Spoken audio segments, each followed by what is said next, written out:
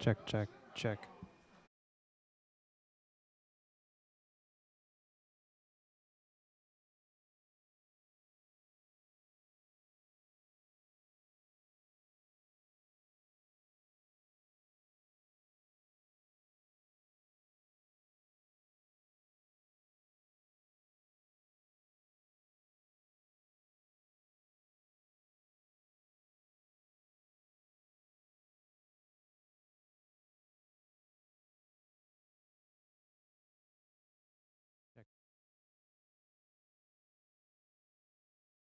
Check, check. Check.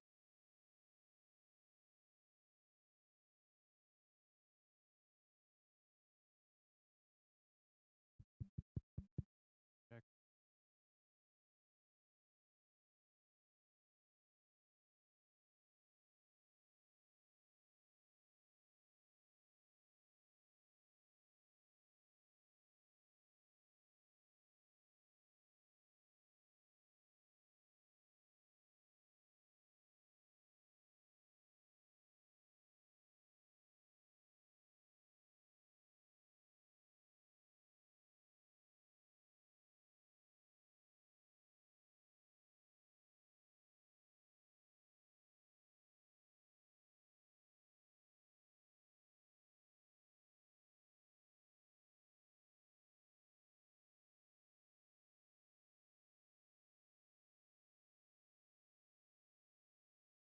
Welcome, everyone. As usual, we Recording start in off progress. with public comment for items that are not on the agenda. We limit that comment to 3 minutes. We don't respond because whatever you're talking about is obviously not on the agenda. I also want to say to the public that this is the second time we've used our new audio system. So if we'd like to hear from people as far as whether they see an improvement, we hope you do. We do know that one of the problems last week is that if we weren't close enough to the microphone, there was a problem. So keep that in mind, everybody, as you talk, try to get closer to the microphone. But we would like to hear from the public as far as whether you see, hopefully, a significant improvement from the OWL system. Okay. All right. Mr. Yes, I have a Mr. comment. Perry, 3 minutes. Is this working? Is this working? It should be. My name is David Parry. I live at 22 Main Street. I was a former Selectman Planning Board member and member of many, many other committees. I have a comment to make tonight. It's some interesting news because so regarding the St Mark's Road project. Now, I've always argued that your ex-DPW, former DPW director, made an exaggerated case that the existing intersection was failing because of, quote, flooding, end quote, which I don't think is the case. It was sort of minor ponding, which occurred intermittently and during heavy rain, and it was blocked by a stone wall built ironically by St Mark's School. So if anyone should have repaired that, it should have been St Mark's School at their cost, because they built a wall illegally without permits. But anyway, as it happens, it doesn't really matter, because in discussions last night with your engineers, Vanessa Hangen, they admitted that they've already installed a catch basin and manhole connected to a major pipe going down 85, and that catch basin is right up at the existing intersection.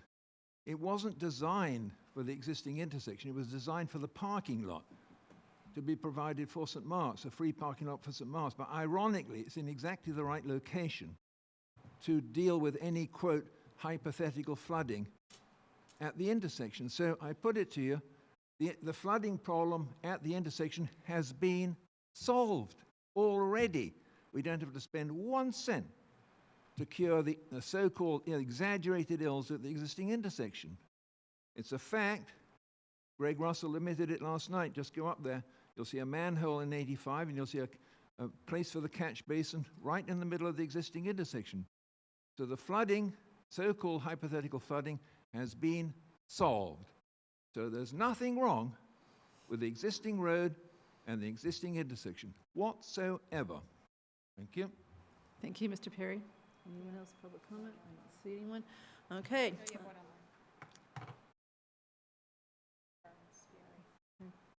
Bring her.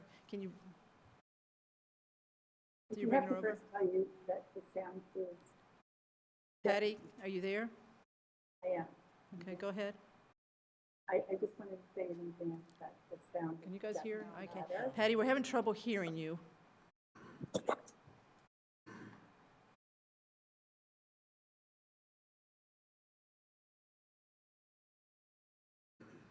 You want to try again? It might have been the, she's gone?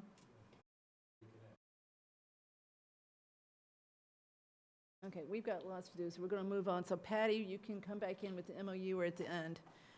All right. We are going to hear from our outside auditor tonight. So I believe that is Mr. Rosselli.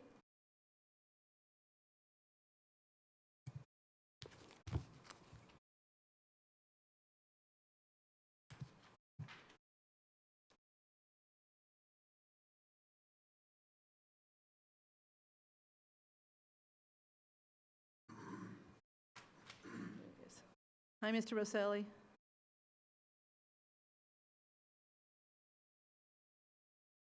Hello, Hi, there you are. you got me?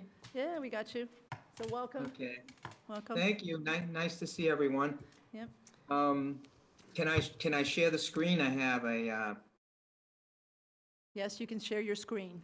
So just to Okay. introduce you to our Zoom audience, Mr. Rosselli is here to discuss the audit of our financial statements for the year ending 6/30/23. This is the second year that his firm has been hired to do the audit, so they are seasoned at this point. And so we all are looking forward to hearing what you've got to say. It's Great, thank 6/30/22, you. right? 6/30/22. What did I say, Yep, 23? Yeah. Sorry, so, excuse me, 6/30, that'd be nice. That's known as a 6/30/22 financial. prospective audit. Perspective. We know they're okay. So go ahead, Mr. Rosselli. okay. All right, can everyone see the slides? We can. Okay, super. So, yeah, my name is Tony Roselli. I'm a partner in charge of the Southborough audit. And yes, this is an audit of fiscal year 22. It is our second audit. So basically, I've summarized the results into about 10 or 12 slides, and we can go through them one by one. Feel free to ask questions as we go or save them till the end.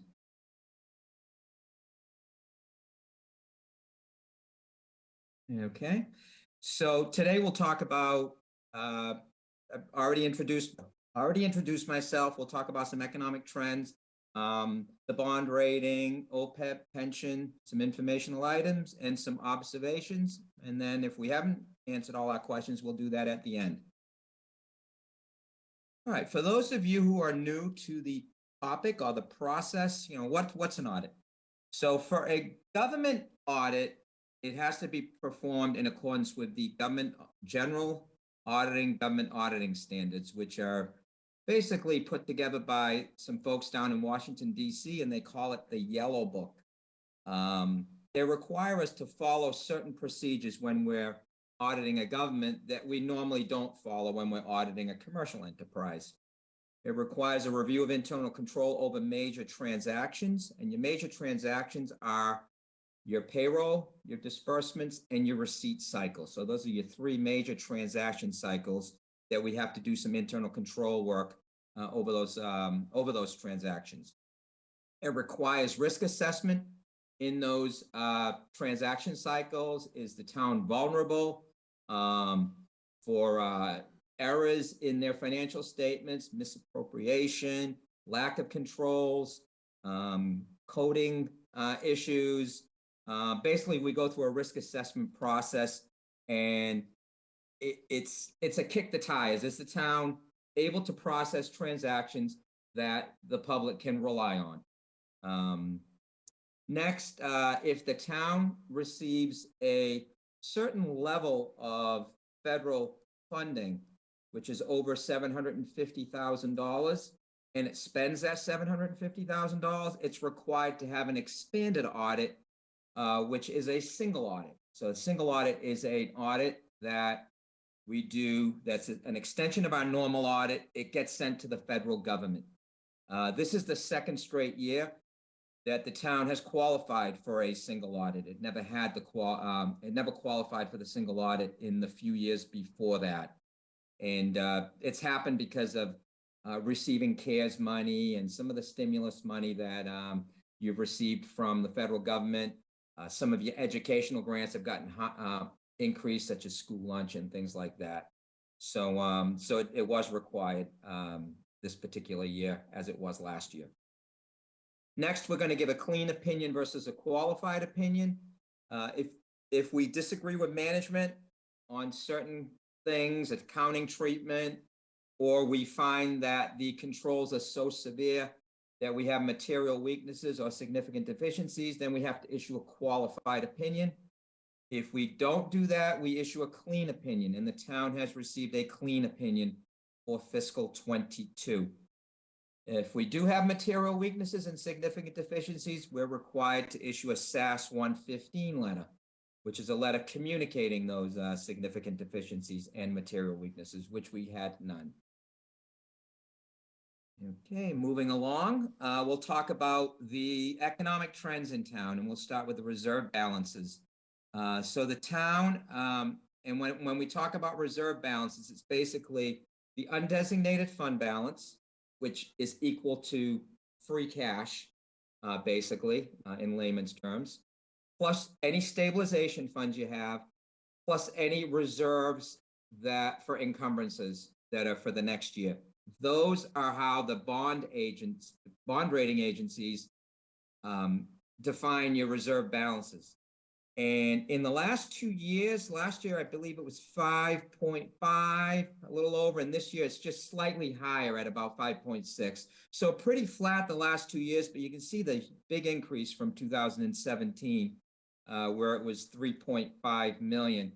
So basically, the town, like many other towns in the state, has enjoyed the great economic prosperity of the country, and has enjoyed these increases in reserve balances, so that the town is in a very solvent position, and that's reflected in your bond rating. How do you compare to the state and your peers? The town's reserve ratio, which is that prior slide, it's your reserves divided by your total expenditures, and that is about 9.4%. The state average is about 10, so you're kind of slightly under the state average. The tier 1 metric for AAA bond rating is 15%. And even though you're not quite at 15%, you're in the tier 2. You have other very good attributes in your credit profile, which pushes you to the AAA, which you've enjoyed for a few years. So just to summarize, reserves were flat from 21 to 22. Like I said, about 5.5 versus 5.6 million. Your local receipts exceeded forecast by about 1.5. Your expenses were under budget by about 0.7, so 2.2 million. Positive result versus budget, but this was offset by some uses of free cash and other reserves. So it brought you to basically a flat situation. Your ratio, like I said, approximates state average. You're in the tier 2 bracket, which is 8 to 15%. You're at 10%. And the town has been rewarded with the AAA bond rating from Standard & Poor's, which is the highest possible investment grade you could have, and a AA1 from Moody's, which is one notch below the highest you could have. And just to give you a quick overview, I threw this up last year of how your score is determined. Basically, it goes into blocks, little buckets: institutional framework, economy, management, budgetary flexibility, budgetary performance, liquidity, and debt and contingent liabilities. Each one of those buckets gets a score, and the score is 1 being the highest and 5 being the lowest. And then there's a percent weight of that score. So you can see that the areas where you scored a 1, the economy, that's a percent weight of 30. So it was a significant part of your credit profile with Standard & Poor's. And what goes into that basically is what's your equalized valuation versus your population? What are the demographics of your population? Is it a wealthy community? Is it a not so wealthy community? And that's where you scored really high and got the 1 out of 5, which was a 30% weight. So 30% of your grade is already a 1. Budgetary flexibility is where we talk about the 8% versus a 12% versus a 15%. You folks were in that 8 to 12% category. So you scored a 2 on that. Some of the areas you scored really well on were liquidity, which is cash versus your debt, and your debt and contingent liabilities, which were very appropriate with respect to your population, your budget, and so on. In the end, you got a 1.5, and basically, if you score under a 1.7, you're going to get your AAA. So this is kind of the scorecard of how you get to the AAA. So, so far I've said a lot. Are there any questions in the presentation so far? So I've got Okay. one. I've got one quick one. Okay. What does Moody's know that S&P doesn't, and vice versa? Why the difference in, I know it's not big, but why the difference in ratings? And number two, what goes into the determination of the management score? Okay, so on the first question, Moody's ratio is based mostly on equalized valuation. So they're looking for communities that have a lot of assessed value in their properties. So for example, if you're a Cambridge, which you're at 50 billion, or a Boston, which is over 100 billion, even a Newton, which is at around 30 billion, equalized valuation, you're going to stand a much better chance of getting the AAA than Southborough, which is, it's in the billions, but it's much less. I'm not sure exactly where Southborough is at, but it's much less. Usually, Moody's is looking for 10 billion or higher to be in a tier 1 category for AAA, whereas Standard & Poor's looks more at wealth, equalized valuation as a percentage of population as opposed to total equalized valuation. So those slight differences in the metrics are what caused one to be a AAA and one to be slightly less than a AAA. Does that answer your question? Yes. Okay. And on the second one, the management score is basically, it's based on, number one, what are your policies and procedures to make sure that your reserves are adequate to provide emergency, to provide supplements to your budget, to provide you with enough cushion to get through the fiscal year, through the next 5 fiscal years. And the way they look at that is they want to see that you're doing forecasts, 5-year forecasts. They want to see that you're doing capital improvement forecasts, 5 years. They want to see that you've got a full set of policies and procedures that are being followed. That in those policies and procedures, you define what your reserve ratios are going to be. For example, you say that in your policies, you would say, we would like our stabilization balance to be X% of budget. We would like our undesignated general fund to be X% of budget. So they look for that. They also look for how your debt levels are going to be, how your cash levels are going to be. So they're looking basically for, is management checking off all those boxes? And under the management, there's subcategories. This is, I believe, 7 of them. And they score through each one of them. It's very subjective. A 2 is a very, very good score. To get a 1, it has to be near perfect to get a 1 on your management score. They scored you a 2 from what I saw in your profile score. So I'm not sure where they nicked you to get you from 1 to 2, but 2 is still a very is an excellent score. I don't see too many higher than 2. So hopefully that answers that question. Yes. Anybody else? Any other questions? Nope, so keep going. Okay. So once you've got a AAA bond rating, especially in this environment, you want to keep it. It's going to save you lots and lots of money in financing costs as you go through your projects. So some of the ways that you maintain that bond rating is you conserve your free cash for one-time items such as snow and ice deficit or capital improvements, things that are not going to recur if the S&P starts seeing you use free cash in your budget, they start to put out little warnings that you probably shouldn't do that, because at some point you may not be able to replenish the free cash and you could have a structural budget deficit. So it's very important for your free cash to be for one-time items and typically capital and, like I said, snow and ice deficits. Make efforts to replenish free cash. So if you are planning to use your free cash for some capital and you did use some for snow and ice, in your next budget cycle, you may want to forecast the revenues a little more conservatively. You may want to look at ways to enhance your revenue, or you may want to monitor your budget a little more aggressively and use those turnbacks to replenish free cash.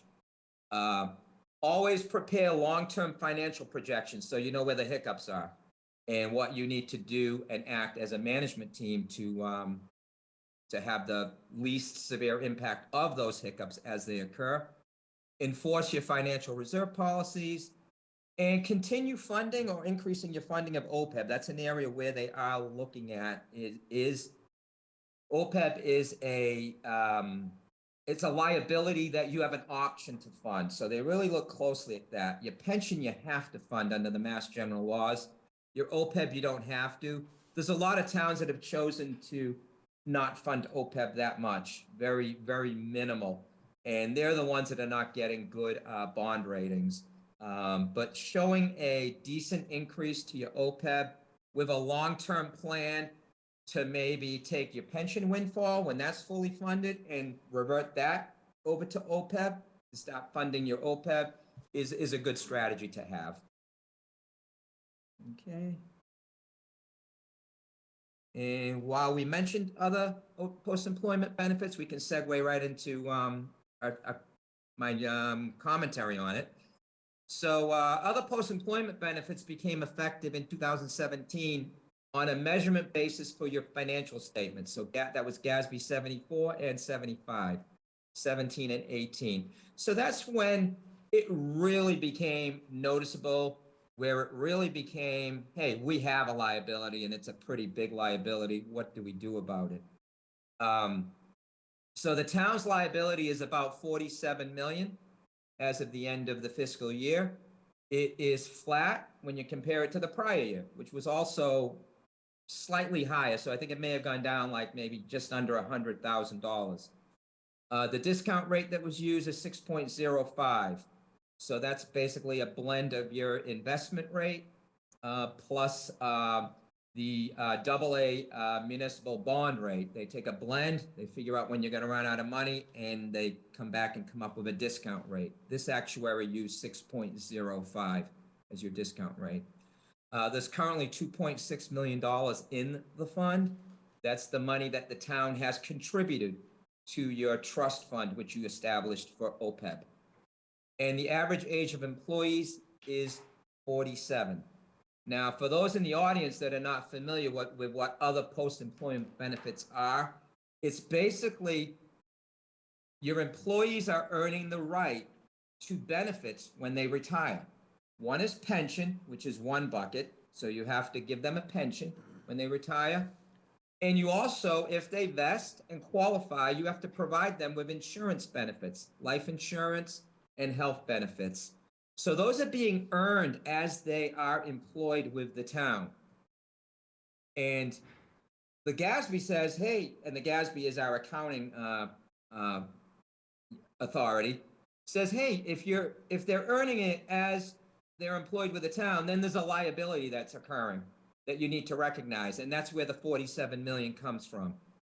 It doesn't mean you owe it tomorrow, but eventually, as people retire, you're going to have to pay more and more. Now, people are living well into their 80s and 90s now with all the advances in medicine.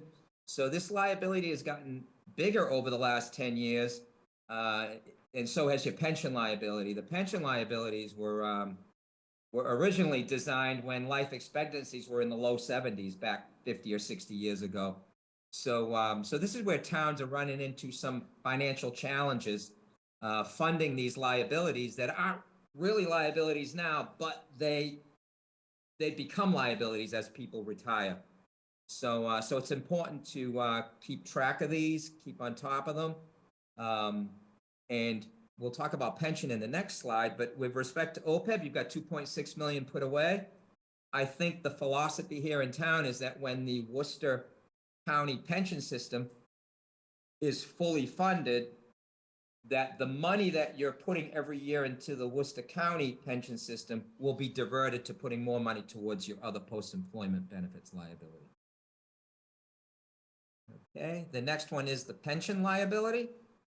Okay, this has been the GASB 68, which rules the pension liability, has been around since 2015. As of June 30, 22, the Southborough share of the net pension liability is 26.4 million. This is 2.4 million less than the prior year, so that's good news. And basically that reflects that you're measured at the end of December 31st of 21, the fiscal 22. What happened in 21 was there was a very good investment year in the financial markets, and that helped boost your unfunded liability. It helped reduce your unfunded liability. I suspect that for the year end of 12/31/22, it's probably going to drop a little bit. But for the information we have, you're 2.5 million less than the prior year.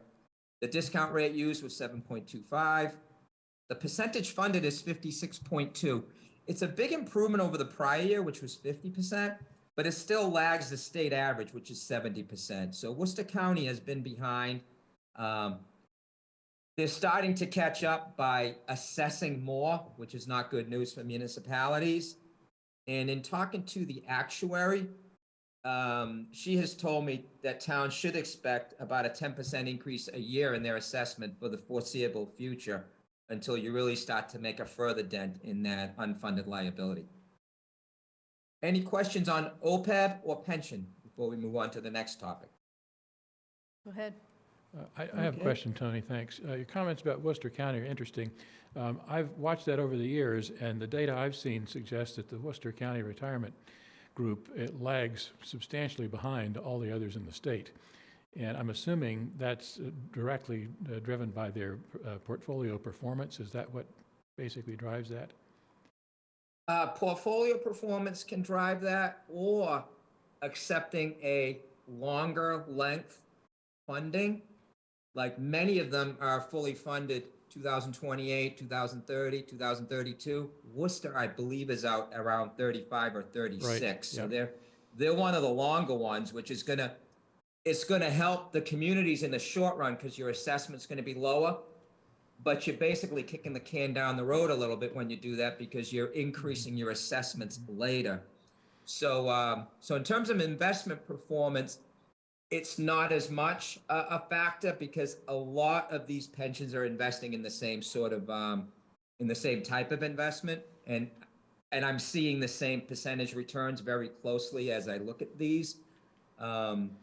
One thing we started to talk about last year was POBs, which are the pension obligation bonds, and I did a seminar on it last summer. The environment has changed substantially recently. But if you thought about it last year doing a pension obligation bond when the bond rates were 2 or 3%, which Andover did, Brockton did, I believe Quincy did, they all took advantage of these very low bond rates at 2% because your presumed rate of return is 7%. So there's a 5% arbitrage advantage there for your pension. And seizing that moment, that black swan event that caused those rates to drop so much, it looks like it's going to be an advantageous strategic move for these communities. They basically went out and borrowed their entire unfunded liability. So now they have a debt schedule at 2 or 3% rather than a unfunded liability schedule at 7%. So there's a savings there, which I thought was a really good move on their part. The only problem with that is you have to get special legislation, and it takes about a year to get the special legislation. So they already had it in place from years ago so that they could move on that black swan event where a lot of communities didn't have it in place. And by the time you've gone through the process of getting special legislation, the interest rates have now jumped back up. So that to get a non-taxable bond right now, you're at 5 or 6%, which is too close for me Sure. to advise you to go out and get a Yeah. POB, because you're only 1% off your presumed investment rate of But return. that might be an interesting strategy for us to consider getting that legislation in place. if I'm rates- I'm recommending that to my clients. Yeah. Get the legislation so that if you have a black swan event, you can jump in Right, and do a POB. And Yeah. Worcester County is one of the counties that will allow a POB. Some of them don't. good. So Sounds like that. so yes, getting that legislation so that you're ready. I mean, if you think back to March of 20, the rates were under 1% because of the pandemic, and the feds Right. went to a zero. They went to a 0% Crazy. borrowing rate. Municipalities were borrowing at 0.7, 0.9%. Yeah. Can you imagine doing a POB at that time and also taking advantage of the market increase? The market's doubled. Can't since- believe anybody would lend at that rate. It's amazing, so. But Yeah, again, it's, we don't need to drive it into the ground here now, but I think interesting topic for the future. Okay, just to be clear, he's saying do this town by town Yeah, or? town by town. Okay, so it doesn't matter who else is doing what in the Worcester Yeah, right. We could do retirement it. system. That's We right. could do it ourselves. And Okay. be ready should that opportunity arise later. And Tony, follow up quick one. I don't know that there's anything we can actually do about the poor performance of the Worcester County plan at this point as an individual town. We just sort of have to write it out and hope they do better. Is that? The only thing you Please. can do is what I'm recommending some of my towns do that are in counties that have to share their pension obligation with other towns that are not as fortunate as you. So you've got affluent towns, you've got not so affluent towns, and Worcester County's trying to balance that with the assessments so they don't have a budget cruncher. What I'm recommending that the more affluent towns do is create a pension stabilization fund. So you start to put a little bit of extra money into this pension stabilization fund so that when those assessments do increase, you can now access the pension stabilization fund so that you can kind of have a smooth budget process and stabilize that rate. If you have funds now, that's a great idea. So But that- a lot of towns that are my clients have done that are in counties. That doesn't save us any money. It just changes the timing of the payments, basically. It changes, exactly. It changes the Okay. timing. So instead of, 5 years from now, your pension assessment might be double what it is now, because if you Right. compound that 10% over 5 years, if you put it in a stabilization account, earning interest, it can Right. help mitigate Right. that, but it will not help the performance of the Right. pension itself. Okay, thank you. Kathy, you had a question? I just have one more. I don't want to get hung up on this. I know you got many good slides. So everybody should focus on the next to last bullet point here, expected to drop for 12/31/22 because what the market did. But the market really went down the first part of 22 and then stabilized. And so the real drop was the first part. So I'm surprised that the second 6 months you think is the problem and not the first 6 months. But I don't want to spend a lot of time. It is what it is, but. Yeah, well, it goes by calendar year, the pension. So 12/31/21, we can all agree that calendar year was a Okay, never great mind year. then. Okay, never mind if it's calendar year, so I get it. Yeah, you see what I mean? Yeah. Yes. So. Okay, Okay, keep and going. yeah, I'm excited to see what the results are because if you're in, most of these pensions are going to be invested in blue chippers and not so much the growth and the riskier stocks. So, and the Dow really didn't take as big a hit as the Nasdaq. So I'm going to be excited to see, and we got some increases in bond rates. So those could have offset some of this also if pensions were shifting over to fixed income. So we'll see what happens at the end of when we get the valuations. Okay, so if there's no questions on that, we'll go to the next. Just real quick on ARPA. I'm not sure if last year it had happened yet, but you had the $10 million exemption rule where anyone that was under 10 million is able to spend ARPA basically on any government service. I believe last year when you first got the ARPA, it had to go into one of 4 buckets. A lot of communities were having trouble putting their ARPA allocation into those 4 buckets. The federal government heard that loud and clear and said, if you're under 10 million, which was about 95% of the communities in the country, then you can use it on any government purpose. So the town's been allocated a little over 3 million. You've received 1.5 million as of June 30th, 22. You haven't spent any yet. From what I can see, as of June 30th, 22, you may have since then. You've got to obligate it by December 31st of 24 and disperse it by December 21st of December 31st of 26. Sorry, there's a typo there. December 31st of 26. So just keep those dates in mind so you don't lose that, any of your allotment. Okay. Some informational items. We talked about SAS 115, which is your material weaknesses and significant deficiencies. There were none. Here's, network security. I can't overemphasize. One of my communities that has a brilliant IT department that has got all kinds of controls in place that seemed as secure as possible, got some ransomware at their schools, and the schools were locked out. I don't know if they're back up, but they locked out for 3 days. They had to send the school kids home. There's a ransom note that X number of dollars to release the files, and it's really caused a lot of havoc. This just happened last week. So I continue to put this in my alerts to management. Just continue challenging the system you have in place. Make sure you got the firewalls. Make sure you got the training in place. Just make sure you're doing everything you possibly can to avoid those headlines, because they're embarrassing headlines when they happen. The hackers are always trying to stay one step ahead of the security people. Do network security audits, get the specialists in to see if you're vulnerable in any areas, and do what you can here. There's a lot at stake.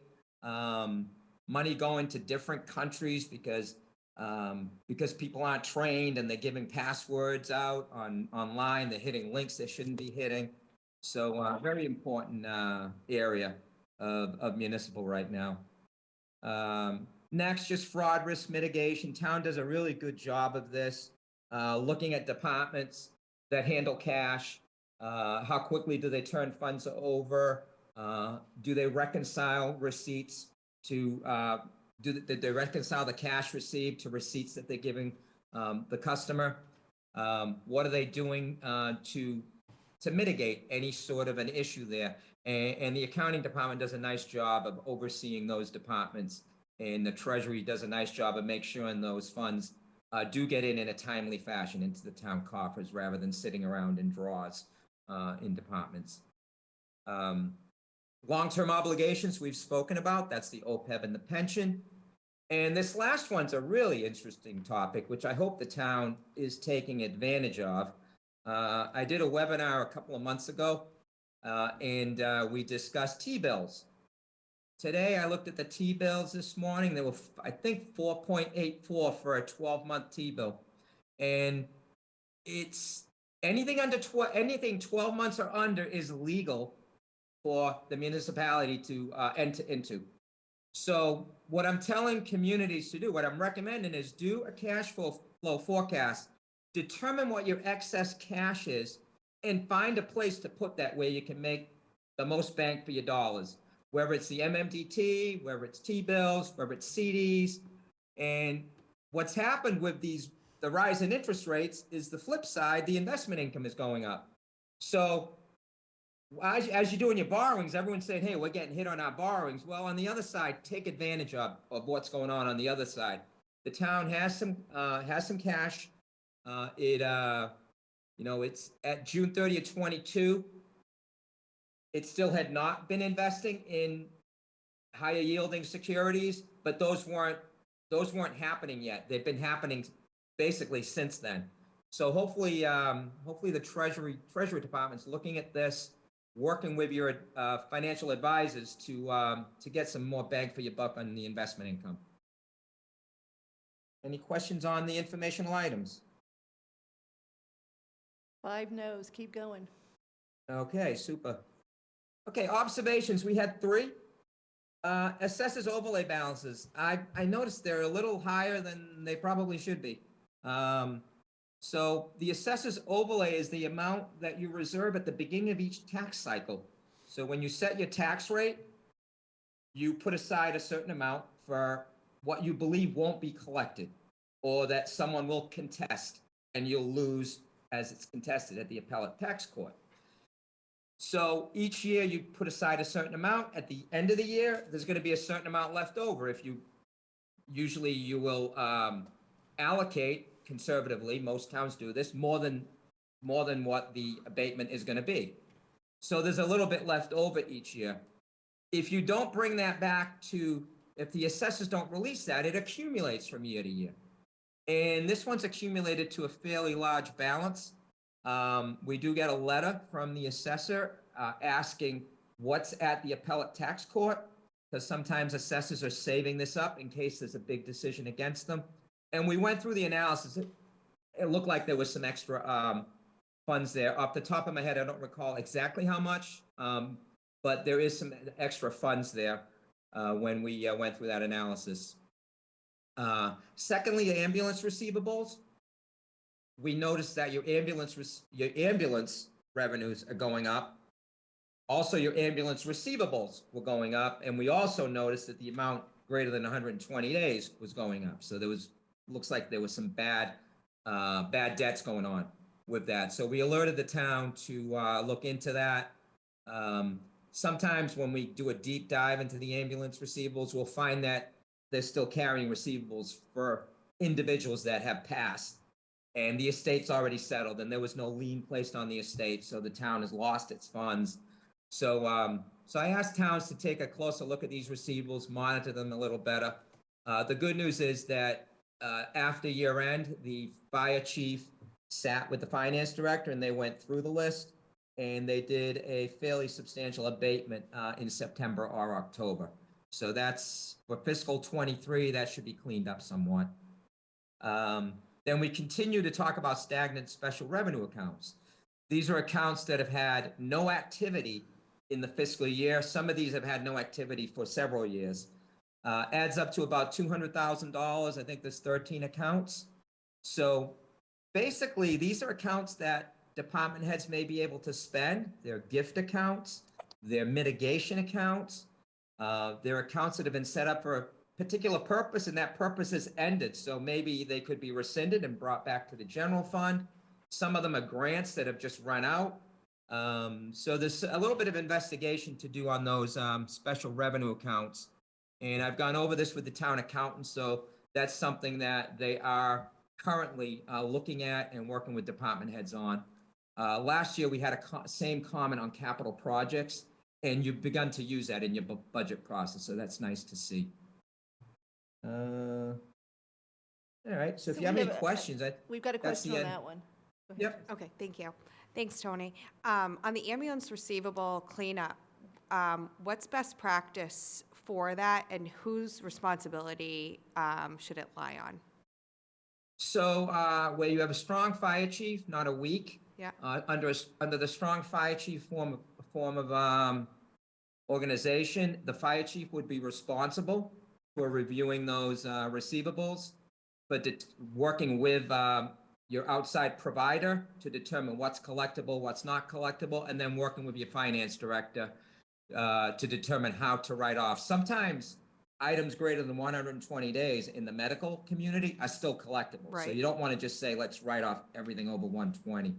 So it's Right. more of a case-by-case basis. This person's passed away.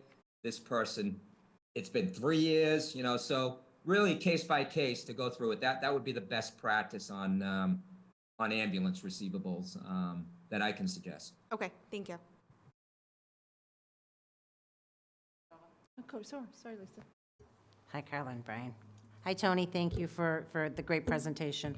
Carla, just a question for you and Brian on the special revenue stagnant balances. Can I get I'm sure you have that in a spreadsheet. Can I get a copy of what the balances are and what accounts? Yes. Thank you. Yep. I should say, I know you've been working on that, Yes. so I'm bringing it down, Yeah, so. I'm just gonna say, we've spent about 60,000 of the 200,000 already, and we've got some plans So, we are working on that. So I intended to talk about that more when we get to Q2, so let's talk about it a little bit more. Sam, okay. Andrew, all right, keep going, Tony. I think that's the end of my presentation, unless you have any other questions? I could sing for you, but I don't think anyone wants to hear that. So, one overarching question, which is, I don't care what you stabilize, the stabilization is a general rule. Several years ago, 2010, we had a robust discussion in this town about stabilization. The town finance committee, the advisory committee, had a much different view of stabilization than the select board at that time, Board of Selectmen. They went to town meeting. We had a lot of money in stabilization, and just to clarify, the advisory viewpoint prevailed. And as a result of that, we brought our general stabilization down from about $3 million to what it is today, which is about $600,000. On top of that, one of the gentlemen that has been involved in the advisory committee for a long time and who is very, very, very aware of town finances, wrote a white paper on stabilization, which I still refer to.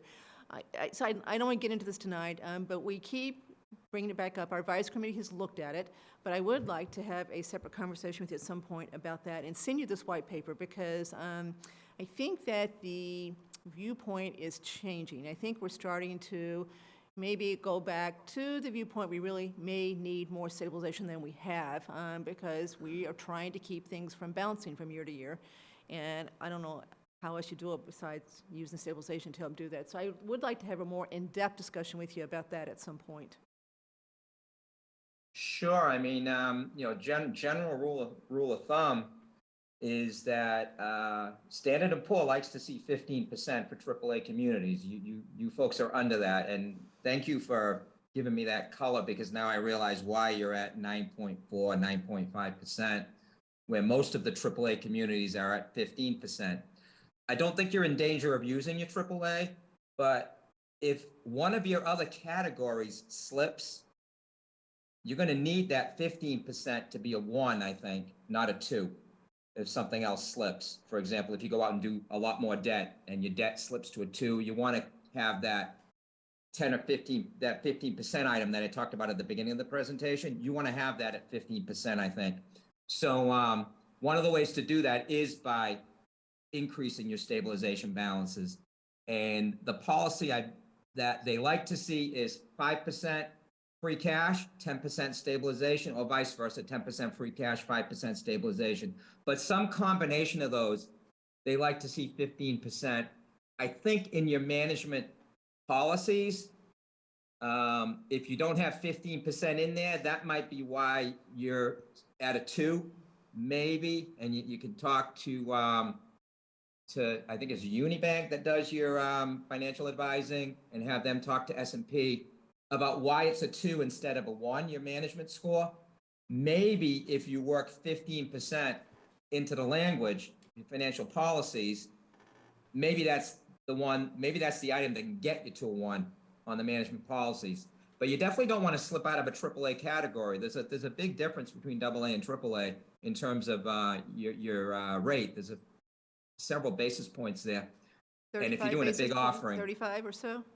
Yeah, in some situations I've seen 60 basis points. So, but 35 is probably a fair assessment. Now, if you go out and do a 30-year bond or a 20-year bond, that's going to add up to a lot of money. So some folks will say, hey, we don't need stabilization, but it helps you in other areas. So where you might not have to be directly going to stabilization, it still helps you keep your bond rating where it is. AAA is hard to get. You have it. Do what you can to preserve that. That's a very nice accreditation for the town to have that AAA, and it is helping you in your finances when you do debt. Thank you. Anybody else? I do. Sam, go ahead. Tony, thanks again. Great detail here, and particularly I appreciate a lot of the context you're providing. I think this is something that we had not gotten much of in the past, and I always felt that we were missing out potentially on things. So appreciate your external comments as well about things we might want to consider. One of the things that I try to take away from something like this is sort of the high-level view. And as I read through this, I don't see much that should cause me to lose sleep about what's going on in the town. Am I missing something here? Is there something that we should be more worried about that we haven't touched on this evening? I hope not, but I want to ask The that one question. thing that's, the one thing, and it's not operational, it's something that's out of your control. In terms of the individuals that are administering your financial function, the team is outstanding. I mean, because of the single audit, our testing, there are so many samples that we're looking at in our testing, way more than we would if it's not a single audit. And there were, and I had looked at last year's, there were 0 exceptions out of just a multiple amount of testing. So I thought that was exceptional. So from an operational standpoint, I don't see anything that you need to lose sleep over. One of the things that's looming out there, which I'm sure you're all aware of, is the debt ceiling. And that's got a June 5th sunset on it. And if things don't happen the way they should on June 5th, you could be, towns could be having a problem with services being cut. So that's just something to keep in the back of your head, to follow. Hopefully cooler heads prevail. But I saw a conversation today about that, and it looks like they're setting up to have a fight over it in Washington, and not sure where it's going to fall. Hopefully doesn't fall where it's going to be an adverse impact to communities. But that's the one thing that I tell the communities, just as an alert out there, is keep an eye on that, because you may have to react pretty quickly. Okay, thank you. Great to hear, and great to hear Brian, Carla, and team are doing a great job, so that's very comforting. Thank you. Thank you, Tony. Oh, okay, thank you for your attentiveness tonight and your great questions, and we will see you next year. Yeah. Thank you, Tony. Thanks, have a great night.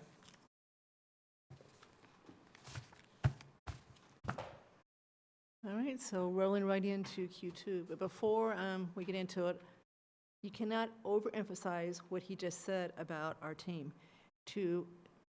When you do an audit, you don't look at every transaction, you sample, and you extrapolate from that. He just said that with all the sampling, they didn't find one exception with anything that they did. So truly, kudos to both of you and everybody else that's involved in the financial function of the town. Yeah, and I'd comment, Kathy, I've never had an audit without an exception, Really? actually. So I mean, I haven't either. I've never heard of such admitting thing, guilt here, Frank. but not big ones, but they happen. So good for us, good for us. Okay, so Q2.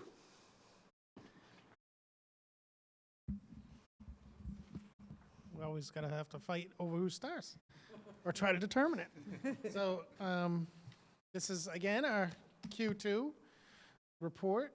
Again, I think we don't want to just read over it. You've already read it, and, we don't regurgitate, because that's a waste of everyone's time.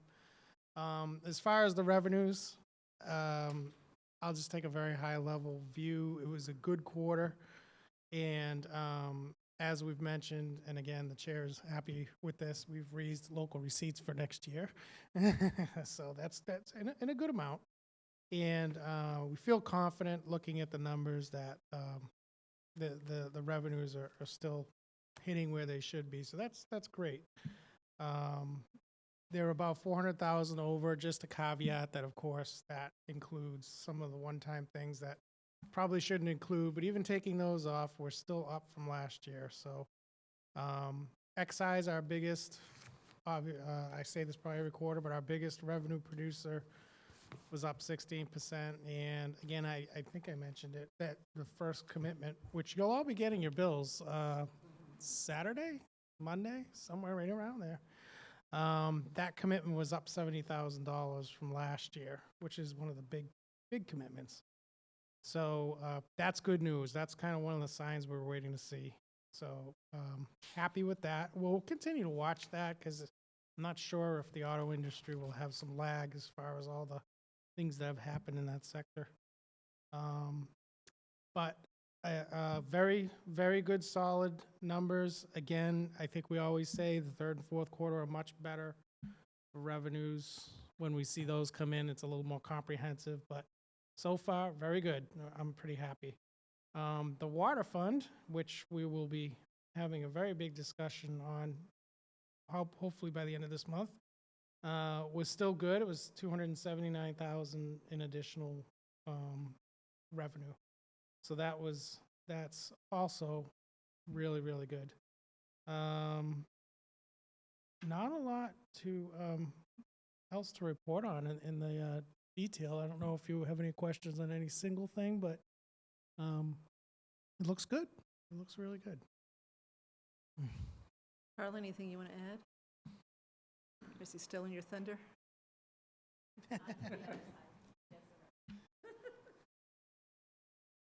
Right, Get so to on report the good revenue, news usually. so on revenue, two things, and everybody chime in here. So you and I, Brian, if I were here, had a discussion about making sure we're maximizing the investment income given what rates have done. I mean, when you go for 25 basis points to 4.5, that, you know, we've got, what, $20 million sitting in the bank at any one time? It's a lot of money. Does continue to encourage you to take a look. And so Tony said something that I didn't know, which is you can only go out a year. Yes. Okay, because there's a lot of investment people recommending right now that, you know, the interest curve is inverted right now. Short-term rates are higher than long-term rates, but there's investment people saying, go lock in those long rates, even if you can get more in short-term. So we can't do that, so we've got to stay short-term. But just, you know, this could truly juice your local revenue as far as that goes, so just make sure you do that, and I know I'm It's sure you do. probably tripled or quadrupled on a Yeah. monthly basis the last few months. Yeah. It Yeah. is strong, much stronger, much different. Well, 20 million times 4 is $800,000, right? Compared to 100,000 or so last year, so it's a lot of money. And then the second thing, to Lisa's question, can we get the list of the 13 special revenue accounts to see if there's anything we can get out of that before we Yes. finalize everything for? Easy peasy. All right. Okay. Anybody have a question on revenue? Go ahead. Just a comment. Okay. So I just wanted to thank you, Brian and Carla, for this. You know, when we initially started having these meetings, this is, I will say, the first time I haven't had a question in going through the packet. And you know how I go through all the details. So I commend you on this process, getting better and better. And our discussions here are becoming less and less on this as you give us the updates and you answer the questions we have in advance. So I just wanted to say thank you for that. Anybody else on revenue questions? No? All right. Let's hear the other side. Okay. Come up. Okay, so just a few things on quarter two. One big department that looks like it's trending high but isn't is MIS. They had a lot of upfront costs, a lot of service contracts, a lot of things that they bought up front. So they are in good shape. And public buildings as well. They're running well, and the contract services line have typically been underfunded in this department, and the budget for FY24 is set to address this issue. We do expect the septic pumping line to be over at the public safety building, but that was something I learned about. I didn't know why. But I guess it's because of the wastewater tank for when they wash the fire uniform. So it's great to learn, you know, and when we go through. The fire department, we're keeping an eye on their overtime line. They are down another man. They have an open position, so we're hoping to be able to cover all the OT within the department. And they also contributed to the fiber cable move. We're hoping again to put that, to absorb that within the budget. DPW is looking good. We don't expect gas to be over at the end of the year based on our forecast for right now. We've only spent 14% of our snow and ice budget. It's been, knock on wood, a pretty light year. So we're hoping that continues. And there's an irrigation line due to the dry summer and a couple irrigation systems that have been added that has drawn down that line. And in the packet, there is a memo from the police chief on the status of their personnel at the time. They are incurring overtime due to staffing challenges. So, but overall, other than that, it looks good. The reserve fund is still intact, so we are in good shape. There's only 2 possible transfers, again, related to the fiber move. But we're gonna just wait that out and see.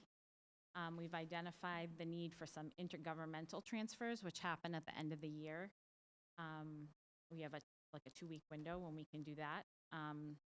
So we've identified some of those, but we have budgets in place that we know we can take that from. The water fund looked well as with the expenses, and there's only one line over the 5,000 due to the overage and the price of the hook lift truck. Again, something else to learn. Quick update on FEMA. We've received $558,000 in FEMA. We have 1 claim in the last stages for the FEMA that is non-vaccine related, and we should be getting that money within 30 to 60 days. We signed all the forms and answered all their questions, so that's great. After that, we will have 1 final claim that we'll submit for the consultant and Captain Spazie's time on the project. So, in the FEMA vaccines, 1 of the claims was approved, our regional vaccine claim that we did with Westborough and Northborough at the hotel in Westborough. We did receive all the funds that we applied for, so that was great news. I did today just get some paperwork from FEMA on the local vaccine claim, so I need to work through those questions, and I'll let you know what we hear on that. There is, again, some Board of Health nurse and director time in there that I'm not sure if they will cover, but we're hoping. They did in the regional one, so hoping they keep the same. And then basically my ARPA update was the same as Tony's. So we didn't really have many expenditures in Q2, but in Q3 we did have some significant expenditures. So we will report those next. And I think that's all for me. If you have any questions. All right, any questions on expenses now? The other side. Just a quick one. Again, sort of high-level view, as I look at these things, I don't see much here to be really worried about. I mean, we got to remain vigilant, but there's nothing that seems to be headed toward a real problem that we need to react to at this point. Is that accurate? Yep, we've kind of identified things that we think are going to be Keep a problem watching. at the end of the year, but yep, we will, and we'll Okay. keep the board informed. Okay, good. Good news. Thanks. I don't necessarily have a question, but just want to echo everyone's comments about the finance team in front of us tonight. I think additionally, the department heads have done a really good job with adopting this quarterly review mentality. And I think they've all been very positive about doing so. I also think that this has helped us budget for future years. So we're 2+ years into this process. I think we're seeing the reason why we're not having as many questions is because for FY23, which is the current year that we're in, we took this time last year to look at year to date, and we're able to adjust things on the fly before budget was approved. So I do think it's working how it should, and hopefully it will continue to reduce the amount of time that we all take to ask these questions. So thank you to both of you and the department heads. Kathy? Just one point I wanted to add on too. I think it's reflective in the low number of reserve fund transfers potentially that we have too, because if we're identifying the potential issues and budgeting for them correctly, then there's going to be less reserves that we're going to need to use on a regular basis. So I think that's good. But again, since my mic was on, I just also want to thank Brian and Carla, for the work they do. They look very mild-mannered and everything, but they're very pit bullish when it comes to the departments and everything. And the departments do a nice job giving them the information they need to make sure this board stays informed. And one thing I wanted to say before we wrap this up is now that we're coming into the dreaded closing of the FEMA and CARES era, it's right at the end of it, but I have to give a shout out to Captain Aspazi and Ms. McAuliffe here, who I wasn't involved in that a whole lot, but they, yeah, I can't even imagine what those two went through. It was a horrible process for a lot of reasons, but great job to those two. They did an excellent job. In the beginning, and we're very, very thankful for that, so. And everybody's still alive, even better, Yeah, so far. Yes, some days it was questionable, but we've really had a great coordinator too, and we've been at FEMA. And the more people I talk to, that's very rare. Talk into the microphone. Okay. Yeah, we've been very lucky with our FEMA coordinator as well. So I have to say, kudos to him. We've had the same one throughout, and that's made a difference too. So hoping just to wrap up these few and then get beyond it.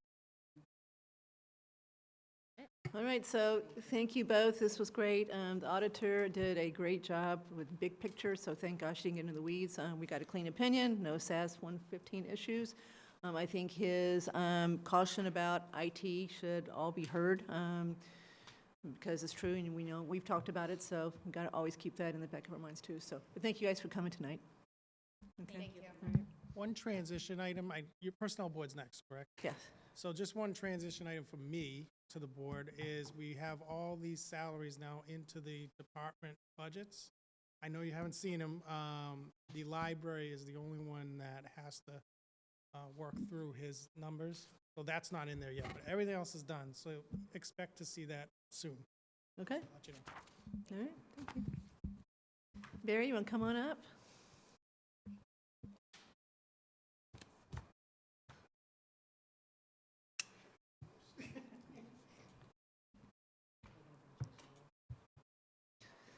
So, welcome, Mr. Rubenstein. Thank you very much. So you want to introduce yourself to everybody?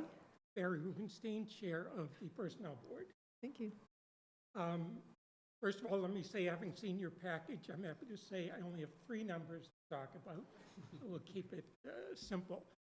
What I'm going to talk about in a little more detail, I know Mark gave you an overview sort of the salary survey at your last meeting. I'll go into a little more detail on that, and then talk about how that impacts the SAP and the changes that we're looking for in the SAP.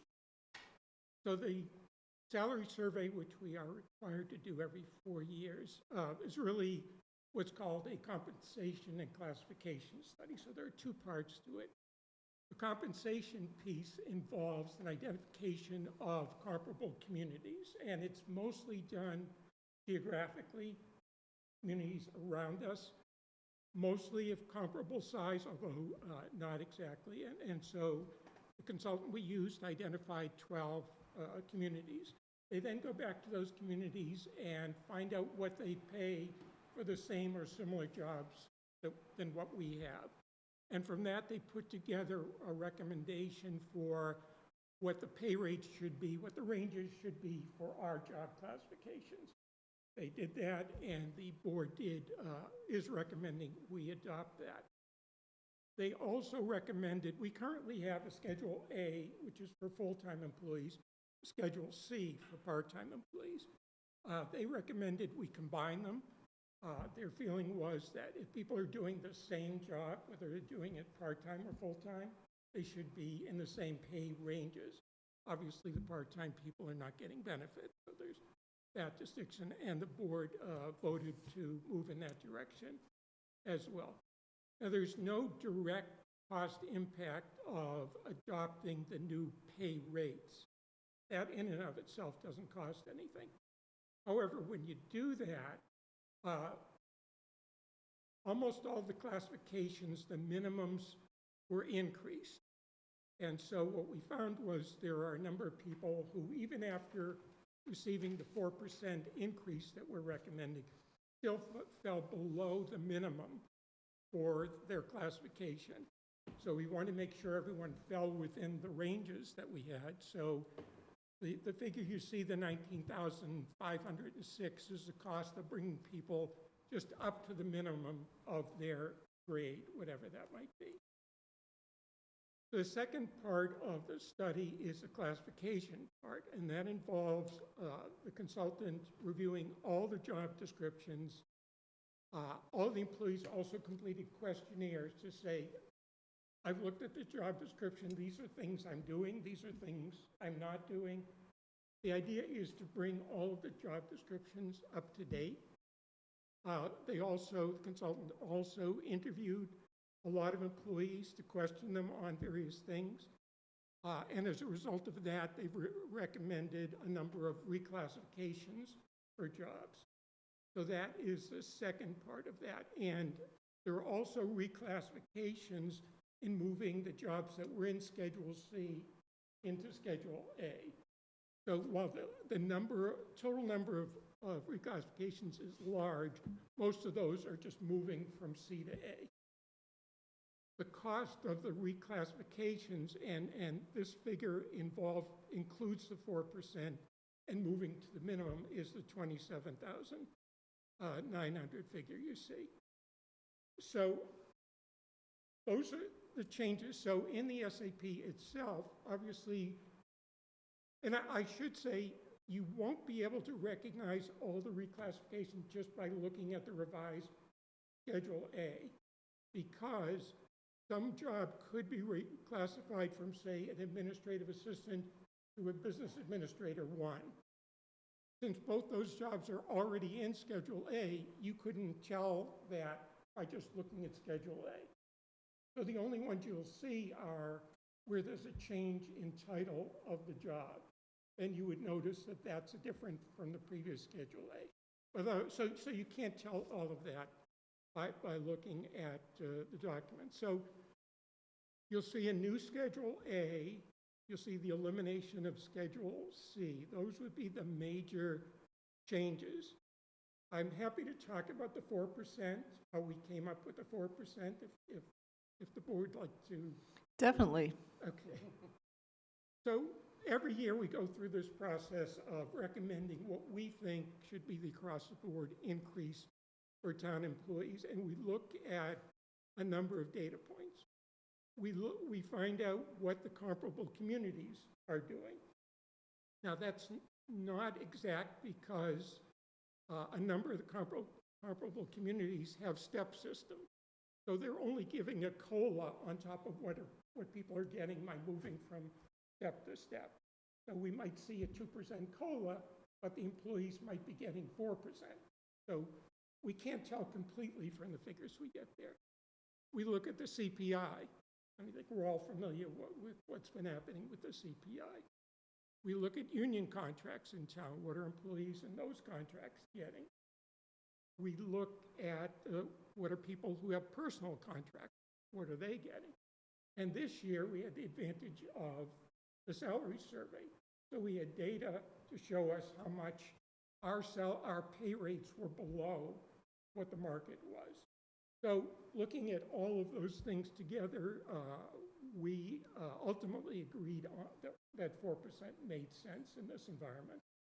So that's the process. It's an art. It's not a science. But I think when you look at what's happened to the pay rates from what are in the existing SAP to what we're recommending, I think I did a calculation. If you just look at the midpoint difference, it's about 4.5% increase over what we had.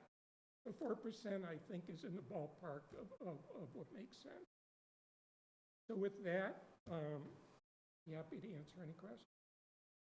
So let me start out with kind of a question that relates to town meeting. I've always thought this was one of the most difficult articles to explain at town meeting. You know, you can kind of get lost in the weeds pretty easily if you don't have ability to truly explain this in a way that you don't get lost in the weeds. So what is your plan for we got a lot of articles on the floor. So what is your plan as far as, I mean, to me, these are big changes. This is significant. What's your plan as far as trying to explain to town meeting what all they are going to be voting for with this article? Okay. Now, typically, historically, at least as long as I've been on the board, we've never talked about the 4% piece. That's in the budget. We don't go into that. What we do is, so we have, as handouts, we have a track changes version, we have a regular version, and then we have a chart going through each of the changes and explaining why we're making the changes. For this, assuming that, and I say this because I don't know the answer, but assuming that all of the financial pieces of this are going to be in budget item, and that I'm just going to be talking about sort of high level what the SAP, I will just go through briefly. We did a salary survey. As a result of the survey, we had to move people to the minimum, and there were some reclassifications, and we adopted an upgraded salary schedule to reflect the survey. That's essentially it, as far as I'm concerned. But I could certainly go into more detail, but the information is available in the documents we're giving. We're going to lay out not the 4%, but the rest of it in the document. So my intention would be keep it pretty brief, but make sure we cover why we did what we did. So let's see what everybody else says, but I think that's exactly the right tack. Leave out the 4%. Say what you said tonight was very clear. So I think if you just stay on that tack, that it'll go over pretty well. Anybody? Lisa? Thank you, Barry, for a great explanation. I do have a process question. So every 4 years you do the pay and classification study? The SAP actually says every federal election year. Okay. Presidential election year. The last one was started in 2017, so we're actually a little behind there. Okay, because it just seems like there was a lot of changes you guys made to the SAP as far as consolidating the Schedule A, Schedule C, and a lot of changes to some of these jobs as well, classes. So would you say it's because it has been so long since the last study was done? I mean, you're talking potentially 5, maybe 6 years. It just seemed like there was a lot more changes. Again, I'm not saying they're bad changes, but changes that maybe should have taken place in a prior study, maybe? I mean, what's your thoughts on that? One factor is we used a different consultant this time, and they operate in I think Mark will concur, they operate in a different way than our prior consultant. Not to mean it's worse, better, but it's just different. So they come up with different outcomes than I think our prior consultant would have come up with. We did challenge them on several of their suggested reclassifications and asked them to go back and do more work on them, which they did, and they did revise some of those downward from what they were recommending. So we did push back to the extent we could. I think, again, the salary numbers, the pay rate numbers are about what I would have expected them to be, not completely out of line. And even if we hadn't done it, I'm confident we would have been adjusting those schedules ourselves this year, given what's been going on in the economy. So I think those are the main contributors to it. And you know, over time, jobs evolve. People get new responsibilities, and that's what happens. And as you well know, anytime you do any study like this, everybody's always pushing that I should be on this grade, on this grade. So, you know, it's a constant tension. But I think at the end of the day, I think we're comfortable with where the consultant came out. Okay, great, thank you. And just one quick question.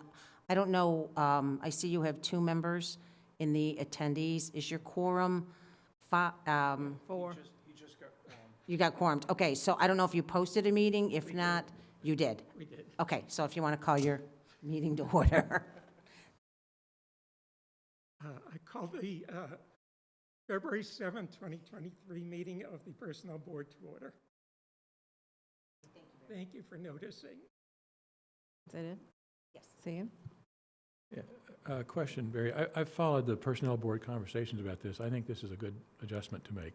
And I think the point that is useful to make for town meeting, or as you communicate this, I mean, the total cost of this adjustment is about $180,000, roughly.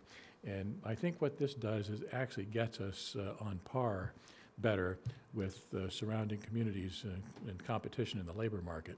And as we saw tonight with the finance team, I think the town has a number of very capable employees. I think it's very important for us to remain competitive in terms of the salary market. As we've seen recently, you lose people and it's hard to replace people, and particularly hard to replace good people. And so I think it's important for us to continue to have an eye toward where we stand competitively with salaries and benefits, and make sure that we offer resources to the staff to make it desirable for them to stay here. And I think this is a significant step in that direction, and I certainly support what the Personnel Board has done with this, so thank you. But I know that you recognize, others may not, we went very far down the road of adopting a step system ourselves. We spent months looking at that, trying to figure out a way to do it, but at the end of the day, decided that this was not the right year because there's a cost involved in doing it. And given everything else, the 4% and the other add-ons we have here, we just decided maybe next year. Thank you. Andrew? Thank you. I mean, this all makes sense to me, and I think it sounds like you did some good work. I just had a question, and I don't know if it's more of a Brian question rather than a Barry question, but so is it fair to say that the 4% cost SAP standard increase, that's already factored into the operational budgets? And then I see in the budget for under budget articles, there's an article for SAP adjustments and regrades, 25,000. But remember, we've decided we don't want to do it that way, and Brian just hasn't completely finished it. He's got to do a couple more things. So we've agreed, at least for now, that we want to see that incorporated in the actual department budget. So we won't have that article as far as that one number goes. Okay. That's going to go away, All right. unless we change our mind. Okay. Thanks. Okay. Chelsea? Thanks, Barry. I have two questions. One, if we don't adopt a grid system going forward, how do we prevent doing a 4% year-over-year increase if we don't have steps to remain competitive?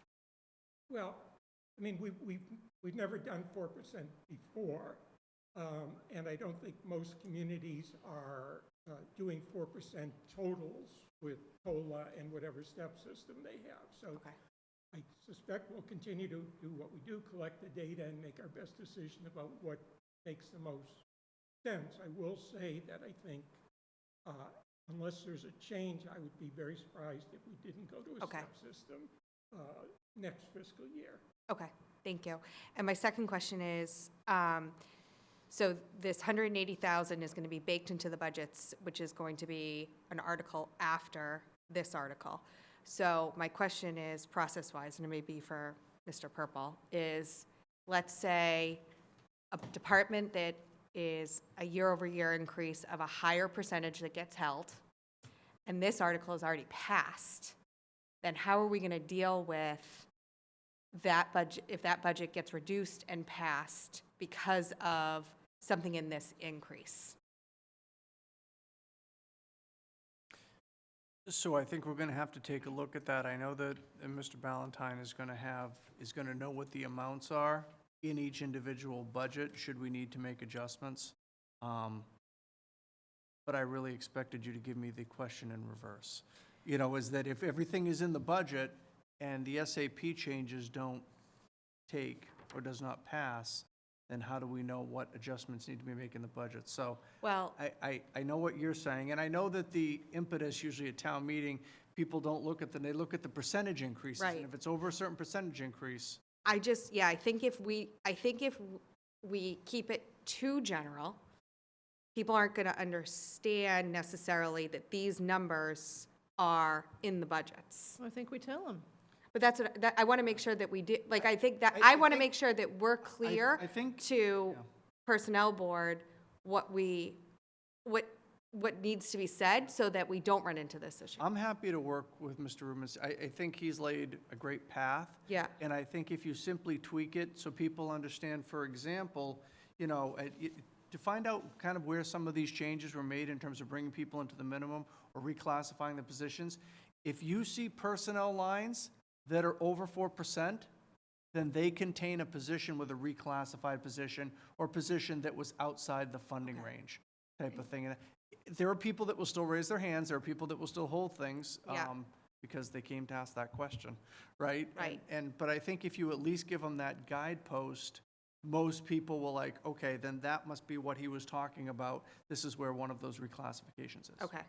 But Does their that article help? still is going to, their article would still get, if it, let's assume it passes, and let's say someone does hold a budget and someone tries to amend the budget, reduce a line item, that's salaries, it still doesn't affect the fact that their article passed, because they're not trying to, their article doesn't include specifics as far as the budgets go. So I think we're still okay. But I agree with you that we need to make it clear that the changes that will be described in the preceding article have been incorporated into the budgets. And so therefore, if you see something a little higher than you might, this is going to explain some of it. So Because I think that creates a big problem for personnel, but you're trying to fix problems, right? But that creates a big problem for personnel board if the SAP passes and somebody decides a position's being shifted for an employee to be up inside the minimum, and they decide to back that out, all of a sudden that employee is now outside of the grid.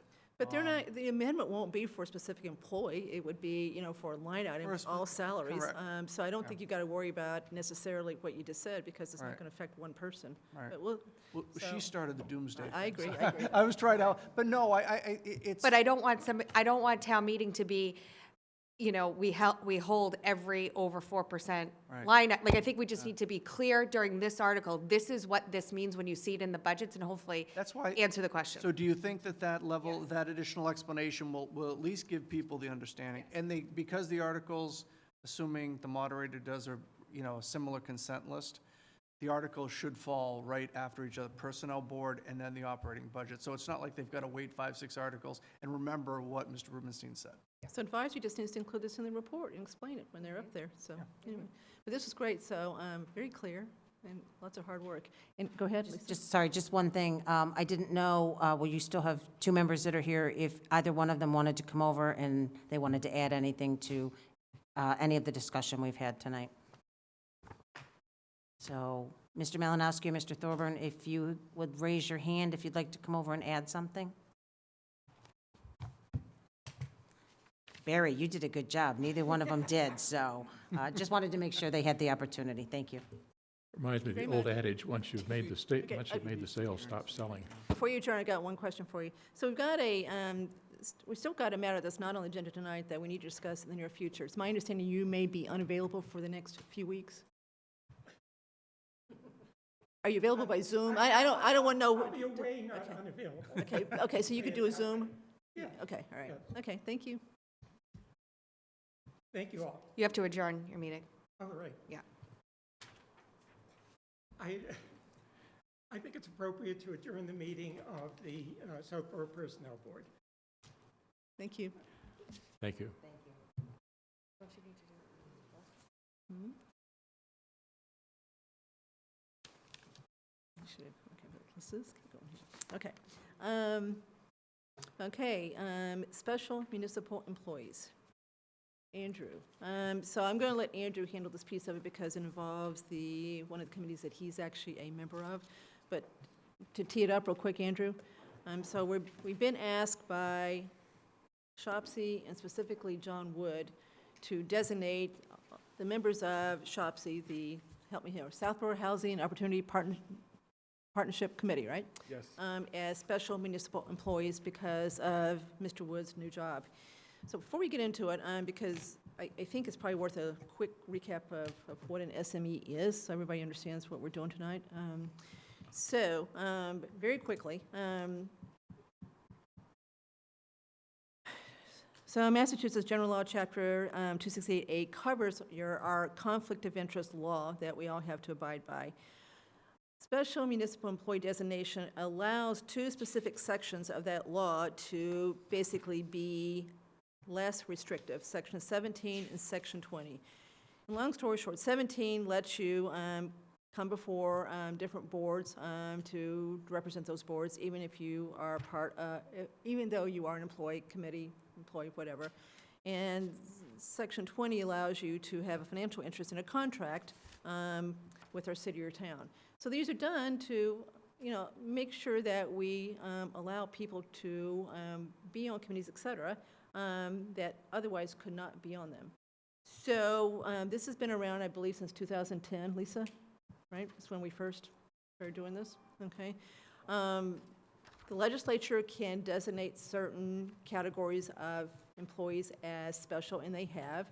And then the select board can also designate on its own, or it can take a request, like we are tonight, from a committee to make that designation. So I'm going to try to do this off the top of my head right now. So everybody help me. Advisory is SME. Council on Aging is SME. Okay, now I'm running out. EDC is, EDC is SME. Board of Assessors is SME. Election poll workers. One that we probably ought to fix tonight is the tree warden, since we have the tree warden. Select board can't be an SME because Southborough's got more than 10,000 people in it. So we probably ought to fix that one tonight as we do the more substantive thing of considering making Shopsy SME. Okay, so with that, Andrew, as kind of a intro, why don't you take it from there as far as what's going on with Shopsy and what you recommend? So, sure, and you're right that this is a request that it really came from an individual member, but the policy and the law is that you make designations on a board basis. So the matter before the select board isn't whether to designate Mr. Wood as a special municipal employee, but rather all the volunteers on Shopsy as special municipal employees. So now let me ask a question while you're doing that. You're on the select board also. Yep. Okay, so what about you?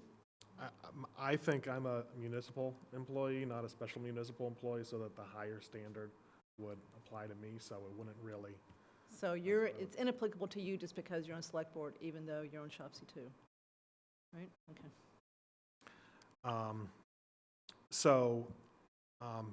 I think you gave a good overview of it.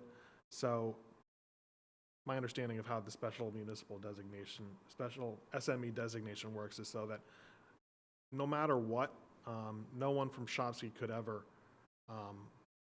work for a private employer that had any business dealing that was with respect to Shopsy within their jurisdiction, but the special municipal employee designation allows someone who's a volunteer on that board to work for a private employer that they have a separate business dealing with the town, so long as the person who's on the board, which is designated as SME, doesn't participate in or have responsibilities for the town activities concerning that business activity. So here, Mr. Wood's situation is he recently got a new job for Konica Minolta, which is they provide photocopiers and software, and it's a sales job. And some of the company's clients are municipalities, and Southborough is in a sales territory that he services.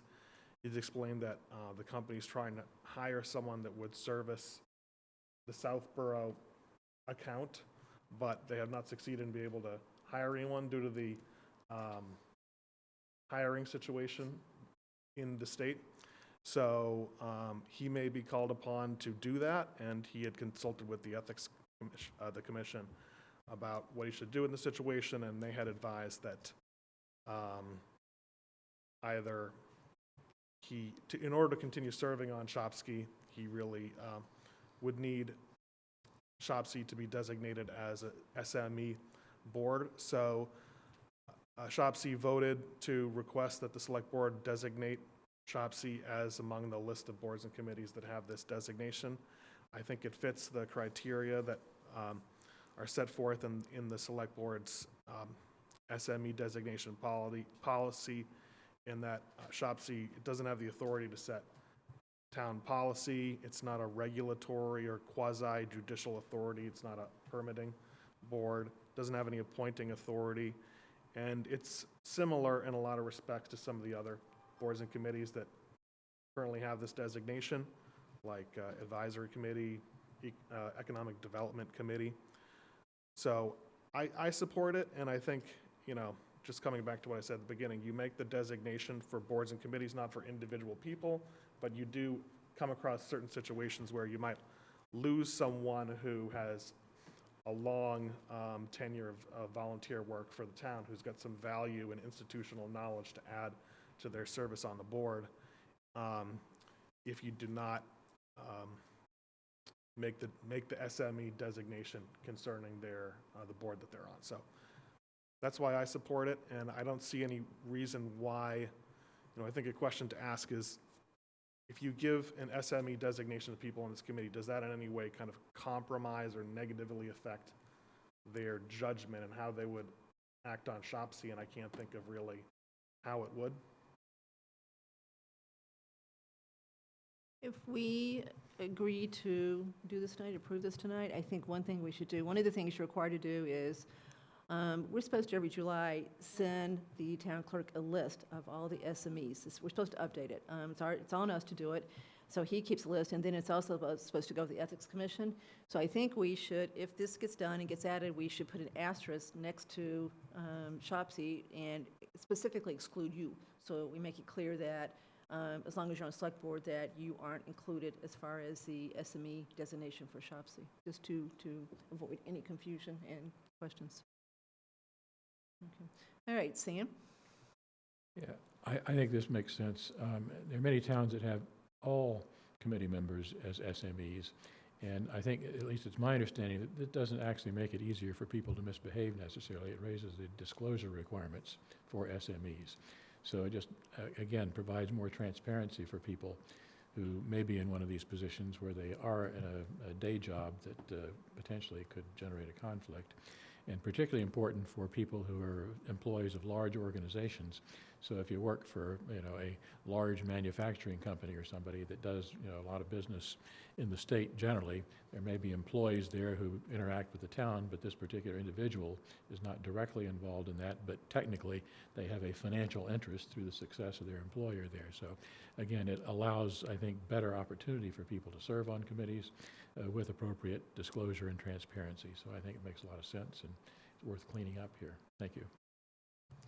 Lisa? Thank you. And Kathy, I think when I had mentioned the 2010 to you, I misspoke. It was actually in 2010 that the Council on Aging, specifically the Select Board, gave them that. I actually have a copy from 1963 from our Eleanor Burke, the town clerk at the time, that was submitting a copy of the list of classifications for special municipal employees. And at that time, it appears, well, it doesn't break it out by committee, but, so this goes way back. 63? 1963. Wow. So. Well, why don't you tell me about why they did cancel? I think that's a good story. So, yes, so Council on Aging was done May 11th in 2010 board meeting. It was indicated that the board designated Council on Aging board members and election poll workers as SMEs, the purpose being so that they could participate in a senior tax work-off program and continue with their then current employment capacity. So I think there's value in that. I will say, when we had these discussions in the past, I did a lot of research on it, and some towns do, as Sam said, open the door. Other towns keep it limited. They keep policy-making boards, members and whatnot off it. But I think in this instance, it truly makes sense. I mean, Mr. Wood is on EDC as well. They have the status, so it just makes sense to add it for Shopsy so he can continue the service that he's given to the town. So, thank you. Chelsea? Thank you. This policy is not one of my favorites. I hesitate when we're lowering our expectations of ethics. I think in this case it does make sense, but one of my concerns relates to somebody who, let's say, joins a committee that's an SME. Do they understand what that means if we've granted them an SME status prior to them joining? So I think one of my concerns is the education portion around whether people are aware of it. Right? If you join EDC, do you even know that you're an SME? And what does that mean?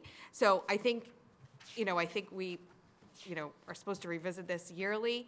That's us, but it's a committee talk about it, and I think we need to institute some education and discussion yearly for committees so that they understand their duty from an ethics perspective. So maybe too, to amplify that, we need to, every time we appoint someone to any of these committees, we should make that part of the discussion we have with them so they're aware of it. But I think Sam's point, so I'm for this. I think Sam's point, I want to go back to that, which is, remember, you got the state law, but you've also got the policy the select board adopted, right, as far as how to do this. And it's very clear, what a person has got to disclose if they're going to basically invoke this and use the exceptions granted and to sections 17 and 20.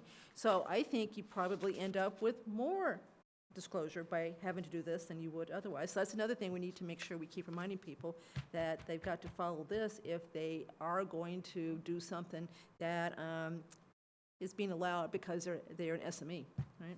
Okay, all right.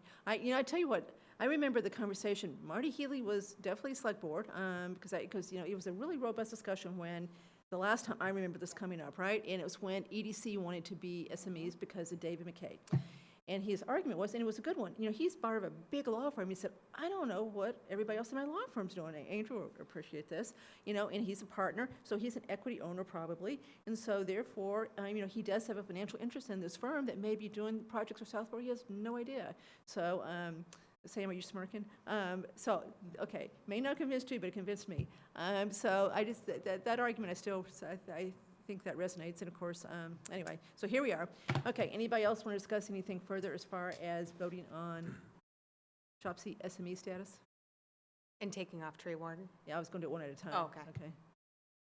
Okay. One thing that we could do to address the concern that Chelsea raised is that, and I don't know if this is the communication that would come from Mark or from town clerk's office, but just to remind those boards and committees that have the SME designation of the requirement in the policy that if anyone who's designated as a special municipal employee becomes aware of their employer doing anything that fits within these categories, of the requirement to file a disclosure with the town clerk about that. So now here it's clearly an appropriate one with Shopsy. Communication would be, the board voted to approve this, want to remind you of this requirement, but why not make the same communication to the other boards and committees? While we're at it. Yeah. So not just the ones that have the designation, but to all boards and committees? I think that makes sense. It's just a reminder. Why don't we just send the policy? I agree. That's what I was going to say too. Let's attach the policy, see attached. Especially the number 10. I'd send the policy, but for the SME committees, I would make the request that at a meeting, they review the policy with the members. That's a good idea too. I just had another thought about your exclusion of Andrew. Is it an elected official cannot be designated an SME? It's select board, it's specifically Planning select board? No, planning board's okay. It's select board. Okay, Select board, city council, alderman, whatever that Over group is that 10,000, runs the town. yeah. Okay. But I think one thing that needs to be clear, you designate a board or a committee. You can't make exceptions that, well, not this person or this person only. So it's really a board or committee. It's not individual people anymore. I'm really just giving my own to that question, my own kind of, Yeah. there is actually, the Shopsy has two designees from different boards, right? A select board representative and a planning board representative. So I think the planning board representative may have the same problem, yep. situation. Well, it's not a problem, it's just. Well, now, be wait a cautious. minute. Different. Planning more- board's not specifically excluded. Select board is specifically excluded if your town's more than 10,000. There's State- no state such law, rule yeah. for planning board. So I think planning board's okay. As far as the Shopsy member that's on planning board, on Shopsy, I think they're okay. Anybody agree or disagree with that? I think they're okay, Andrew. I think you're not okay because you're also select board. Yeah, You're special. you're the attorney in this group, so. But he's special because is he's special. Shopsy. He's not special because he's a select board member. So, Just keep that in mind. he sits on, we've got a lot of people that sit on multiples.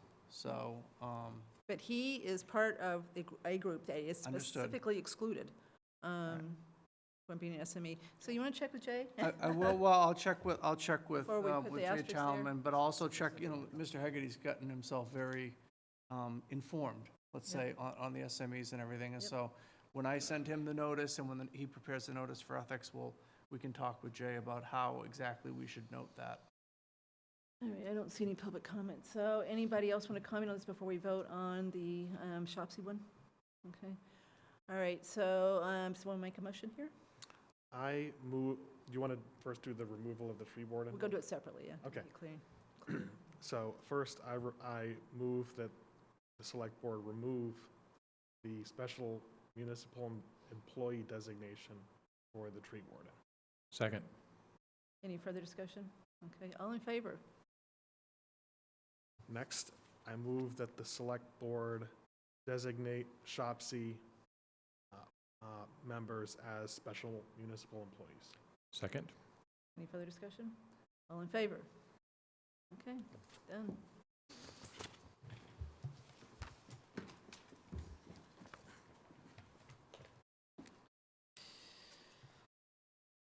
Okay, so we'll start off with our reports. So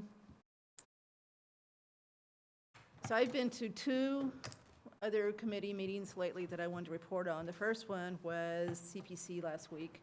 Andrew Pfaff went also. We were invited. The topic that was discussed, actually 2 topics that were relevant to what we're going to do at town meeting, but the first one was Algonquin. So let me just make sure, we're going to talk about articles in a minute, so let me just throw this in, and then we'll talk about it more in detail. So they have basically approved what they're willing to bring to town meeting as far as Algonquin so far. It may change, but they've got about $250,000 approved for the tennis courts. So they got through that, okay, asked all the questions. Greg and Becky were there to answer those questions. So they did that.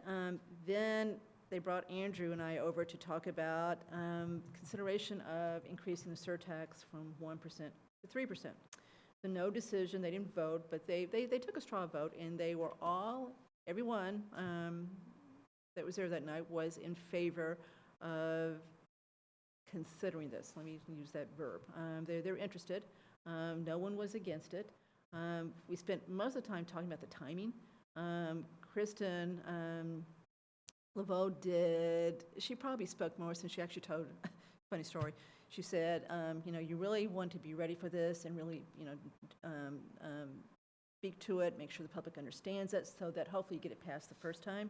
And of course, what she's referring to is how long it took to get the money for Calendar Field and all the errors she took for that as far as trying to get that done. So she goes, believe me, I know, as far as, trying to bring things forward with, full disclosure. So there wasn't a hue and cry to bring it forward at this town meeting.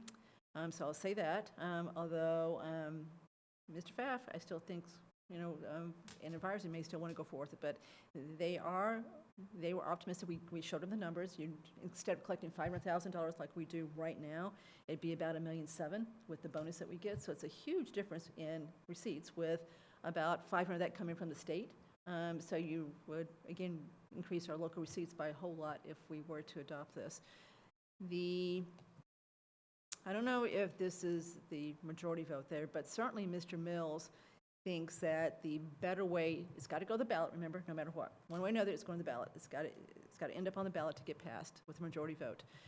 To get there, you either take it through town meeting to get approval to put on the ballot, or you collect 5% of the voter signatures to put it on the ballot. So either way, when it was passed in 2004, it failed at town meeting, but they asked for 3% back then. 51 to 49. It's a very close vote as far as, again, putting it on the ballot. They're not approving it there. They're just trying to get to the ballot. So it failed. Then they did a campaign to get the signatures to put it on the ballot the next May, 2 months later, whatever it was. But they did lower it from 3 to 1 at the ballot. So they probably must have felt that the 3 was the death knell at town meeting, though it was close. So they lowered it to 1 when they got the signatures. So we've got the 2 ways to get to the ballot. You've got to get to the ballot. Mr. Mills seems to think we should go through town meeting to get that approval to get on the ballot. So still to be discussed. So TBD, so there's no decision. I just wanted to update you on that discussion. It's the first time that I know of that CBC has actually put it on their agenda to discuss, was the other night. Okay? Any questions on that one? All right.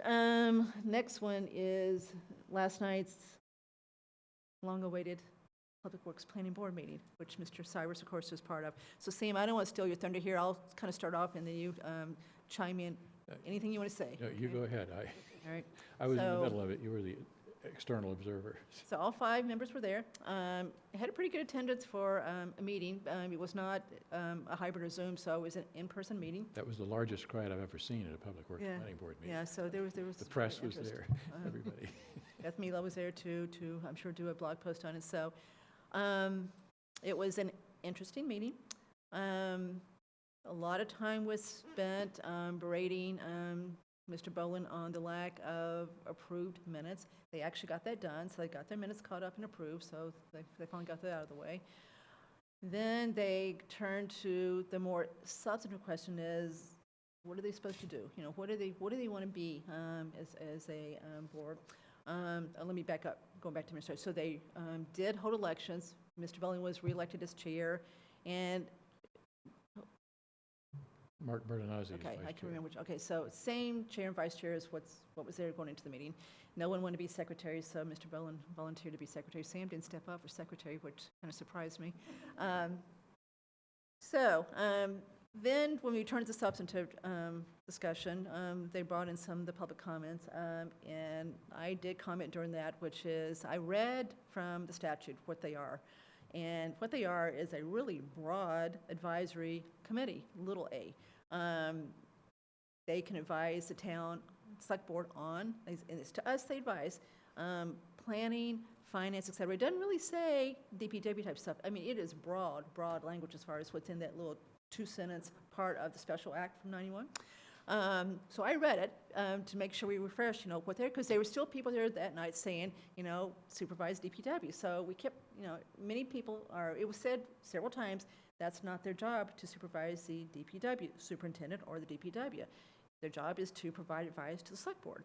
So what I said is, well, to me the question is, is the process that we want to come up with and try to move forward one where you wait for the select board to ask you for advice on a specific topic with some type of due date, or does the Public Works Planning Board want to just decide what they want to look at and come forward and say, we did this, and, you know, use it, don't use it, whatever.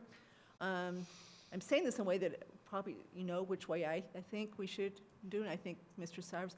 So it was probably, if I had to, you know, they didn't vote, but clearly the 3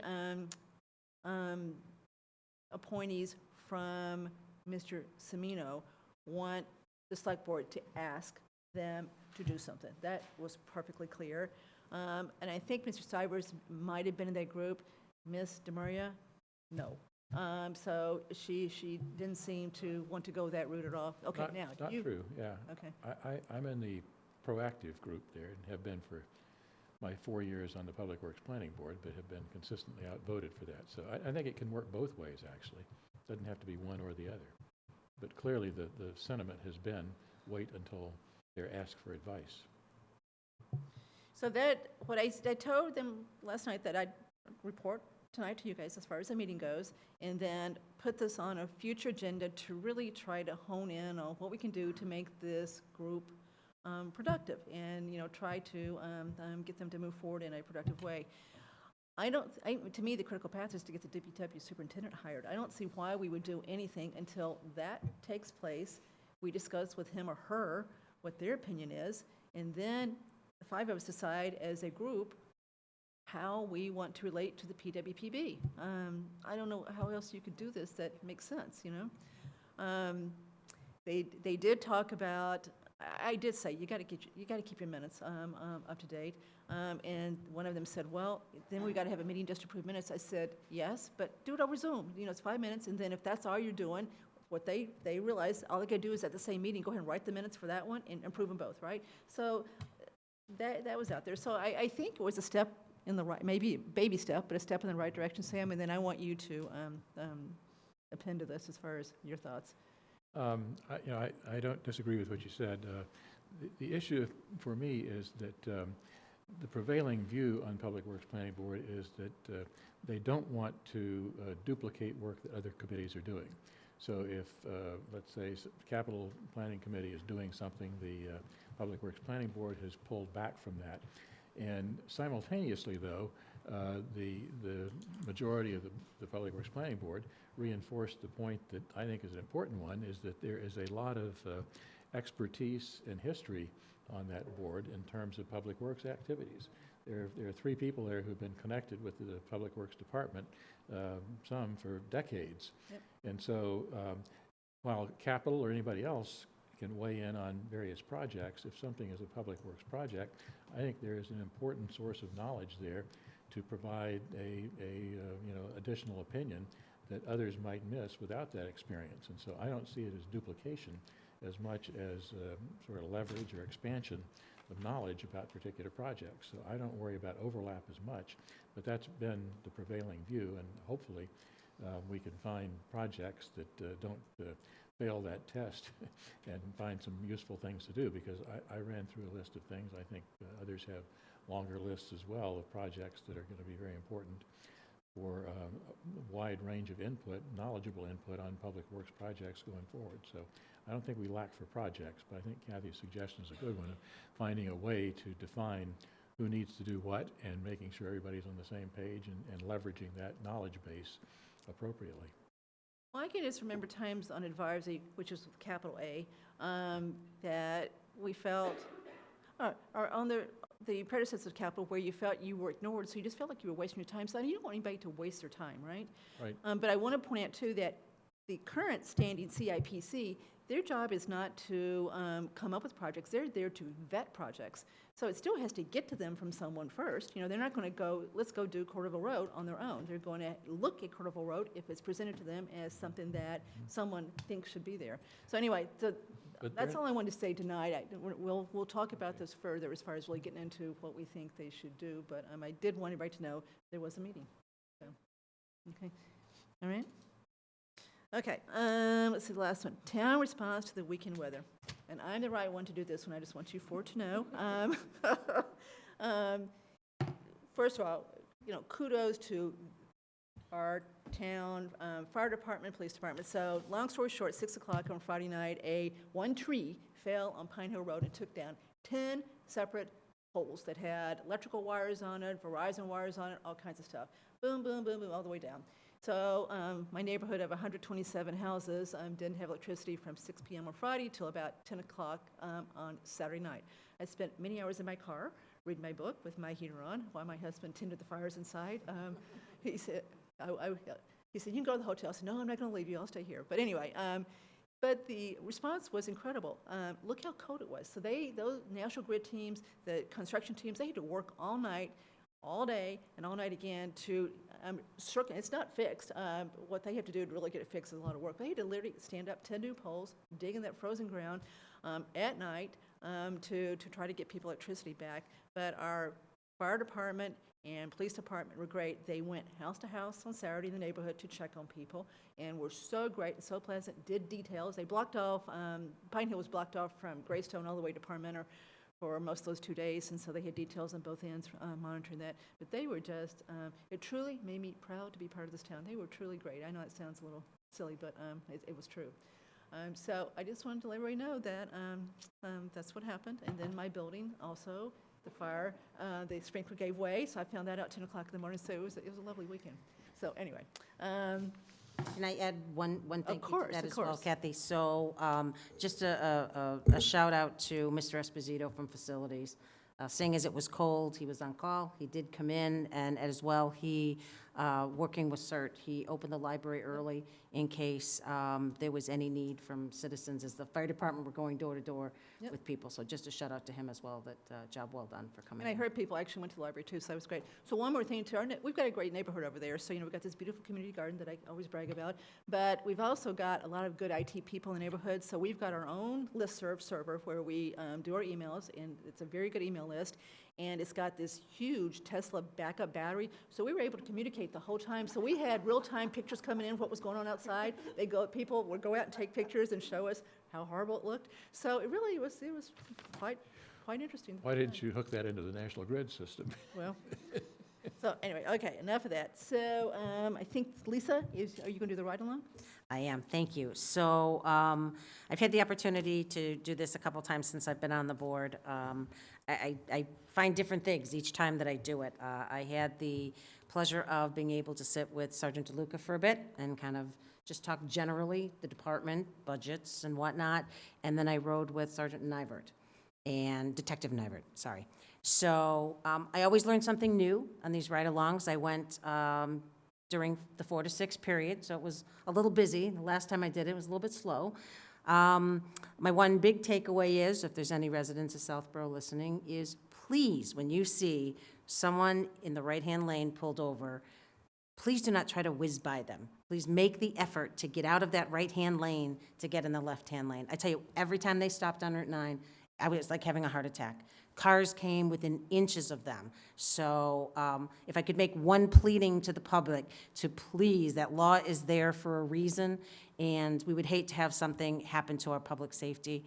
There was a lot of really good things, a lot of good conversations, that we were able to have with just a variety of things, talking about the kind of state of the country right now and the unfortunate incident that happened. And one of the nicest things I will say is seeing the kindness that was just bestowed on people. I'll give one, for instance, specifically White Bagley. We all know how treacherous that corner can be. And we were coming up eastbound on Route 9, going to take the turnaround to come back towards 85. Lights were stopped. People were coming across White Bagley. The light turns green for people on Route 9 to take the left-hand turn, and this car that was sitting there the whole time just took off. And I'm like, seriously, you don't see the police car at this light? I mean, he didn't even get through the intersection before the blue lights came on. But again, it was a gentleman from Boston, and he wasn't happy, obviously, but our officers bestowed much kindness on him, and it ended up turning into a very positive discussion. So again, I would recommend to any members of the board to take the opportunity to do this. It truly gives you a very different perspective on things, and it also opens up the opportunity for some really beneficial dialogue with our officers. So again, thank you to the department. Thank you for Chief Newell for allowing me to partake in this, and it was just great. Thank you. So aren't you doing the next one too? Who's doing the Shopsy update? Oh, sorry, Andrew. I should, okay. So I just wanted to bring to the board's attention that at two of the most recent Shopsy meetings, there's been a discussion of the Affordable Housing Trust Fund Strategic Financial Plan, which is a document that I was not really familiar with until it was just presented to us. So it's actually not really necessarily a new document because it covers the fiscal year 2023 through, let me get this straight here, fiscal year 2027. So, and it was prepared for by MAPC, the Metropolitan Area Planning Council, and funded by their Technical Assistance Program and the town's Affordable Housing Trust Fund. So what it does is it lays out a strategy about how to, over the next 5 fiscal years, make progress towards our affordable housing goals. And I thought it was a really interesting document, so I'll forward a copy to everyone on the board and make sure that it gets into the reference to it in the minutes. But I think it's a good reference point for thinking about some of the affordable housing opportunities and challenges that the town has going forward. It has some concrete suggestions about possible zoning changes. And, another thing that we've talked about is maybe regularizing a fall town meeting where zoning and land use articles could be considered. So there's some interesting suggestions in there. So I just put this under the preview of coming attractions category. Hopefully we can have a good discussion at Shopsy about maybe trying to achieve some of the objectives set forth in that strategic plan. Thank you. Mr. Purple?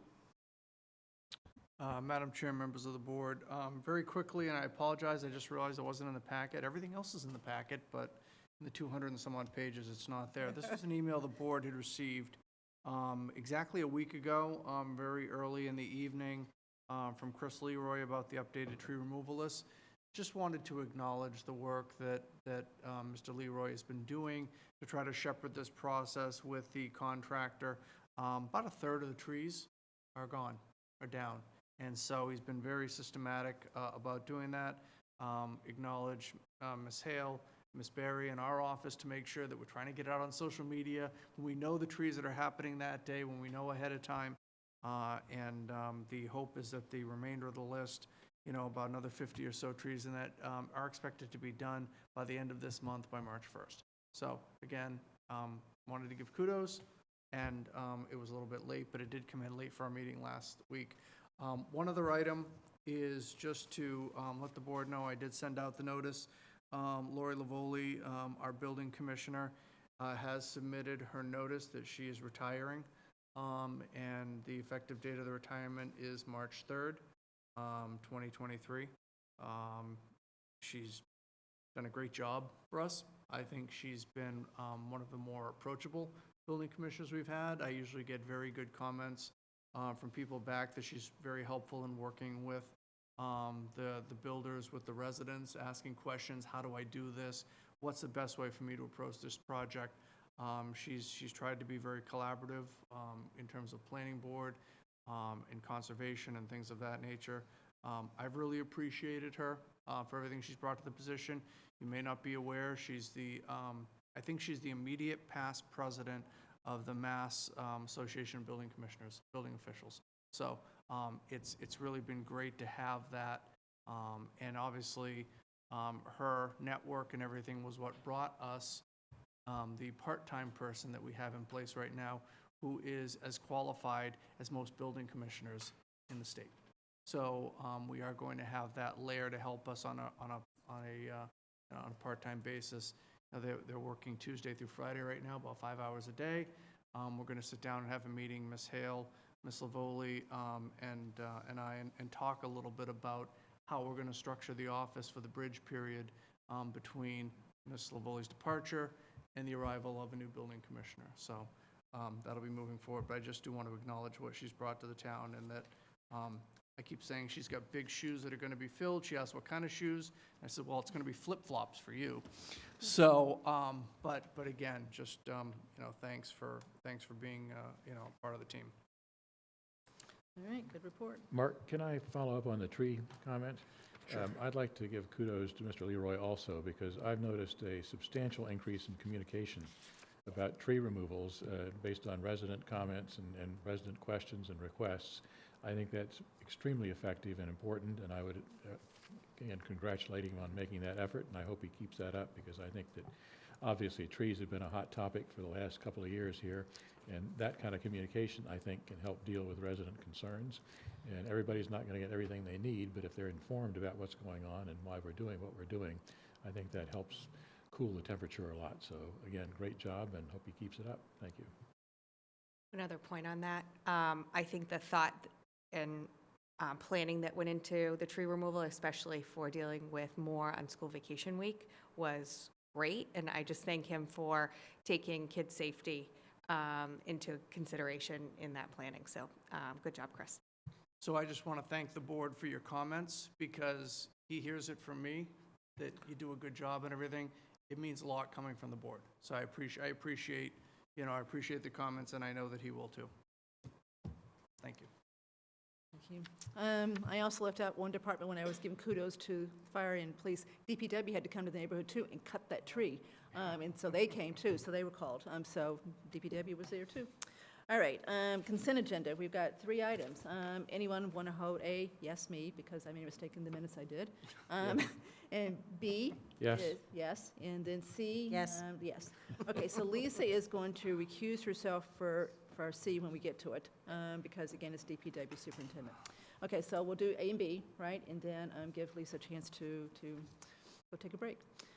Okay, I did the minutes from our budget summit for 3 reasons. One was selfish, and one was unselfish. 2 were selfish, 1 was unselfish. I just didn't want Bridget to have to watch an 8-hour meeting. I mean, my gosh. And so I just did them. I wanted to save us a little money too, and I didn't want to necessarily read a transcript of everything that got said that day. So anyway, there they are. So they're pretty brief, to the point, but I misspelled Marnie Houlihan's name, so That's why I'm holding it to correct her name. It's Marnie. So, other than that, anyone else want to correct the minutes? Yes. Go ahead. I had the Marnie one plus line 54, select board members instead of member. Okay, One character. Good Okay. job. thank you. Anybody else on those minutes? Brief, to the point? Okay. All right. Okay, so, Do you I'll want make to move to, okay. Go ahead, Andrew. I move that we approve the open session minutes of Select Board meeting on January 28th, 2023. Second, All in favor? as amended. As amended? Yes. Fine. All right, and I sent these to Andrew Pfaff because I was trying to save them some money too, so they can use our minutes. Okay, second one is the golf course. So, I want to hold this. Anybody else want to ask questions? Okay, Sam, you start. I had a comment. I didn't have a question. ahead. Should I go ahead? Yeah, go ahead. Just a general comment. This is a project that's been in the works for a while, and clearly we've had issues with the golf course and property owners on Lattisquama about stray balls. And I think the intent for people who haven't been following this is that we're moving the tee boxes a little bit to change the aiming point for the 6th and 7th holes, and planting some additional trees to provide more, make it more difficult for people with a slice to send their balls onto Lattisquama. Screening. And screening, that's right. And so, again, nothing's going to be perfect, but I think this, plus some other things that the golf course management team and the committee is doing, should make a significant difference in terms of stray balls there, and they'll continue to work on that. But it's a good step in the right direction, and we're anxious to get that going for the spring golf season here, which I think we can do if we approve this contract tonight. Thank you.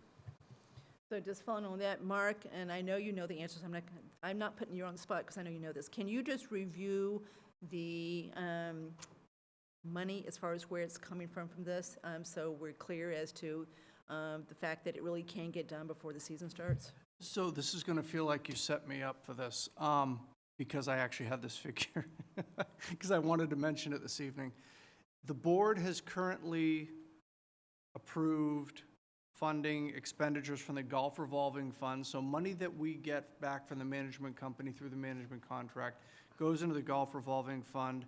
Per the bylaw, it can only be spent on expenditures for the course. So we can't take it and put it into general fund. We can't take it and use it for anything but the course. So the money has to go back into making improvements on the course.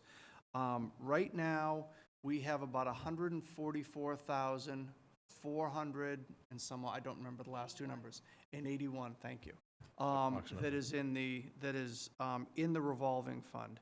With the money that the board has approved for the golf architect, including managing the work of the contract that you previously approved, including the paving of John Wilson Drive, I like saying that, and the golf parking lot, and this project, that totals 144,800, and I don't remember the last two numbers. My point being is that if they want to start the paving project early, we should have the funds available to do that. The only caveat would be, I would be asking this board and advisory to raise that limit for this fiscal year one more time in order to do that work. I'm not intending to raise the limit as stated in the town meeting warrant article for the limits for the revolving fund, leaving it at $75,000. But for this year, if that work all coincides within this year, we do have the funds. We'll just need to raise the limit for this one instance in order that all that work can be completed before July 1st. So I thought that was very good news, that we were within less than $400 of what we actually need to complete all of the work that we're committed to. And again, you know, there will be funds coming in March and April and May that will more than close any gap that we need to. And Mark, you might point out that we're getting, I think, a little over $70,000 a year from the management company now for the most recent season for the revenue for the town. And if revenue continues to grow, that number is going to grow also. So that's wonderful news. It seems that we had so many things that, so many things with COVID that set us back. And the one silver lining is that golf was the first thing to open back up. Mm-hmm. And it really generated a real interest in the course, and we've continued to make improvements. Play has continued. A lot of new players are coming to the course, a lot of new groups, and I think you've got a golf committee right now that's a little bit invigorated in trying to make sure that we continue to move this forward and we don't sit on our laurels and continue to look at ways to encourage more youth programs, more ways to get people excited about coming out and playing. And they're looking at ways to coordinate with the Recreation Commission. Yes. And get more, again, drive from that direction. So all this is Right. very exciting. Thank you. Thank you. So Mark, not quite yet, you're not done. So I'm not irrigation? going anywhere. Irrigation? Yes. So can you speak to what the plan is for that? It's not on the agenda. CPC? So I believe that Mr. Schoner, who is the chair of Golf Committee, has been politely hounding the chair of CPC to talk about a project to improve the irrigation systems in the golf course. I believe there is a understanding that CPC would see this as a viable project. And the question is when exactly that is going to come before CPC for approval and then a subsequent town meeting. The timing of this work is such that it likely would happen near the end of the season. If I understand from the management company, they'd prefer to do this in like October and November, and then do the testing of the system just before the course shuts down for the year. At So the end of special November. town meeting article is what we're talking about. So it could be a special town meeting article, should CPC be ready at that point. But again, CPC's got some bigger items in the fire, and they've already got some debt that they've incurred on which bonds need to be paid. So I think we're just going to need to figure this out, but maybe this all ties into the comments that were made earlier about the CPC increase. All right. Okay, so I'm still shocked at the difference in the two bids. I mean, that is unexplainable. I mean, but whatever. Yeah, like I said, I think it comes down to a matter of scheduling and a matter of Yeah, availability. they didn't want it, for sure. And I'm very glad that, actually both bidders are bidders that did work for the town and did very nice jobs on the projects over there. So, either one of them would have passed muster. It's just that one of them was much more competitive bid. So we're fortunate. Any further discussion on this one? Okay, so I'll make a motion to approve the low bid of $75,300 from Bowditch Excavating on this project, and that $675,300 includes the $10,600 alternate bid for the trees. Second. Any further discussion? All in favor? 5-0. All right, so you got your vote. Thank you. All right, so Lisa, we'll see you shortly. Don't go too far.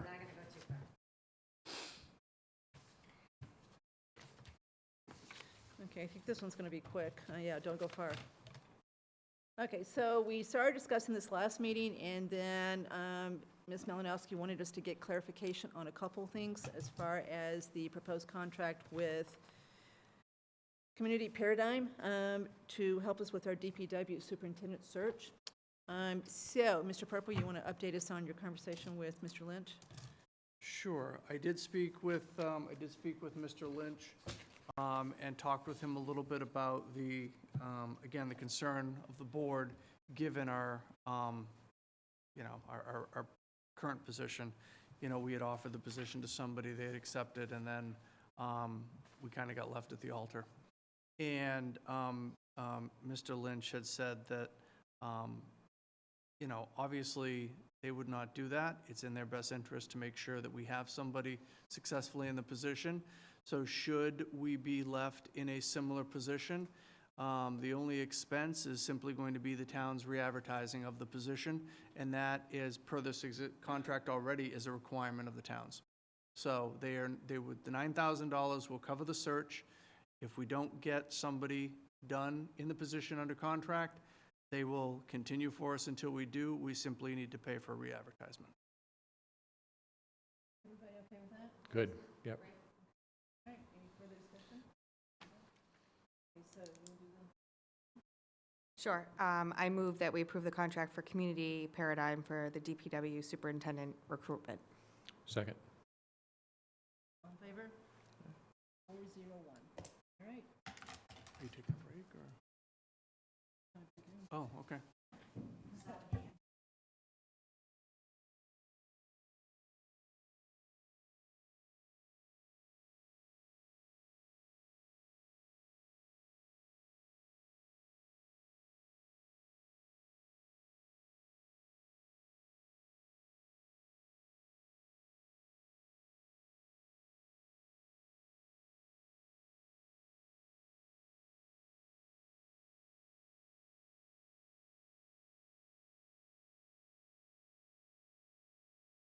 I'm so sorry. All right, I'm going to start over because this is important. So to tee this one up, we spent last week's meeting talking about this proposed MOU. Spent most of the time talking about the license agreement, old one, proposed new one. Spoke to Mr. Tellerman, asked him to revise it, which he's done. That's what we've got in front of us, to basically remove the, let me just call it the new license agreement. So what we've got in front of us tonight is an MOU that basically strips, definitely gets rid of the old agreement. It makes that one null and void, so that one's gone with this. And that was gone with the first one too. But the new thing is, Section 5 is pretty much gone, other than a couple things which we should definitely talk about what they mean. But for the most part, Section 5 from the previous version is totally gone. Okay? So far, so good? All right, so now let's talk about what's actually left in as far as the license agreement. So what Mr. Talman was trying to do is still, if the land swap doesn't pass, give us a way to access the St. Mark's parcel to basically do something to not leave them with what we've created, right? So that's in here. So let's try to, let's see.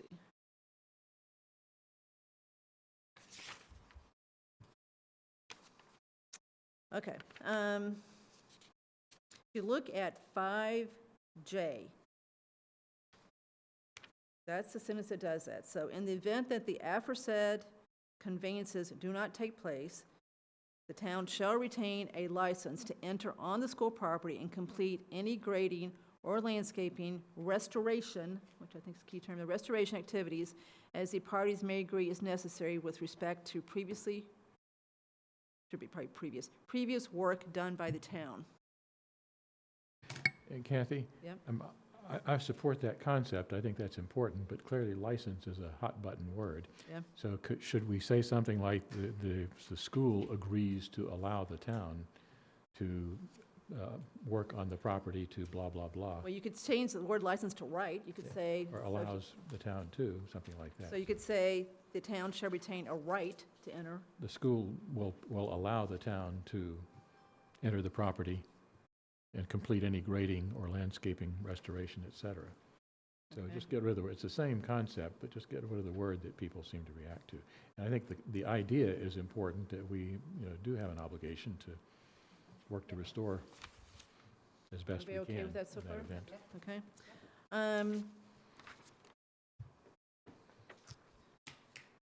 Okay, now the one that I'm not sure about. If you look at 5, the first part of paragraph 5, and go to the top of page 3,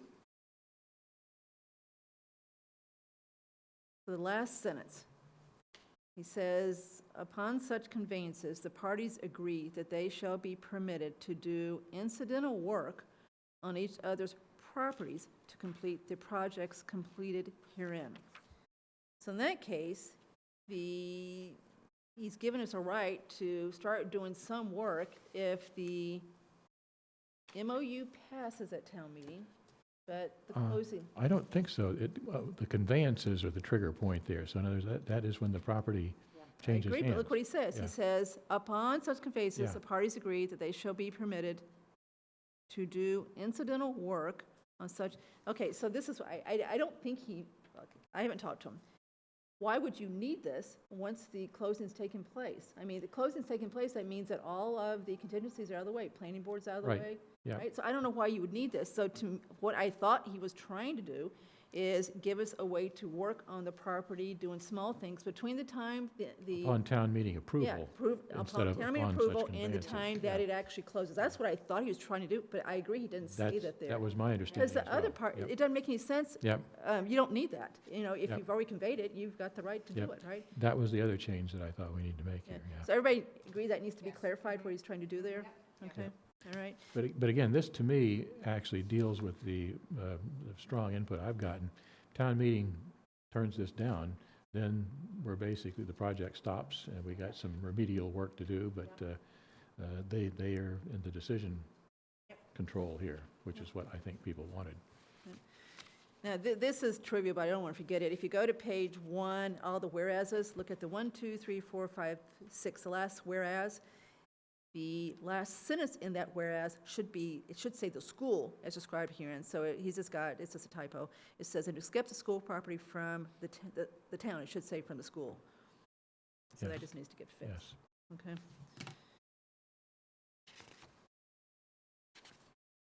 Okay, so here we are. So why don't everybody comment on what they have in front of them with those comments already being made, and let's see where we are tonight. Okay, Lisa, you want to start? Thanks, Kathy. I think this is a document that will withstand a lot of scrutiny from town meeting. I think this is good. I would actually, the only thing I would do is, I know Planning Board sent a letter today. I'm actually comfortable signing this because I think, I debated back and forth on this. Do we want to sign it before town meeting? And I've really waffled on this. But I think what this document does is it extinguishes the old license, and it puts the ball in town meeting's court, that in the event that approval is not obtained, then this agreement's null and void. So it's putting all the onus on town meeting to decide what they want to do. But I think it still has all of the things we talked about at the last meeting. So I would be comfortable signing this prior to town meeting because I think it does exactly what we've been asked to do, and it still gives town meeting the power. The only thing is, I would just like to hear from Planning Board on J before we officially sign it. And I assume it's got to go back to St. Mark's as well. Well, I was going to point that out. We only wanted to go back, I think, St. Mark's one time. Remember, they've got a board of Yes. trustees that only meets 4 times a year. Yeah. So they're probably going to have to call a special Zoom meeting, I would guess, to get them to approve these changes. I don't know that John Warren and Rob have the authority to do this without the board. So out of consideration for them, I think we've got to get our job done and agree on the document that we are willing to sign, then go back to St. Mark's and ask them to do the same thing. But I don't want to go back twice, right? Yep. So I think that's why I want to get our language straight. We're definitely not going to sign this tonight, which I told Planning Board. I replied to her and said that was never the plan anyway. So truly get it ready, so that it goes back to them once. Yeah. So I'll just say overall, Kathy, I'm very supportive of the document that's in front of us. I think the discussions we've had are well represented in here, and I would just ask for the planning board piece to see that, give them the opportunity to speak to Jay. But otherwise, I think this is great. Thank you. Right, Chelsea? Thank you. I agree with the changes and the comments that were made before. My only question is more of a practical one. In terms of if we do this and discontinue the road, I think we need to get with the chiefs on how we would actually execute on that, just to make sure that we have a plan from a public safety perspective. I agree. Of course, that doesn't affect this. So No. that's a whole separate Agreed. issue, right? It does So not we've gotta affect get our this. arms around that, But too. I think we should get ahead of that conversation, so that way we know what we're doing when that does happen. Totally agree. CM? As always, I agree with Lisa and Chelsea. Okay, all right. Wow. That's funny. You're okay with what we so far? Okay, Andrew? Yes, I'm also okay. Oh my gosh, that's great. Okay, so the plan then, just to be clear, is to go to Jay, get that one sentence clarified why it's there, right? Get the typo fixed. Bring it back, let planning board have a chance to talk to Jay and get their issues ironed out as far as their piece of this. and then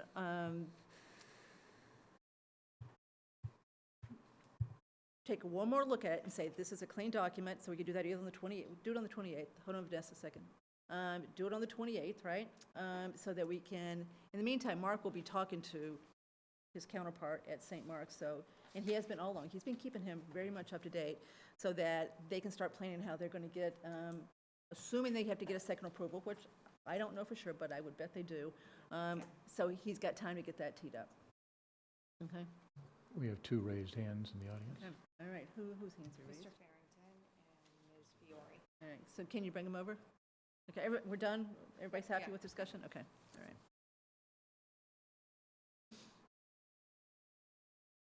Hello? Hi, who, is that Grant? Is that you? Hi, yes. Okay, go ahead. Yeah. I'm here too, I think. Oh. Um, Patty, Grant's going to talk first. No problem. okay, great. Yeah, just wanted to ask a few questions regarding the document. First, I do agree that this version is much better than the one discussed last week, and I agree with many of the changes that were made. So that's definitely good progress. And I also agree with your questioning of that sentence about upon such conveyances, the parties agree that they should be permitted to do incidental work. I did just have a question regarding the town meeting contingency. In the previous version, and I'm just pulling up the other version here, it said that that the parcels described herein are contingent upon the town obtaining approval of the town Southborough annual town meeting in the spring of 2023. Whereas in the new version here, it's set approval to be obtained at the spring annual town meeting in 2023 or such other town meeting as may be designated by the parties. And so I was just wondering about the change there, adding in the extra opportunity for other town meetings. I don't know why that got changed. I'm not sure. I think he's just trying to give us flexibility because he knew we were probably going to have a fall town meeting. So, Grant, I don't know why that got added. Yeah, I'm in favor of more flexibility Yeah, here, really. just in case, so. Okay, just 2 other quick points here. The other is, regarding the planning board contingency. I attended the planning board meeting last night, and I know that they wanted to speak with town council and also, I believe, provide comment to you about their feelings about that. So just wanted to say that. And then lastly, I did have a question about paragraph 7, about the new paragraph about parties to bear their own cost of construction. Just the way that I was reading this, it says the parties agree that upon conveyance, which is upon the transfer of land, as contemplated herein, the school shall bear all the expenses for construction and work on the town property, and the town shall bear all the expenses for construction and work on the school property. And so I was just wondering if this is after the conveyance, which is after the actual transfer, why would the school be paying for the work on the town property and the town be paying for the work on the school property? It seemed like that was reversed in my mind. It does sound like it is, Nope. but it's not. If you look at the definition of town property, which is capitalized, and the definition of school property, that he's got it right. So in the end, it's basically the former town property, former school property, but he's got it right as far as how he worded it, because he's using the capitalized terms that were defined on the first page. Right. So those are the defined Okay. terms there, so that refers to the current owners of the property. Okay. Is there any way to clarify that, that it would be then the former town property, or That is would it just? be wrong to clarify it that way. So, I Okay. mean, this is legally correct, Okay, just wanted which to. we can sure. defend at town But meeting. good point, good point. And that's it. Thank you. All right, thank you. Patty? Actually, I believe that between the points you brought up and the ones that Grant just did, it covers everything I had highlighted in the agreement as issues. All right, thank you. Okay, I think we're done. Excuse me? You can go to the podium and ask a question.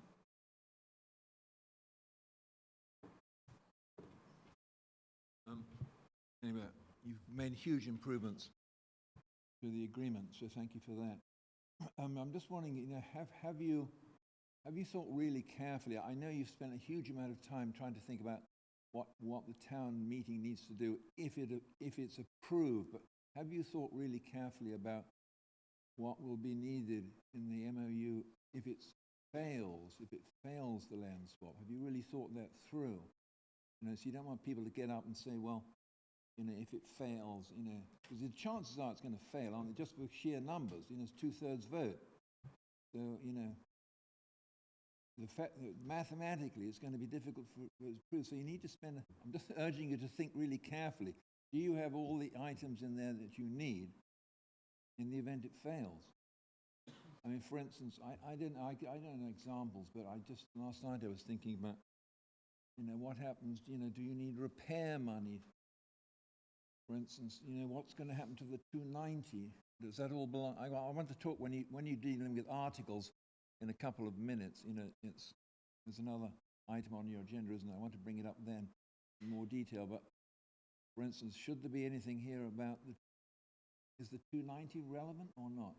So, Mr. Perry, I appreciate your questions, and I appreciate the way you've asked them. I don't think that belongs to the MOU. They're good questions, but I don't think, the how to pay the 290 back belongs to the MOU with St. Mark's. But these are good questions. So it sounds like you're starting to maybe support this. No, We're not there yet? No, I don't.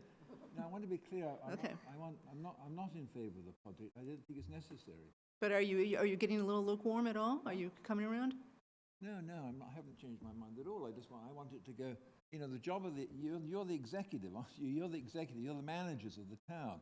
So it's very important that you think through. I was a selectman once. You have to think through, not just what you want to happen, what you necessarily don't want to happen. You don't want chaos on town meeting floor. You don't want people getting egg on their face, so you've thought through. Because after all, someone on your board is going to have to present this thing neutrally, not just sort of proactively. Because it's a choice, and the town is very likely not to vote for it. So it's just very important for one of you to think how to present this neutrally, and so that it's fair. Either way, pro or con, the steps are worked out properly, so it doesn't end up in chaos. That's my interest. I haven't thought So, it through. thank you. I think those are very good points. Thank you very much. Okay, moving on. We're done. Okay, Chelsea. So Chelsea's going to do an update on the proposed IMA for regional dispatch. Thank you. And can we bring over Ms. Leiden, please?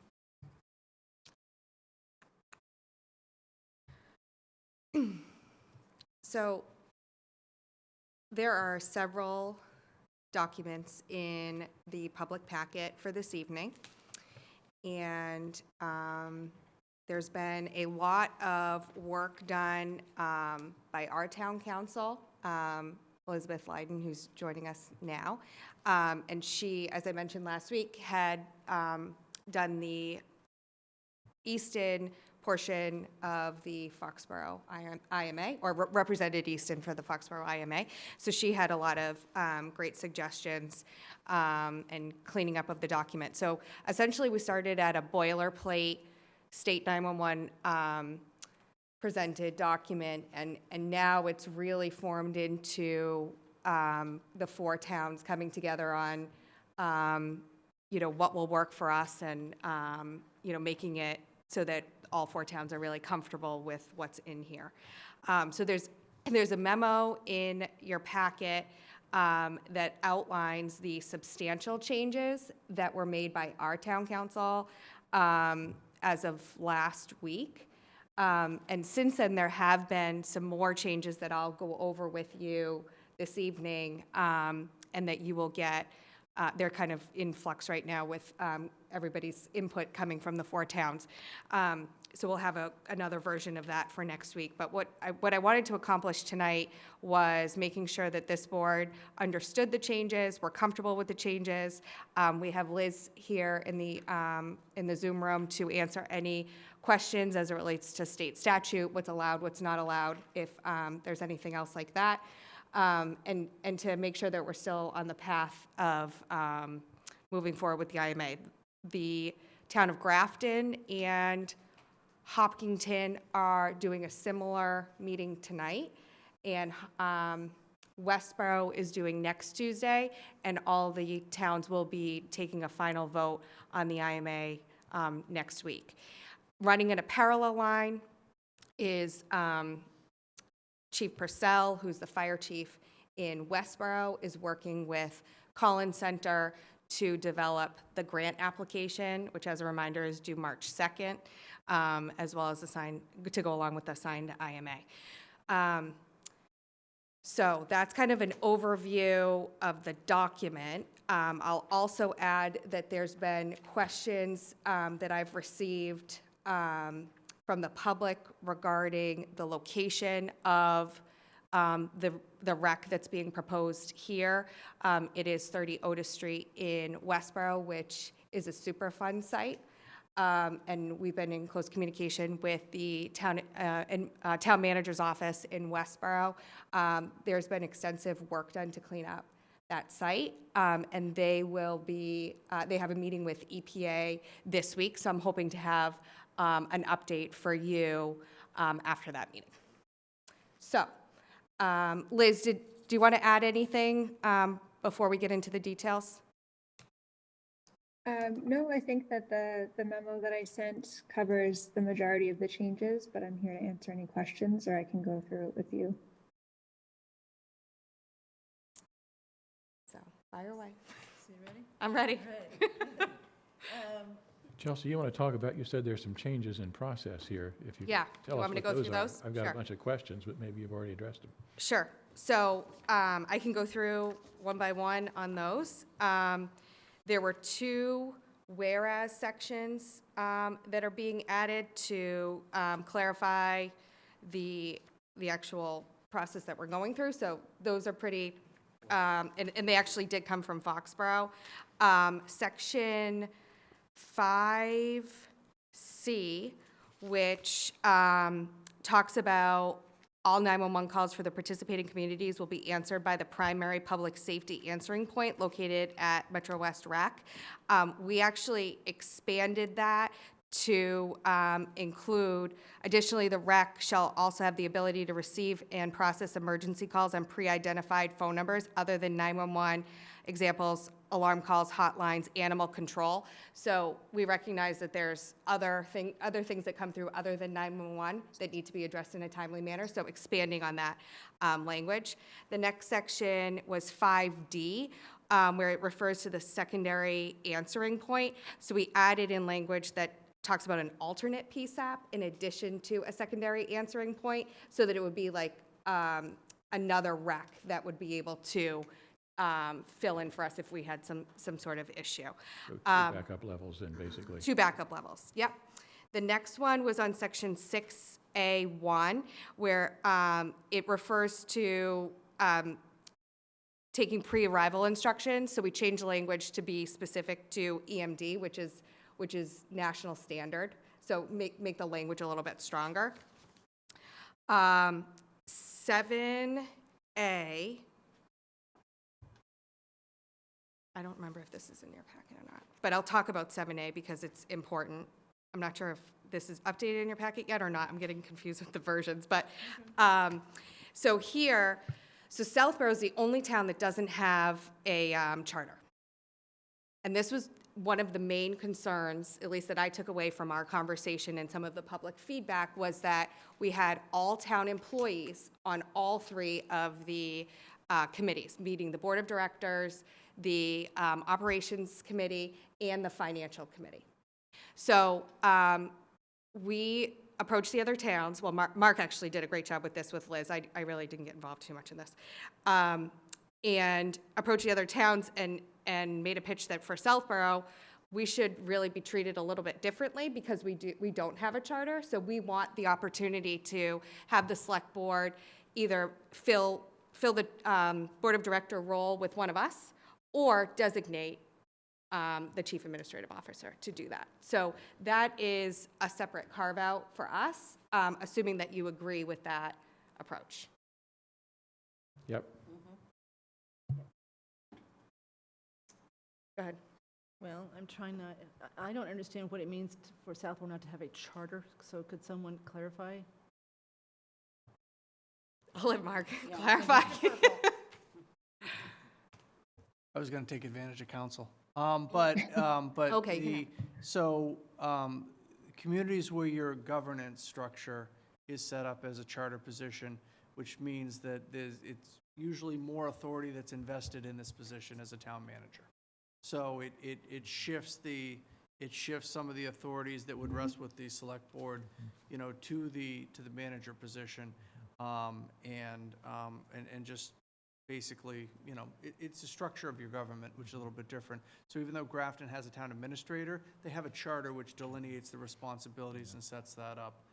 And I think that in talking with the other communities and talking with Attorney Lydon, you know, they all wanted to retain, I guess the best way to put it is to keep the politics out of the board of directors. But here, where the board, the select board is stronger in that role, it was felt that the board would like to have the ability to control things, that you know, have the ability to have a seat on the board of directors, so that it just wouldn't be the town administrator. And so the other communities pushed back a little bit and said, well, good for you, but not us. And so, and I, you know, Ms. Malinowski gave me credit. I'm going to pass it down to Attorney Lydon, you know, that we did a cutout. It said, okay, well, Southborough is going to do it this way, and then everybody else, it would be this. And everybody was amenable to that, and I know that that was something I think that was brought up, you know, in a couple of different avenues. So it's my understanding, though, that Attorney Lydon may correct me on this, but if you don't have a charter, then your town structure is determined by state law. There's state statute that says here's how things are organized. If you do have a charter, you have the opportunity to change that in a variety of ways and make each one unique. So my understanding is that each town with a charter actually has some differences from other towns, and so that is unique to those towns. Not surprising that these towns want to keep those factors that are unique to them. We're sort of the rubber stamp version, everybody else who doesn't have a charter, and it works okay for us, but again, we are different in that regard. But and I think the issue is that the language had said chief administrative officer, which in a community not designated would be the select board, but in the bylaw, it does say I'm the chief administrative officer. So that didn't work. And then looking at a chief executive, and we tried to find a bunch of different ways to get there, but the easiest way was to simply do the cutout for Southborough to allow it to assign a member to the board of directors in the fashion Southborough wants to, and everyone else, the other three communities, would follow with the chief administrative officer. I think that makes sense. All right, so to be perfectly clear, that cutout gives Southborough, the select board, the right to appoint? So, yes, so we would appoint one of us, if So it that's has the to be a select board choice. member. We could appoint someone else if we wanted to, but we Or, do the or appointing. it says or designee. Okay, all right, Mhm. okay. So it gives you a good amount of latitude. Yeah. And that is so the board of directors controls, so the operating committee and the financial, you know, committee Advisory committee, yeah. report back to the board of directors. So in other words, and the board of directors has the final say. Okay. So that was a big Stivers change. and Mr. Jennington are negotiating down there for it already. We could appoint Governor Healy as our rep. So that was a big change that Mark and Liz did a great job working through with the other admins and managers. Okay, next is 7E will be a new 7E, and all the other letters will move down. And this was to add a quarterly report from the executive director to all the towns. So that was added. 8C3. we reworded that one to say the choice of dispatch facility components and the operation and maintenance of the system shall be based upon best fiscal practices and shall at times provide professional and timely response for the emergency dispatch and communication services to the citizens served by the district. So it was really making it a more positive statement. So everybody was okay with that. Okay, section 10 at the bottom of page 11, at least the last paragraph. So this is where we talk about the debt and going to town meeting.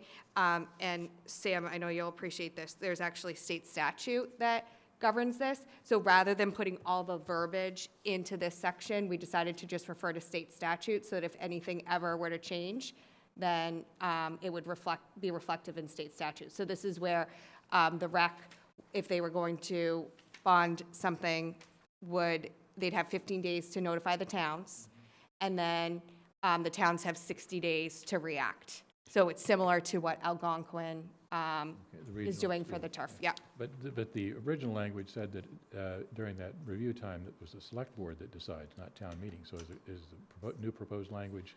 So you can bring it to town meeting. Okay, But so like it's the same for Algonquin. So if we don't, if we choose not to bring it to town meeting, it's the same thing. Can the select board decide this, though? Liz, you want to? If we don't bring it, my reading of the prior language was that the select board had to approve it. And that meant that we could take it to town meeting if we wanted to, but if we didn't want to, then we had the authority to approve it. Is that what's in the latest version? So I haven't seen the latest version that you have in front of you. Yeah. So this is the last paragraph in section 10. Okay. And we essentially struck the language there other than to refer to the statute. Correct. So what we had before, and you can correct me if I'm not looking at the latest, but Yeah. prior to the latest change, it said that a district had to appropriate the correct amount, and then if they did not, they would be subject to termination. And that all of the financial obligations of the participating communities are subject to annual municipal appropriation. The statute clarifies that if it is not appropriated, if the municipality fails to include any apportioned amount certified in its appropriations, the Board of Assessors will raise the amount in the tax levy of that year. That's not what we're talking about here, I don't think. The sentence that I was looking at, the prior version in the section 10 said, if prior to the expiration period, the select board of any member municipality votes to disapprove the amount authorized by the district board, the debt shall not be incurred. So I don't know what the state statute says about that, but I would vote to keep the select board in the decision chain there. And then we could take it to town meeting if we choose to, or if not. So Liz, in state statute, does the select board have the authority to vote against debt? The debt? In the state, let me just look back at the section. And I assume the state statute has timelines similar to what the language is here, Chelsea. That's my understanding, but we'll confirm with Liz. So this is for debt, you said? Debt, right. Yeah. Not the annual assessment. Okay, so that is in the statute. So any one of the 4-member towns has a veto over this? Veto the debt, yeah. Which Yes. I don't think is a bad idea, actually.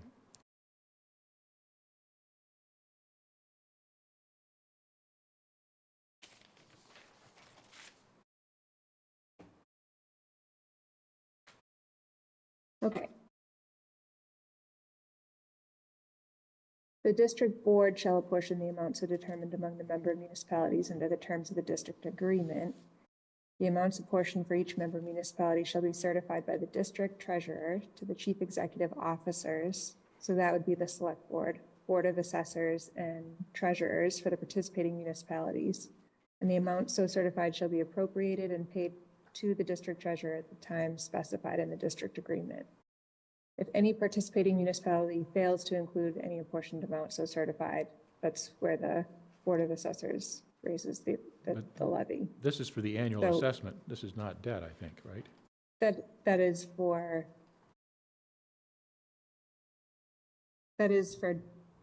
hold on. Yeah, that is for debt. I'm If sorry. that's for debt, then I have a problem with that. And I like the original language better. Okay. I would think there would be different language for debt and annual assessment. That seems to me to be, So for taking on the Sensible. debt, let me just see Chelsea, do if you there's have anything the separate. legal citation for the, what's the Yeah, new it's paragraph? Chapter 44, MGL 6A 18R. 44, Under R, you said, yeah, 18R. R. MGL what? That's under the district powers. Okay. 446A 18R. RG or just RG. Wow. So the Finance Advisory Subcommittee shall vote on the proposed debt within 14 days. If the Finance Advisory Subcommittee approves the debt may be authorized by the district board and written notice of the amount of the debt and of its general purposes given to the City Council and the Board of Selectmen or Town Council of each member municipality not later than 7 days after the date on which the debt was authorized by the district board. No debt shall be incurred until the expiration of 60 days from the date the debt was authorized by the district board. If prior to the expiration date, the City Council or Board of Selectmen or Town Council of any member municipality votes to disapprove of the amount, That's the same language as the prior draft then. That's good. Okay. the debt Okay. shall not be incurred. Yep, Okay. good. All right. Thanks. Good on that. Thanks, Liz. Yep. Okay, 11, so we talked about doing 50% population, 50% 911 calls. That's not changed, but it will be reevaluated yearly. I have another suggestion for that, but should we talk about my list later, or do you want to talk about it now? No, you can stop me now. Go ahead. I was trying to think about how cost is really driven here, and it's by people's time, I think, in terms of the workload in the center. And it seems to me that it could happen two ways. That I think the 50% for the population is not bad because that's a measure of sort of capacity or potential demand for the services. And the calls, though, number of calls is one metric, but the duration of calls is another one. So if you've got a crazy hypothetical case, if you've got one community that's producing not many calls, but 2 hours for each call kind of thing, that's a strain on workload. And versus another community that has thousands of 10-second calls or whatever, wrong numbers, whatever it is. So it seems to me a balance that maybe I was thinking 50% population, 50% or 25% on number of 911 calls, or all calls, if it's coming from some of these other sources that you mentioned. And then the other one would be 50% on the total number of minutes of the calls. 25, sorry. 25 on minutes, 25 on number of calls. I don't know if the phone switch is capable of tracking the time. I think they should be, certainly, at least most business phone switches are.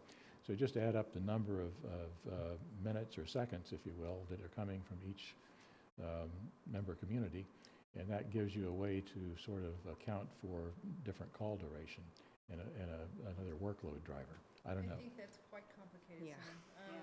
And if again, we want this to be steady, right? We want assessment to be fairly steady. And so if you do, population's fairly steady, right? Yep. That piece of steady, and then actually, and the other half, as far as number of calls, my guess is, I don't know the numbers, but I bet that's pretty steady in my towns too. So I'd rather have something that's more predictable than what you're proposing. It's not that what you're saying doesn't make sense, but I think it's too complicated and might cause like this, which I'm not. Yeah, I don't know. We'll see. Yeah, well, again, one vote, if I were doing it, that's the way I do it, but I defer to greater numbers. Okay, let's keep going. Okay. Well, is anybody else agree with Sam as far as the third? Okay, so I think you. Sorry. As usual. No, that's not good. Good point, Sam. And then I think the last one that I have is on the district personnel. So we added language around preference for current employees in the towns to go through the application process and have preference over somebody who has the same qualifications. Can we dwell on that for a moment? Yeah. Because as we know, one of the big concerns in our department, probably the others too, is people who have worked locally Yeah. having to move, right? Yeah. And not being guaranteed jobs, right?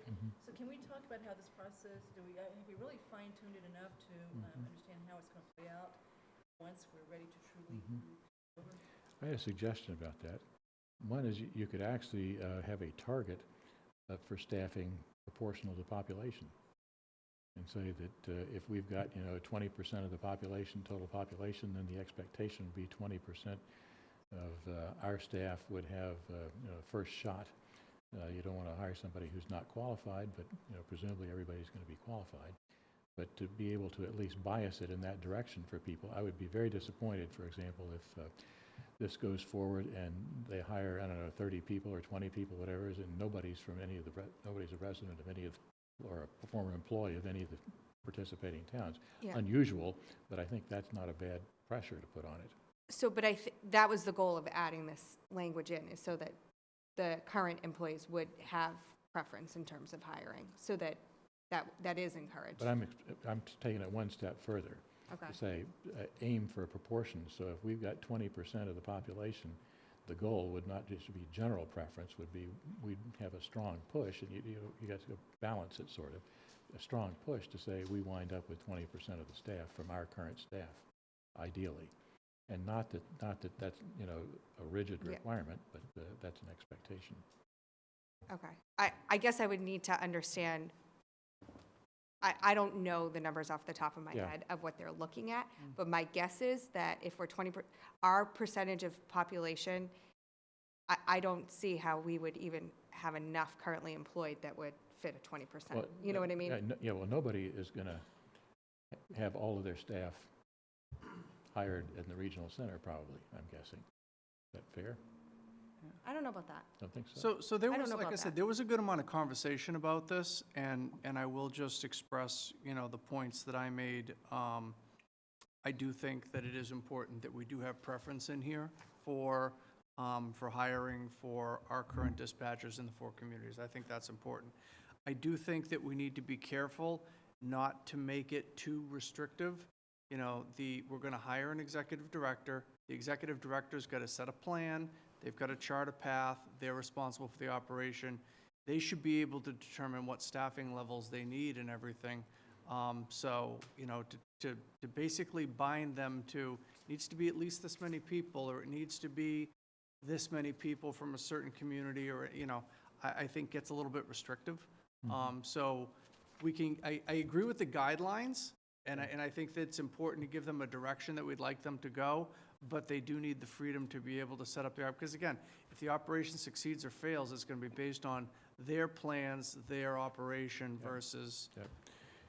I agree, Mark. I'm not suggesting that there's a rigid structure here, but just saying that the hope is that, and maybe that's not part of the MOU, but that to me is a strong push for the executive director to say, we hope that the towns will be appropriately represented in terms of staffing here.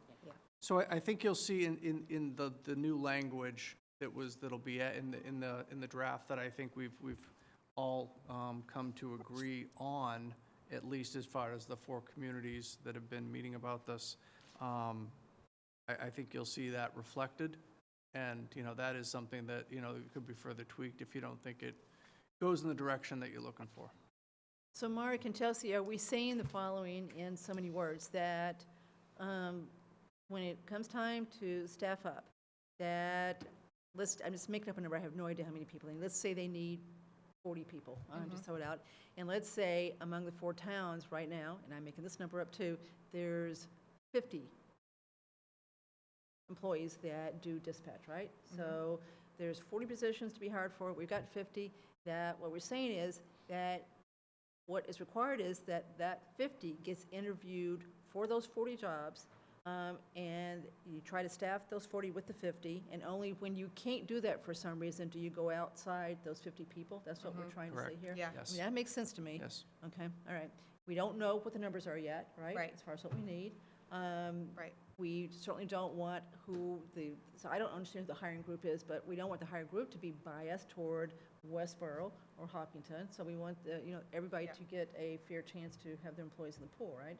But what we're not saying is that if we need, so look at my numbers, 80%, right? So 40 and 50, that everyone's going to have 80% of their employees hired. It depends on resumes, et cetera, right? And depends on how many you need. So what in here is to provide rosters, or in the new language, to provide rosters for every full-time and part-time employee that you have employed. One thing I forgot to mention too, there's a section in here that I'm not coming across right now, but I'm pretty sure it's in here. And Liz, you can probably keep me honest here, but there's a section on the lease of the building. And that does not need to go to Westborough's town meeting. I know that was a question as to, purchasing the building, leasing the building. They have the authority to do a 25-year lease agreement. Good. For $1? That will be a separate document. Okay, for $1? I don't know. Don't we want to know that at some point soon? We do. Okay. Mm-hmm. All right.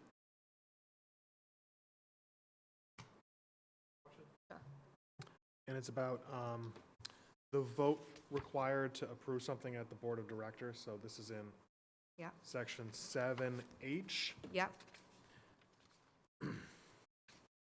My understanding from the first version is, so the Board of Directors is very important because the Board of Directors approves the budget, et cetera, hiring. And my understanding before was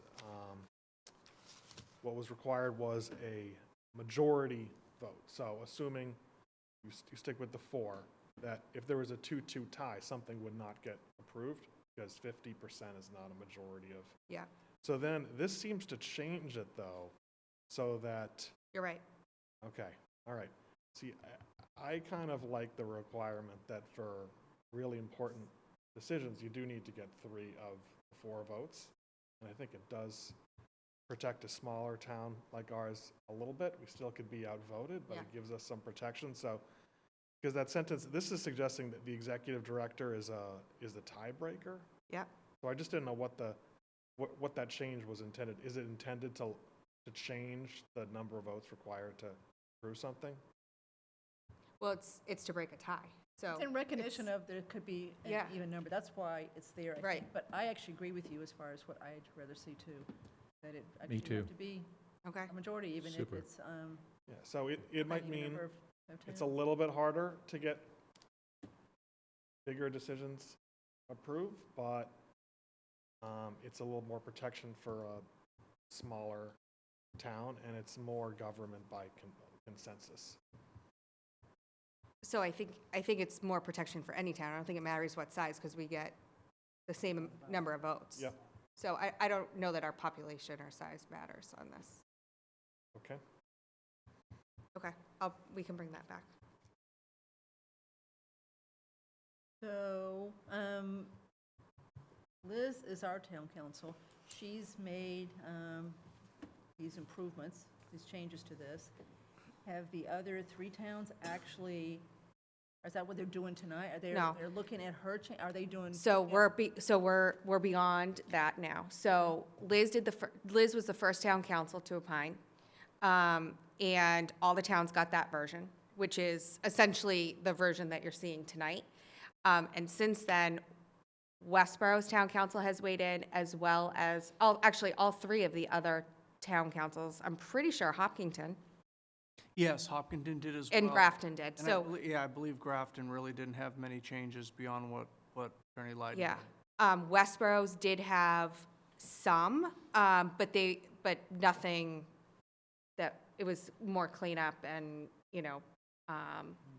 language, just making sure everything matched. So, all 4 town councils have weighed I in think now. we got all the substantive changes. We, yes, Liz spent a lot of time on this for us. Can I go through my list? Yeah, go ahead. Okay. In terms of the Superfund issue, I'm not sure legally who has liability for these kind of things, but it would seem to me that Westboro, as the property owner, is the sort of the fallback position there. If the district leases the building from Westboro, then it would be great to have some sort of an indemnification clause in the lease to say that the property owner indemnifies the lessee from any claims related to, Superfund issues, blah, blah, blah, whatever legal language is there, just to make sure that we're insulated from that, because it, worst case, some employee goes in there and has, some disease that they claim is related to the Superfund site and, sues all the towns and everybody. It would be great to have Westboro stand behind that if possible. And I know What would that. you say if you were Westboro? I would say I own the problem, and I gotta stand behind it. I wouldn't. You I'd wouldn't? say, I gave it to you for $1. I'd be inclined to try to get out of it, but on the other hand, and I know the Westboro, I've done some digging. Westboro Public Health Director at one point said that they believe that the site is perfectly safe, et cetera, for these kinds of uses. So, but again, I think that to me is a, in this litigious society, somebody can sue anybody for anything. It would be great to somehow cap that risk, or maybe you find a way to insure that risk somehow. I don't know what So, that is, but yes. If I could, legally, as the property owner, they would be responsible under the site assignment process, not site assignment, but under the statute. And in the terms of the lease, we typically would include insurance and indemnification as an extra provision to protect the town. So those are standard terms that we would include under any lease agreement, especially when there's contamination on the site. Okay, so you're confident that the statutory protections there are sufficient for these kinds of risks? Yes, there's probably going to be, if I would guess, activity and use limitations, and those would be binding upon the property owner. Right. So, and again, I'm assuming EPA Superfund has been around a long time now, so I'm guessing there is case law that supports that position? Yes. Correct, okay. Okay, again, I think that's an important one to make sure we close off there. And so Westboro leases the building for $1 or whatever.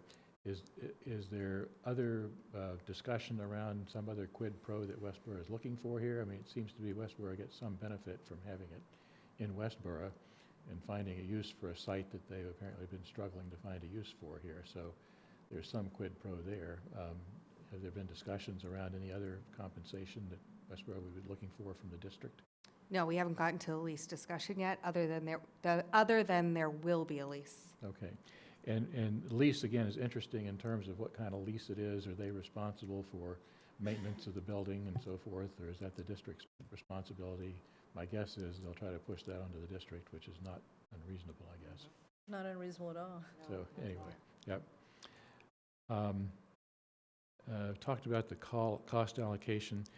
There's some inconsistency in defined terms. Participating communities is not used consistently. Yep, that was one of the things that was fixed. Yeah. Yep. And there's one of the whereas or the beginning clauses said that the district is responsible for items including computers, radios, and other equipment for use in the field. And I read that to mean in the vehicles in the various towns. There was later language that said the towns are responsible for things like communications and police cars and fire engines and so on and so forth. So I think we need to clarify that initial statement. Which whereas are you on? I didn't actually note which one it was. One of the original clauses there. And it's the latter statement that's true, right? Yes. Yeah, the latter statement is true, but not the beginning. And it says statement. in the field somewhere? It said, including computers, radios, and other equipment for use in the field. I can't do a word search right now, but in the field, you could find it there. Oh, it's under purpose. Purpose, yeah. Okay.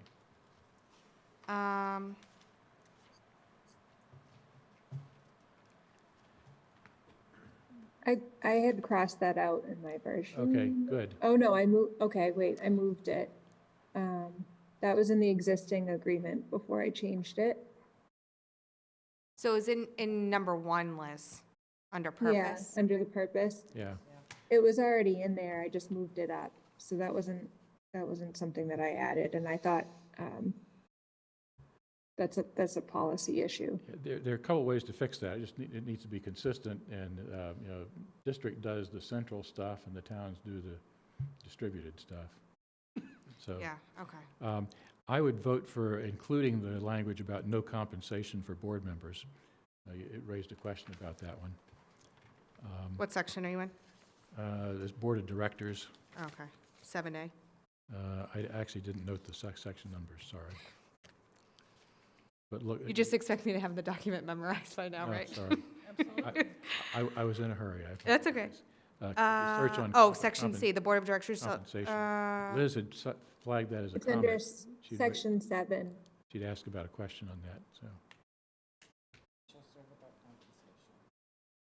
But each member shall be entitled to reimbursement for their actual and necessary Yep. expenses incurred for their official duties. Yep, I'd include that language. Liz had asked the question, should we include this?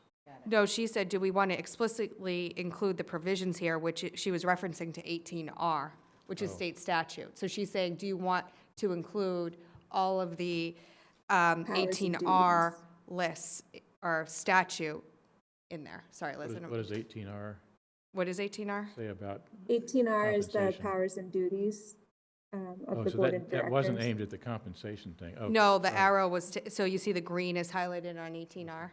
Okay, sorry, I missed Nope. that then. So, sorry, what's your question then? My question, I would include the compensation, no compensation statement. I thought Liz was questioning. Well, yeah, but you got to remember the other towns, it could be the town manager. So they would be, they're still going to work under the town of Grafton. Maybe no compensation for board members Right. for their role as a board member or something like Yeah. that. Okay. Not a huge deal, but I was confused about why there are 2 votes each town for operations committee and finance subcommittees.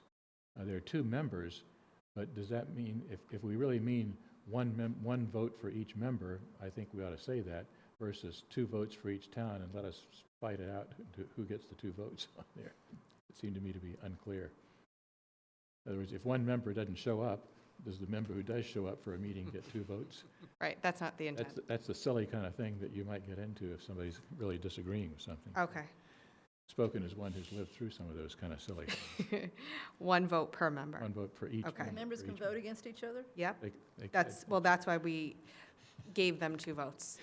Yeah. So that was something that had said 1, or maybe we changed it to 1. No, you're There was a right. lot It of did say versions. 1 originally. Yeah, okay. And the purpose of adding the second vote was not to have them have 2 votes even if somebody's absent. It was because, for example, if the fire chief and the police chief are sitting on the board, on the committee, you don't want one of them to have more say than the other. Yep. I like the 1 vote for each representative, so I think that works fine then. I would vote for rotating the chair and vice chair for all the committees. Looked like it was just for the board of directors by my read there. I think it's useful to have rotating responsibilities for all those committees, actually. And it was not totally, the language didn't seem totally consistent to me about all committees posting meeting notices and Yeah. open meeting law compliance, so I think that ought to apply to That everybody. got cleaned up. Okay, and- good, yeah. good. I think the district should be its own procurement agent. There was It is. conflicting language. And we did talk about this at length with Liz. I think it was originally intended to be before the district is created. Okay. So that you have some mechanism, but yes, the district, it will be its own procurement. Good, okay. Yep. Good.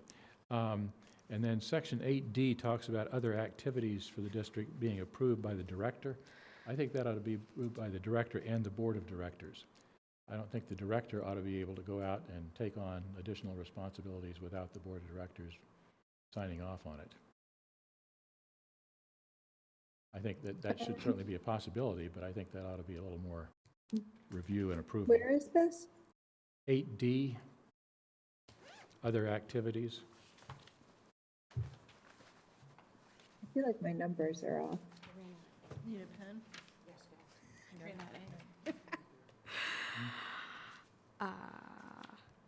Okay. And then section 28, I think the forum ought to be Worcester County. It's 3 of the communities are Worcester County instead of Middlesex County, at least in the version I had here. Was this done because We talked about that. Yeah, we did, didn't we? Yeah. Yeah, Was this because Westboro was in Middlesex? Westboro is, No. No. it's not Hopkinton's in Middlesex. Hopkinton is. The other 3 are All Worcester. right, And okay, Andrew seemed to be Okay. interested in either one are good, so all right. Okay.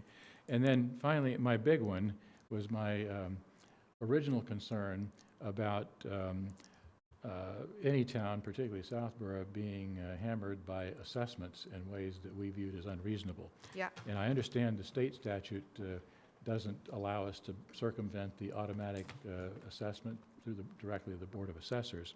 But I think that I'm at least most of the way there with the termination change. okay. And to me, I was thinking more like 6-month termination versus the 9 months here. So sure we can that's- talk about that. So the 9-month came from budget. Budget cycle. Yeah. And I, And so we have one of the earlier town meetings. yeah, So Westboro and us have the same day. Hopkinton is May, and I don't know when Grafton's is. But we were trying to back into so that you had time to react yep, for budget season. yep. And I thought about that. I didn't know the details for others, but I mean, anything, less than 9, I mean, I guess the goal ought to be to find a number that works, that can work for everybody. Yeah. And I would like to add a little bit of a cushion on there too, potentially, so I went to You would have gone more than 9? I got 6 to give us more rope there. But 6 months? I'm laughing because that that's doesn't, something that we talked about at length, and I actually threw out 6 months and was vetoed because okay. it actually, Wait, why do It you want to makes do sense. 6, why do you want to do 6 months? That gives us a faster fuse on it. Meaning well, I was looking at it as if Understand. one of the other towns leaves, Yep. we got to figure out Yeah, what we're going to do. I guess, I wasn't thinking we're going to leave. yeah. Right, it works both ways here. Yeah, so- It's not just us leaving. Yeah. Yeah.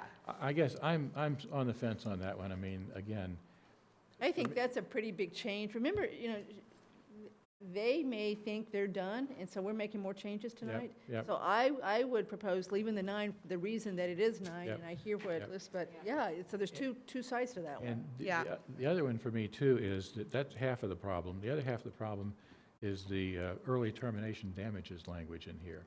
And it seems to me that that is very open-ended and Yeah. it's driven by the communities who aren't leaving. Yeah. I would push hard for a cap on those damages at something like no more than 50% of the most recent annual assessment. So in other words, I think it's reasonable to pay a penalty for somebody who bails out. Yeah. On the other hand, I think that can't be, crazy, like arbitrary and capricious and so forth, but have some reasonable limit on that for exposure for any town. And that, for me, is an important, that deals with my concern about arbitrary assessments. If you, again, give the ability to leave, and then you limit your financial exposure if you do leave. Yeah. Now, from a practical standpoint, it's my understanding, others know better than I, but I've heard federal people observe, we actually do, if anybody leaves, they can't actually get back as an independent operator. Correct. They got to join another rec. Correct. Well, it's very difficult. So you Yeah. need to understand that Yeah. going through, Yeah. but I don't think that's, and so it's a really big deal if you leave. On the other hand, that's your route for departure. So once you decide give up to your leave. PSAP, you can't Yeah. go Go back. back and restart. And so your only choice, if you choose to Yep. leave one of the recs, is Yep. to go to another rec. Yeah, exactly. So, but again, that's not a great option, but it's better than, Right. having no option. So I agree with Sam on this one, and I would think the other 3 towns would also want the same thing, to have a cap, and Yep. know that it's not open-ended. Yeah, So I would think they would be okay with that one, Chelsea. hope so. so I think the way the language reads is that the damages are tied to their withdrawal. I don't think that they're unlimited. I think the purpose and the intent is to compensate the district for the damages that the district incurs as a result of the withdrawal. Right, But Liz, that's quite subjective, I Very- think. very broad, yeah. And So I would I've- still, if you did, I think Sam's got a good suggestion, because that way you can compute it. No, it's no question. I've lived through some of those things where you don't have them defined, and it gets ugly. And so, and I'm happy to consider, reasonable costs and that kind of stuff, and some sort of a limit. And somebody ought to pay something if they're disrupting the economic balance of the other participants here. So, anyway, so that is my list. And, Okay. And again, with that kind of structure, I'm in favor. Great. All the items or a majority? Or a supermajority? Super. So, I mean, so obviously some of the things that you mentioned, I mean, we have to Sure. go I back understand. now, like, I understand. and the group has been great to work with and very collaborative. We've had great discussion. Yep. And so I guess we'll see what happens when we reconvene Yeah, with. and I think most participants ought to be sympathetic to Yeah. most of these points, I think actually. so too. Don't change the 9 months, keep that there. Yeah. Yep. Don't change the way you do the assessment as far as the 50/50, Yeah. do that. Yeah, But the other ones make sense, and they protect them too. right, So I would think they, like Sam said, I'm just parroting him, would be, yeah. hopefully would be receptive. Do you have those in a typed up document that you can just send me to make sure I didn't miss anything? Most of them, I'll do one and send it to you later. Do you mind? Okay, that'd be great, thank you. And I did it, I actually only had a PDF version of the thing, so I translated it to Word, and there's some Oh. typos that are stuck in there, but Okay, but my changes, again, are pretty visible. okay. Lisa, Andrew?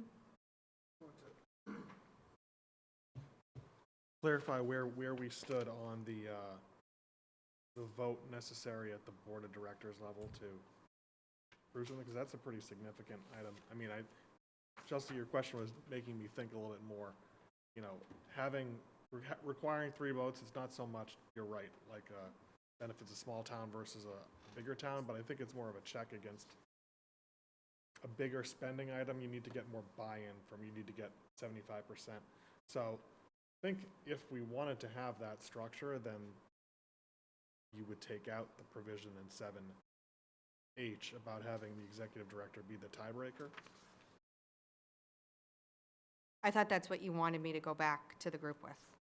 Yes, I just wanted to He does. clarify. Oh, I'm sorry, okay, yeah, no, He I has to got that. change his mind. He has, What- He has not no, changed his right, mind. I understand that. I don't know what, so I didn't Saying add that that's language. such a long list, I forgot where, and I just had one thing that. I did it's not, so long and so that language ad did not come from Southborough. I Oh, don't okay. recall who that came from, so we'll have to go back and revisit that. Okay, It is your concern that it would, if it's related to a financial matter or any matter? it's probably really more a financial matter. Yeah, but any is not bad. What'd you say? Sam said any. Any is Any not issue? bad. Any is not bad as a starting point. See at what they least. say. Okay. So what happens if there is no tiebreaker vote and there's a stalemate and it's something that has to be done for the district to function? Well, They got to work it out. yep, you gotta work it out. Well, under The, this one, too, the executive could say no and still not get done. Yeah. So I don't see much difference Yeah, I mean, subsequently. I've seen these where, people just have to work it out. And, you could get a terrible Saw case one in that, Washington DC recently. that's right. I mean, we Several. could, so, and this is really just, we could have a 5th community join us, Yeah, and that would right? change it. And Yep, so, yep. this may be a shorter term thing. Understood. So we'll work through that. So we'll get you the latest draft, which will include all the changes that I reviewed tonight verbally. And then I'll take the list back to the group and see where we end up. So, right now, we've got a meeting tentatively scheduled for next Wednesday, a Zoom meeting at 7 o'clock, Yep. with this being the primary topic. To hopefully vote on, right? Yep. But I don't know if we're going to get there. I don't know if you're going to have time to do this. We're going to have other things on that meeting. There's only 5 or 6 I've already come up with, but it's not going to be a crazy meeting, and this Okay. is still going to be the focus. So that's at least our plan for the moment, and it may have to change depending on what you come back with, I guess. Yeah, I mean, I think that the group has been very willing to listen to changes, and I think they've all been pretty reasonable. So I'm hopeful that, you know, if the group does agree, then they can go back to their boards and advocate for those items. Okay. So we'll leave it to you two. yeah, Continue doing what you're doing. I'll continue to. Can I offer just one comment? Absolutely. Just as a proactive point as we move forward, one of the things that jumped out at me was, and I hadn't even really thought about, was the non-emergency or business calls that currently come in through the building now, that as well as the dark, I don't want to say dark station because it won't be dark, but I think we need to be proactive sooner rather than later in coming up with a plan For those two issues. for those two Yeah. issues, yeah. So that's really my only comment. Chelsea, thank you for all your work on this. You're welcome. I think we ought to keep going, even when they've got if this gets approved and the grant goes in, we need to then keep going as far as making sure we really have, taking care of this all the way through. Yeah. Okay. Agreed. I also want And- to echo thank you to you and also to Liz for coordinating all this with Yes, you know, kudos to both 3 of other you. municipalities and everything. I know it's a lot of work. Yeah, and Mark was very helpful as well, Yes, so thank kudos, you, Mark. kudos. And thank you, Liz, for joining. All right, we're okay with this one? We have public comment All right. on this. Oh, we got 2. Blair Sutherland, 139 Parkerville Road. So I just want to take a moment and congratulate the work that's been done by everybody so far in really taking this matter seriously. In my experience, I've seen a lot of regional PSAPs and work get to a certain point, and then without the real minutia, devil in the details, things can fall apart. So governance and fiscal responsibility is really where it starts here. I also appreciate the level of detail that Chelsea, you've gone into with the rest of the towns to ensure that there are operational considerations that are included in this document. And I know this is a boilerplate from State 911. Clearly, you know, you and Mark and Liz have gone through a lot of detail to try to flesh some of that out. I did have an opportunity to give it a look. I think there may be some other things that, you know, still need some fine detail. That said, when the operations committee starts to really get their teeth into what this thing is going to look like, I think that will really solidify this district's ability to do the job that I think everyone expects it to do. Policy, procedure is everything when it comes to bringing towns together for this collaborative kind of effort, and I applaud the effort that you've done so far, and clearly the other towns seem to be also operating in the same kind of good faith. So thank you all. Thank you. That's great to hear from you. Bonnie? Thank you.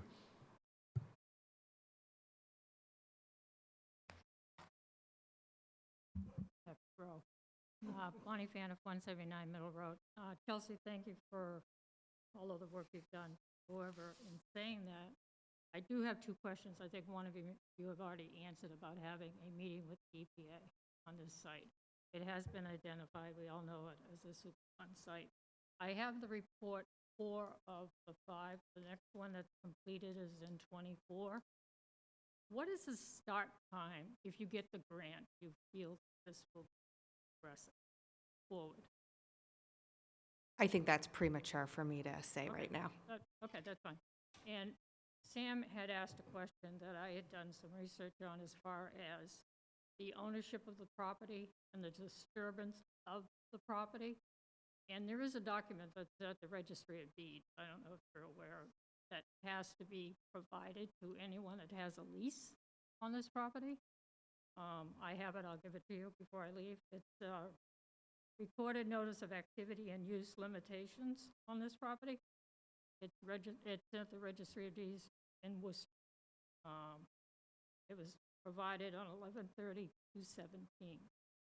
So in saying that and reviewing this, which I'm not a legal counsel, I would like a disclosure or a disclaimer that the parties involved in this, if the property is owned by the town of Westboro, other communities have no legal responsibility to any disturbance on that property where it has been deemed a not fair to the tax. Secondly, as far as a budget question, after a budget is approved, do they have an E&D account? Excess and deficiency? Or do they have to report to the communities? So I think they wouldn't necessarily, I don't know about the E&D question, but what, Up to the high school. I don't know. Okay. I don't know. That's a good question. Can we find that out as far as what they do with excess funds? Right. So, And how good would they question. be spent, and who decides if it's So I think the intent, at least what other recs have done, is so for the first 3 years, you don't pay an assessment. At least if you get the grant, you don't pay that. And then the fourth year, you get 75% covered in the grant, so you pay 25. And then the fifth year, 50%. So during that time, though, at least it wouldn't be my intent that we would not pay anything into dispatch. So there would be a stabilization fund that you could pay into, or would pay into if that's what the rec decides to do, so that you build up stabilization for the district. I don't know if that helps to answer your question. It does, but I think there needs to be some monitoring by the communities. I agree. How large that can become. I agree. And that no debt is occurred without the funding being there. Without an appropriation. Yeah. I mean, because they could get ahead of themselves, not intentionally, but if there's funds sitting in an account as being excess, that should be returned to the. Agree. And I don't think there's language in that agreement as far as the financial aspects of it.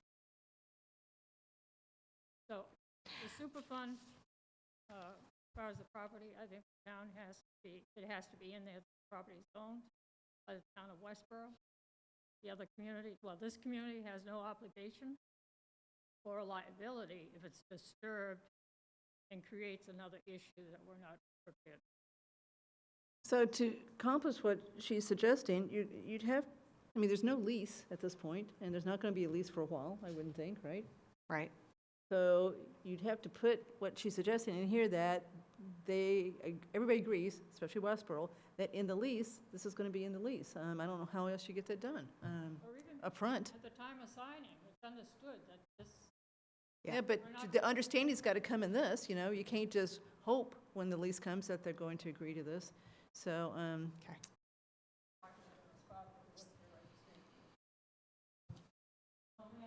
So you don't talk to Liz about that one. Yeah. But I appreciate the time. Thank you for taking the questions, but I think there's still some unknowns that town of Southborough should be aware of if situations happen potentially and that fight. Thank you. Thank you, Bonnie. Okay, all right, we're done with that one, I think, for the night. Thanks, Liz. Thank you, Liz. See you tomorrow. Thank you. Thanks. Okay, so the next one is we're going to actually go through, go ahead. Sure, 5-minute recess. We'll be back in 5 minutes.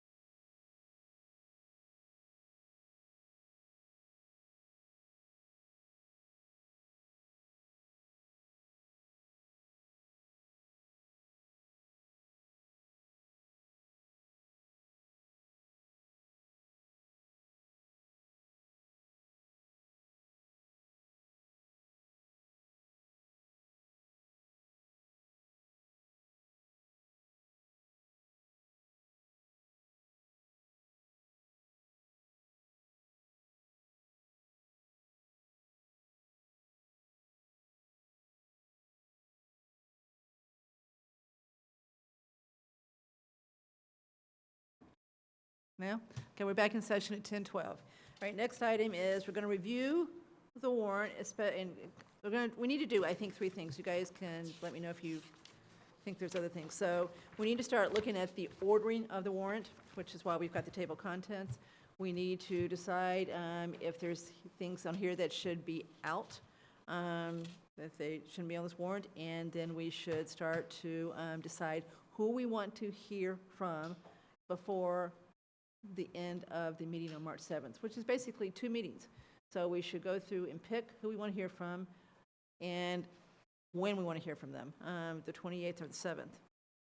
We may even have to have another meeting besides those 2, but that's our 2 choices to hear from people who are the proponents of articles that we are interested in hearing from.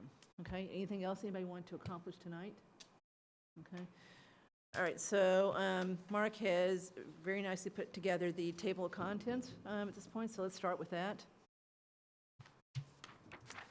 And let's... I don't know if it's easier, just a suggestion, start at the end and work your way back. I think the articles that have been listed at the end were our placeholders that really nothing has happened with, or, Okay, we'll do you it. know, and the only one I will point out is the final item on there, the amending of the zoning code for the downtown district. Planning board has decided to put that off until the fall meeting. And so I just received that notification just this afternoon. Okay, strike it out, all right? The next one above it, I don't know what this one is, adjustments to fiscal year '23 budget. Don't you always have that on there if you have a problem? So we normally have it on there, and we normally take it off every year. That's right. And so in talking with the finance team, there is nothing that we would not foresee that we'd address through the normal interdepartmental transfer in June. Okay, so probably going to go, all right? So the ADA compliance fund, Need that one, I think. so you- I think we need some money in there. Yeah, we talked about 50 grand, I thought there. Can't remember the number. I think we're missing. okay, we've got a budget problem. So this is not in anything we have talked about as far as money goes, so I'm not sure this is a year to do it. We've already, Maybe ARPA money Debbie, did we use for before this? Yeah. It's not listed in the table of contents, but there's amendment to demolition delay bylaw. If you're going backwards. Yep. It was before ADA compliant. not on my list. So we're It's not on missing my it the list. table of contents. Okay, so it's just not in the table of contents. So where is it, Lisa, between what and what? It's between the ADA? adjustments to fiscal year '23 and the ADA. Oh. Oh, in the document. In the back of the document, In yeah. the back. It's listed as an article with no number, but it's Up not in one, the table. there, right in there somewhere, Okay, farther down now. sorry. Didn't want- No, that's, Okay, so as far as we know, that one's, we think is still in? Which one? Yeah. Demolition delay. Demolition delay bylaw changes, They've been talking about it, I don't know. and they is, Historical. Historical Historic? Commission, yeah. okay. He's gone. Okay, so we don't know where that stands, correct? Okay, so what we do is leave it in for the moment, right? And I assume that we want to hear from them if it stays in, Yeah, I know they've been working with Jay Telemann. all right.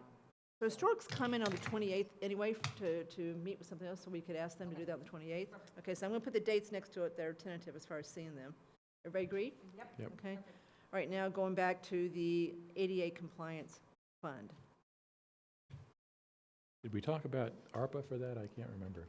There is 50K, we already set aside for ADA stuff that John Parent was controlling. Right. As far as stuff goes, so that's already done. You know, they wanted more money last year, and they agreed at the end to reduce it, so, but, I thought we talked about an additional 50K to attack some other things. where are you going to get it? National Grid?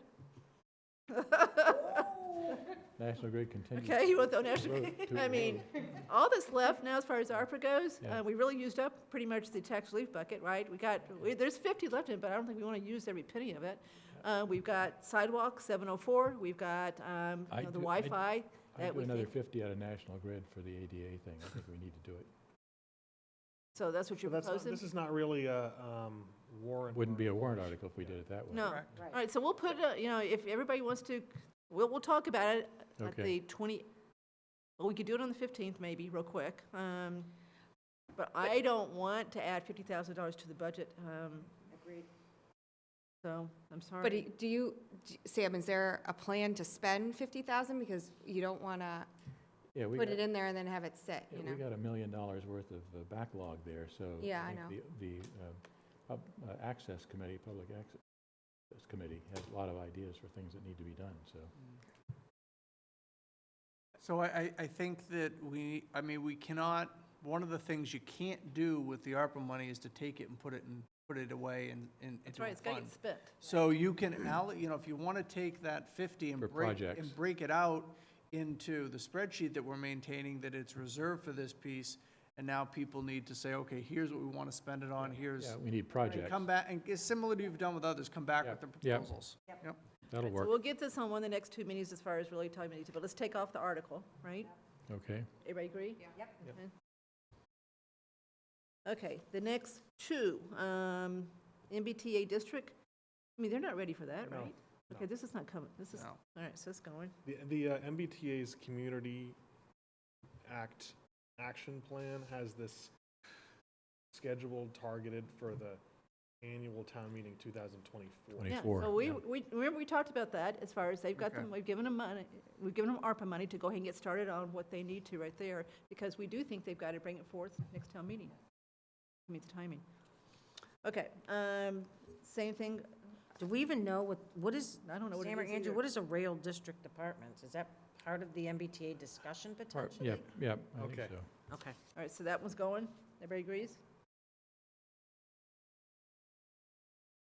Okay, I really think we've got to decide on this next one tonight, because there's a lot of work to be done if we want this to go forward. So, I told you what CPC thinks, which is they are cautiously wanting to continue discussing this. They think this town meeting is too early. There's not enough time to get it ready and basically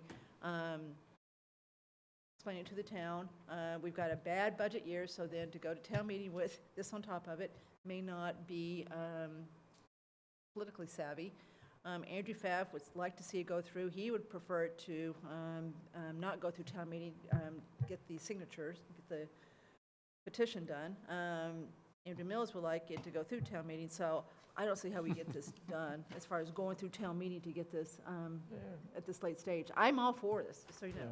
I'm all for, I just think this is not the right time. Well, And except, but I'm listening, Sam. except, I think one of the big conversations at this town meeting is going to be the Algonquin Yes. project. And there's still a way, And it's that's- complicated, if we were to do the surtax in the fall, if we Yep. were to, let that be part of the Yep. special town Yep. meeting, where we've got it's limited agenda, right, and you've got time to really tee it up, there's still a way to use that surtax revenue for Algonquin. I don't want to get into it tonight. Yep, It's not on here, but understand. there is. So we're not completely closing the door on using it But for. there are going to be a lot of people at that meeting who are going to be supportive of the Algonquin project. I think that This is would be way an down, interesting thing to bundle it and say, here's the project, and here's a way that could be helpful to pay for it. Well, they won't stay for this.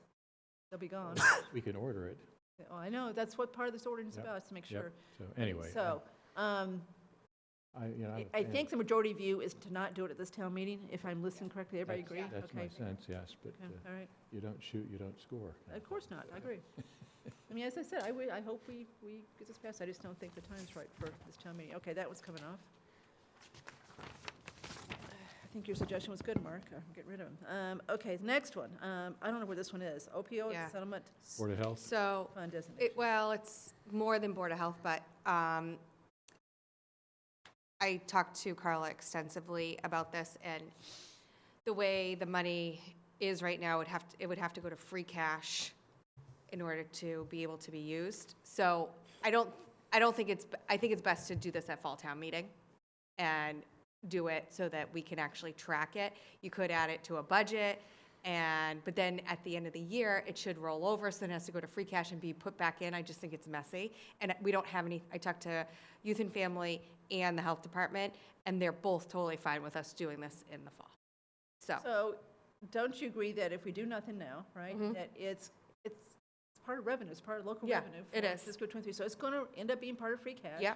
And then at the fall time meeting, we can designate it for whatever we think's the right purpose, that's the plan? Yeah, I would actually probably put it in like a maintenance account that would roll over year to year, so that you only have to do that years once. All right, but that's the plan, everybody Yeah. got that? So this is coming off? Yep. Okay. I understand it's coming up, but just, is this like a revolving fund? No, it's literally gone into this bucket that we spend a lot of time talking about, that called local revenue, where your excise taxes going in, your transfer station Okay. fees, so it's just sitting in revenue.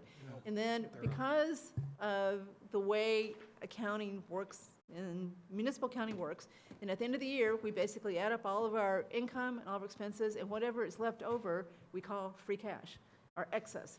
And it gets rolled over, so that we can then use it for the next fiscal year, but we can then decide to actually appropriate it early, which is what we did on November 1st of 2021. We designated free cash for certain purposes. So this seems to me to be the best way to end up with what we want. Yeah. So basically, the state focused on getting the money to the communities, but not so much on the vehicle. Right. For us to expend them easily. Yeah. So Yeah. we just have to let it, all the money came in this fiscal year.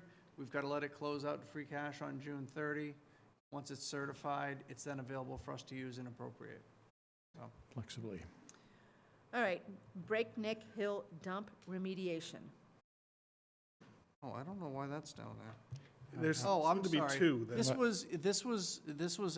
This was an individual placeholder. So we separate out our capital from non-borrowing, those that we're just going to appropriate the funds for, and borrowing articles. There is this article and the radios for public safety are the only two on the borrowing side.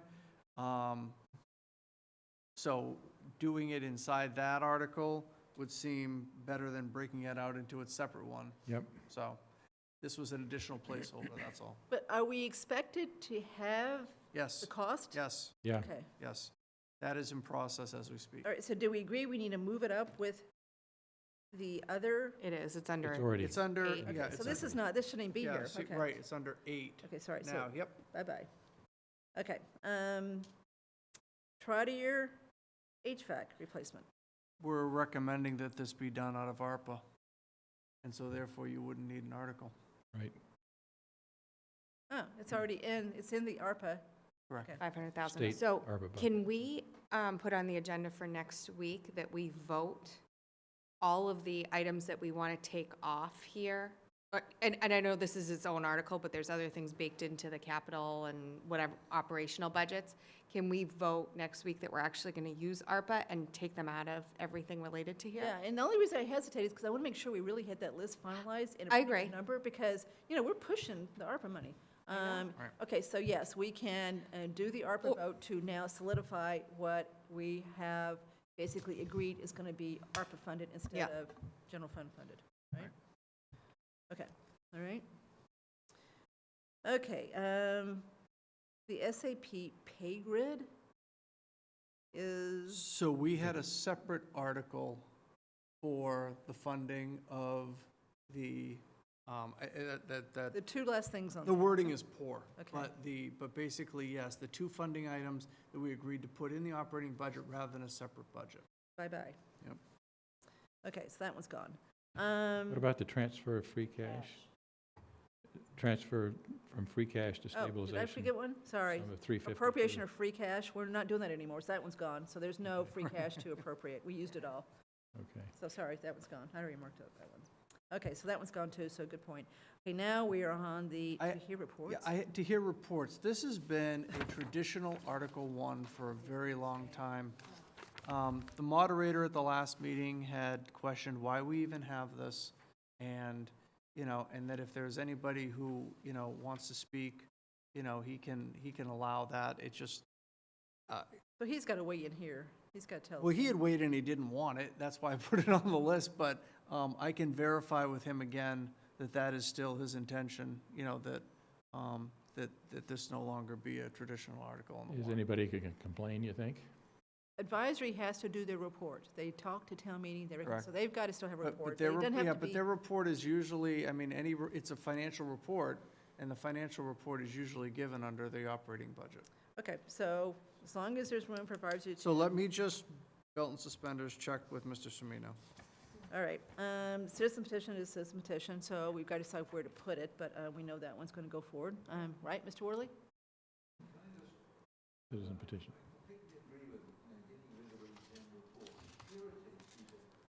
Can you go to the podium, David? Can you go to the podium so people can hear you? So hold on. So you're still going forward through citizen petition, change the voting age, okay? So we're going to talk about maybe putting it up in a minute with the crowd that's going to be there for Algonquin, so you've got a younger crowd there. Okay, go ahead. I just wanted to say I thoroughly agree with getting rid of these sort of reports and meetings. It's just so irritating. People show up, give up their afternoon or evening, and they listen to these dreary sort of monotone things which could just be printed in a piece of paper and handed out. I just think it's absurd to use town meeting for, it's time when people should be voting on stuff. Anyway, so I support Okay. cancelling it. All right, okay, so this petition, so we will want to hear from you. Everybody want to hear Mr. Woolley's argument for 17? So we're either going to put you on the 28th or the 7th. Do they both work for you? February 28th and March 7th?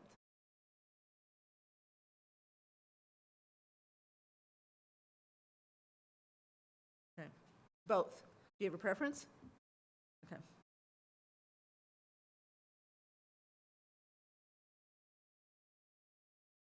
Oh, we're looking forward to it. Okay, the next three, I assume, are Mr. Haggerty's? Yes. Okay, so we will hear from him about those three. I think those three articles may be good eligible ones for consent list. All right. The next one above that is the transfer of the Affordable Housing Funds from CPC to the Affordable Housing Trust Fund. So that's, who's actually sponsoring that one? It would have to be Okay, select. so that's board. ours, right? Yep. We're going to be meeting with, the Affordable House Trust Fund is us, Bill Boland, Dorian, and I think that's it? Yeah. Okay. So we could talk about that on the 28th too, when we have Dorian here. So I will post a trust meeting Yeah. within the meeting. Yeah. I will post, sorry, Andrew, I will post a trust meeting within the select board meeting. Okay, and we've agreed that this is something that's got to be done every year from this point on, Right. Correct. right? So it's going to be an article every It's single something, year to do this? according to council, it can only be, it's limited to the amount of money that would be in that bucket for affordable housing. So we may want to move it up after the CPA, so it kind of goes That's what to I was gonna CPA, suggest. you know? Yep. So we're going to move in a second. Let's just keep going, and then we'll figure out how to arrange these. Okay. Next one is the, Concom stuff, right. no, planning board stuff. No, Kind of. Concom. Oh, sorry, it is Concom, sorry. Okay, so we want Melissa to come in. We've got a very nice memo from Melissa that explains all this. I'm good. You're good? Yep. So we're good with this? This good? Yep. I'm this good with is these a two. good thing to do, yeah. Okay, so they're on Concom sponsoring these two, correct? Correct. Okay, so And we sent these to planning for review, right? we did? We did. In parallel. Okay, so we're done with those two. Okay. All right, let's see. So now we got the three planning board articles. So the tree article, the maintenance fund, the new fund for tree maintenance and scenic roads. So I don't know where they stand. Does anybody know where they stand with truly finalizing the language they want to see in the three? They seemed to be pretty close the other night when they talked about it. Right, and they're doing their hearings. Hold the hearings open up until, what, town meeting? Yeah, I think so, yeah. So Mimi requested on behalf of the board that we meet with him with enough time left so that if there's any changes that we would like that they agree to, that they've got a chance to change it before the article or the warrant goes to print. So that means the 28th. So we've seen these articles with no real substantial changes. I mean, I don't know what everybody else thinks. I don't know that I need to sit down and Well, go okay, through that's the them question. again. Do we need to meet on, let's do it one time, meet on trees? I mean, Um, scenic roads hasn't changed, right? Yeah, I'd like to take another look at this. I haven't looked at it in a while, I guess. Okay. So Fair they've enough. changed trees. Yeah, The yeah. drip lines, they've actually changed trees. So just to make sure we've got it, I mean, the tree fund's new. Yes. Yep. Okay, So they'll be- last time we talked about with the tree fund, ARPA. yeah, Yep. So I think what we do next week, when we do the ARPA stuff, we also decide whether we want to use that extra money. No more No, National I'm not doing Grid. National Grid on this one. No. Use the extra money that's in the tree removal piece for this, and this will be the initial funding, so it won't hit Okay, the taxes. What's funny? $10 out of the ARPA, No, it's National Grid. It's $42,000 out of planting No, I those know. trees. Now, what we got to do is get the number straight, though, because one of the things that someone asked, who asked about whether the cost of, who, was that Carl? Chris Carl Leroy. agreed. Okay, Chris did. Remove it. So, yeah. So there may be a little bit more cost in this than what we thought. So we got to get the cost together, make sure we've got that solidified, and then we'll know what's left. So we'll put that on the ARPA vote for next week. Okay, so we're going to say 228 for those three.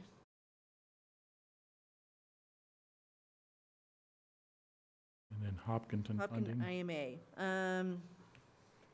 Well, I don't think we have to, well, we need to talk amongst us, but we don't have to have anybody in for this. I thought what we had discussed is that the select board has the authority to enter into. Yeah, so that's actually worded very. Yeah. The wording, It's- yeah. It's just the basically to approve the appropriation. audit, the Okay. engineering audit, Yeah. appropriation to approve. Funds. So we got to get the number set. So we'll know more. I'll do a quick report next Wednesday as far as where it stands. We have a meeting tomorrow. Okay? So yes, that's not worded correctly. So it's basically to approve the independent engineering audit. Okay? All right, let's see. So now we got all the CPA CPC. articles. All right, so I assume, does everybody want to see CPC for the things that are substantive, the things that aren't admin and paying debt service? So we've got, what, Is- So, Those are pretty standard, aren't they? Yes. so just 26, what's 26? OSPC. That was all I was given as a placeholder. I don't know. So I think that's OSPC The project. only one we probably don't know. and we know about Algonquin, and remember, they're going to do the tennis court.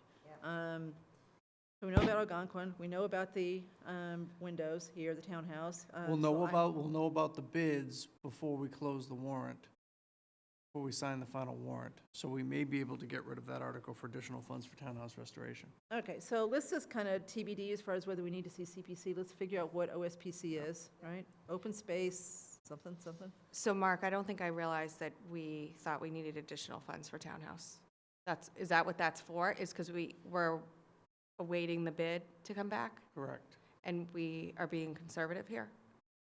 Well, John On it, Perrin thought at or- first that we were going to need more money. Then now, lately, he thinks that that's not the case. That's what they said last Right. Wednesday. The OPM is basically thinking that we're probably not going to need additional funds. Yeah. But CPC asked for a placeholder for it. Okay, So I'm hoping that we can take that off. okay.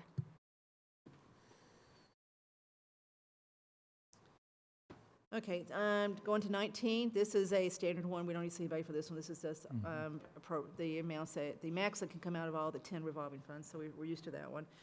Facilities Maintenance Fund, we already know about that one. That's $100K for John Parent. We don't see anybody for that one. And these are definitely going to be on there. The retiree things, I think it's what, $28K. We've already seen that. We know what that is. The interest deductible, what's the number, 10 again? 10. 10, okay, so we know what that is. We know we're doing $250 for OPEB, right? Parkerville Road paving, that's just accounting. That's in and out, right? So that should be on consent for sure. Yep. Let's see. So capital, we don't need to see capital again, right? Okay. Right. We probably should talk about capital once more, but I don't think we need to see capital to talk about it, right? And just make sure we agree whether it's being paid by ARPA or, Exactly. I think, know. because I think that Yeah. capital article is going to look very small yeah. if you do approve to use the capital the way it was recommended by the finance team. So I do think, though, that last week when we were talking about sidewalks, there was an option in there based on the movement of two of the ambulance fund items off, that there was more funding available to transfer out of ambulance fund to do the sidewalk original request. So I don't think we fleshed that through completely. I don't remember that last part. We certainly talked about the sidewalk fund. We certainly talked about there's money that's been freed up in the ambulance fund, but I don't remember connecting those two. But maybe we did. You're talking about the, Maybe I- you're talking about the We did, maintenance. I'm talking about the email we got, not what we discussed in the meeting. I don't think we talked about it in the All right, meeting. so we'll talk about capital one more time, just to make sure we agree on what we want to do as far as the sidewalk fund, right? All right, I don't think anybody has proposed taking any more money out of the ambulance fund as far as just the normal amount we take out to fund the budget, so that's still going to be the 290, right? Right? Right. Yeah, I think the point was that there'll be more available if we wanted to move it from ambulance to do the sidewalks.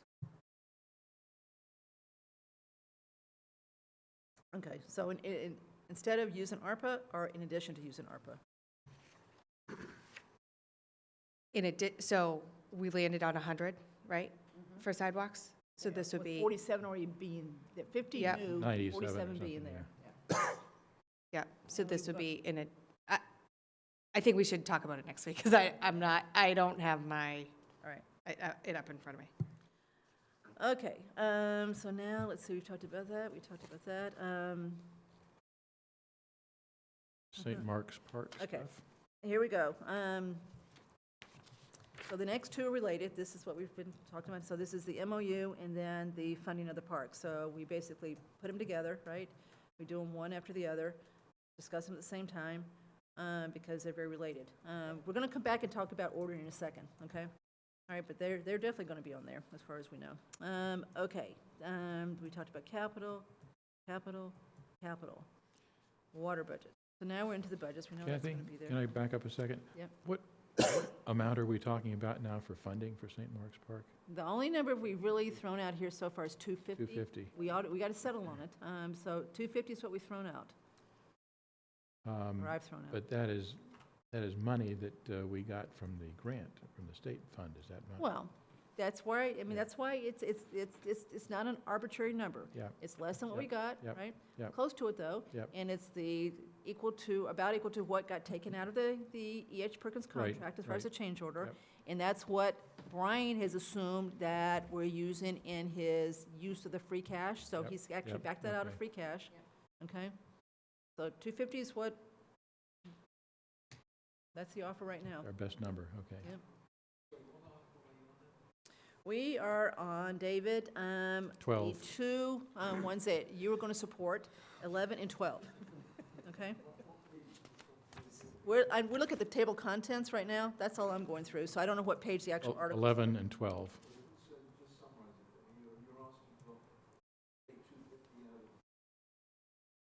Free cash.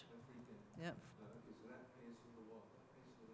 That pays for the park itself, what the working group is trying to design.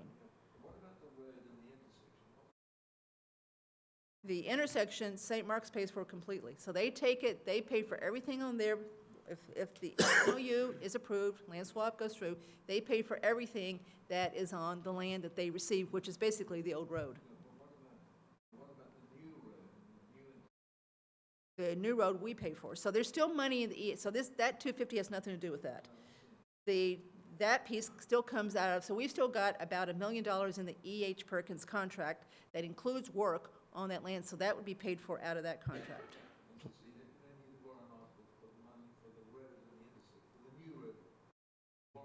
No. Oh, that's already there, No. yeah. That's in our town road money that's already set aside. Okay, all right. Okay, water budget obviously will be there. So everything else obviously will be there, right?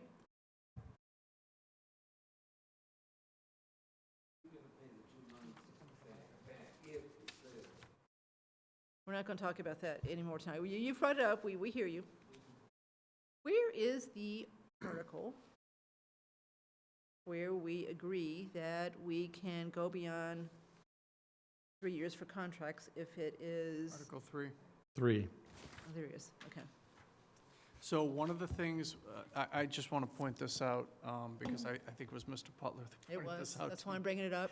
And so the article always has in it it allows the select board as well as the school superintendent to exceed the 3 years as provided in 30B. And in the summary, it says that the agreement that we've had is that it's not to exceed 7 years. And last year, it was included on consent list. By being included on consent list, that doesn't, basically, it's approving the article as is. It doesn't take into account summary or anything else. So, as I think it's properly placed on consent list as an annual article, I'm amended the wording to include exceed 3, but not beyond 7. So in other words, so it will keep the agreed upon, there's really nothing that we would do beyond 7. And so, put it in the article, so if it's on consent list, it now will be bound by that same restriction. So the regional dispatch thing originally was longer than that, right? But it's now 5 or something? That's my next question. Okay. We're talking about more than 7-year agreements with Hopkinton, with the regional dispatch. So how do we do that if, Yeah. Sounds a little I would- different, maybe I was Yeah. gonna say that maybe the statute that authorizes IMAs. There are, speaks to yeah. that separately. And there Can we also find are, out there to also make are sure? exemptions as well, too, Yeah, we might put to the, procurement requirements including, for certain things. notwithstanding some have exceptions in Sure. the summary here, some language to make sure we're not inconsistent with those. yeah, so Yep. make sure we're on Okay. good stance, okay. All right, now, Town- so we've town gone through them, council we know what we question. think's gonna be on here so far, so we did that, right? We talked about who to bring in, which, let's just recap that. We're gonna bring in Mr. Worley to talk about his, lowering the voting age to 17. We're gonna bring planning board in for 3 of them. We'll bring historic in for the change it to the demolition delay bylaw if they continue with wanting that to be on there, right? And we might bring CPC in depending on what this OSPC project is. Kathy, can I just ask, for planning board, we're bringing them back in for scenic roads? I don't Well, we think don't have that's to. changed at Yeah, all. I mean, okay. did Marnie sit here and No. go through it Okay, again? So we'll just bring them in, and they can say no change to that one, right? We don't need to go through it again, for sure. Okay. All right, everybody agree as far as who's coming in? Okay, so this is doable, okay? Okay, now let's talk about ordering the articles, okay? All right. Let's keep in mind that the Algonquin article, which is basically approving debt, that's all it's going to do. So the plan is just to approve the debt up to, for the whole town share of the project, right? So we're not trying to carve out anything for CPC. If we don't have to pay for it because of CPC, we're going to have to do another IMA after the town meeting, keep that in mind. But that's not, we don't have to do it now, okay?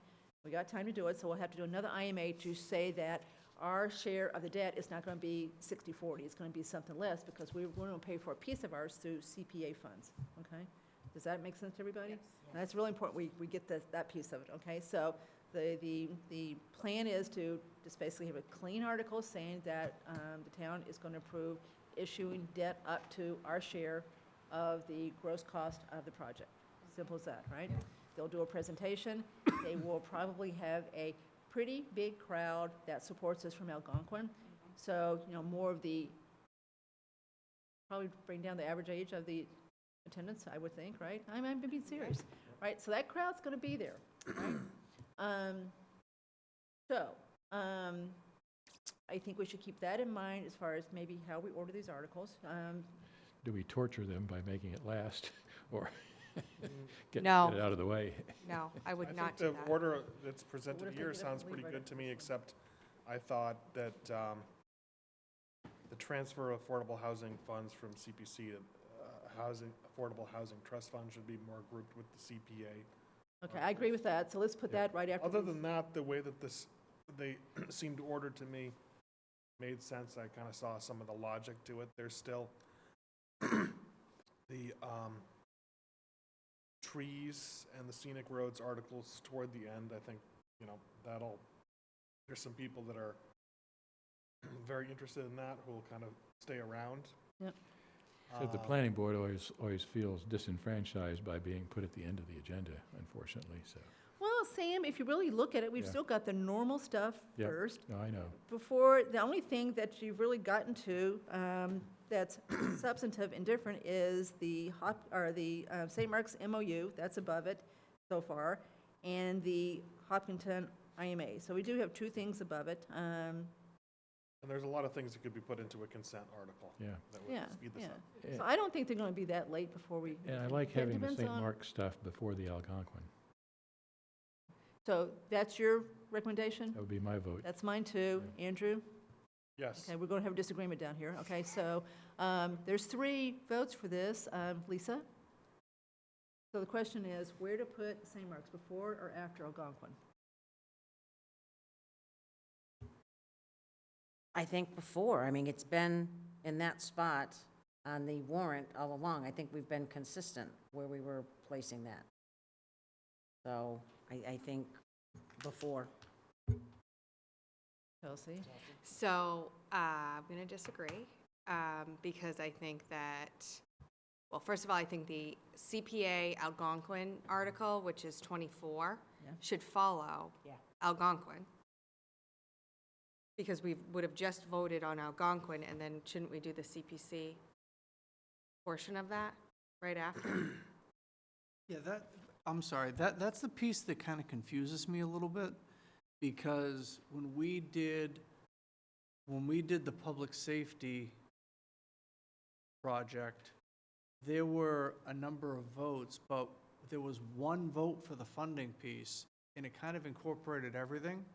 So I'm kind of wondering whether or not this Algonquin article is going to incorporate whether a separate CPA article is going to be needed. But I was asked for a placeholder, and until that's determined, but I'm really would wait for bond counsel from the school to give us that recommendation. Yeah, combining sounds No, like. I think it's pretty well Yeah. settled, Mark. CPC talked about this a lot. Yeah.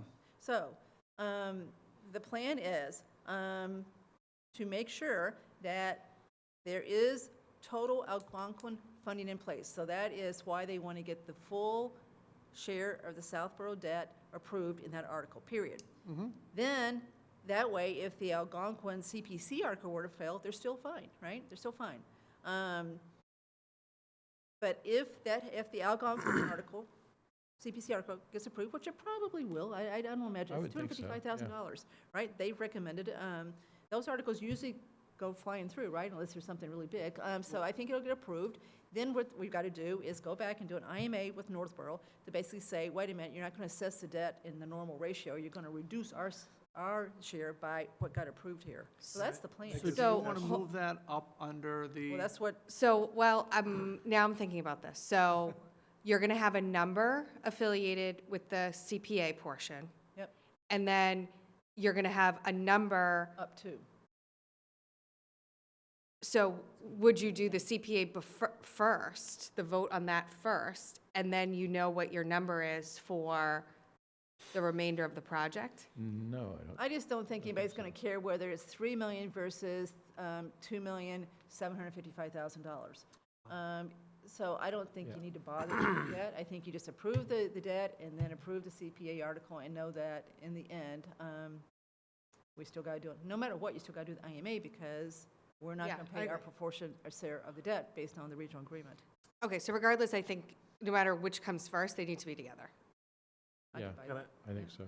Just an observation and a question. Mark, do you know whether, like Articles 20 through 23, this CPA appropriations for just debt payment, where, you know, we have to make the debt payments, can those be put on a consent agenda? So in my, again, the way that something ends up on the consent list is that the sponsor agrees for that to happen. Can't remember last year. I think they did. The suggestion was the administrative and the debt payments, because really, there's no discussion with those items. Those are things that Yep. are pretty pro forma, and the debt payments are what they are. So what I would say 20, 21, 22, and 23, as they're here, should end up on consent list. I was going to suggest that really 14 through 23 are all. You don't things- read my emails, do you? I'd say, so it's not my call. I make the moderator ask my thought, but I think when I sent something to the board, I kind of gave you a sense of, so let me try and do this off the cuff quickly. I agree. Sorry. You're right. You know, so you're looking, so again, Articles 1, 2, and 3. Article 9, 10,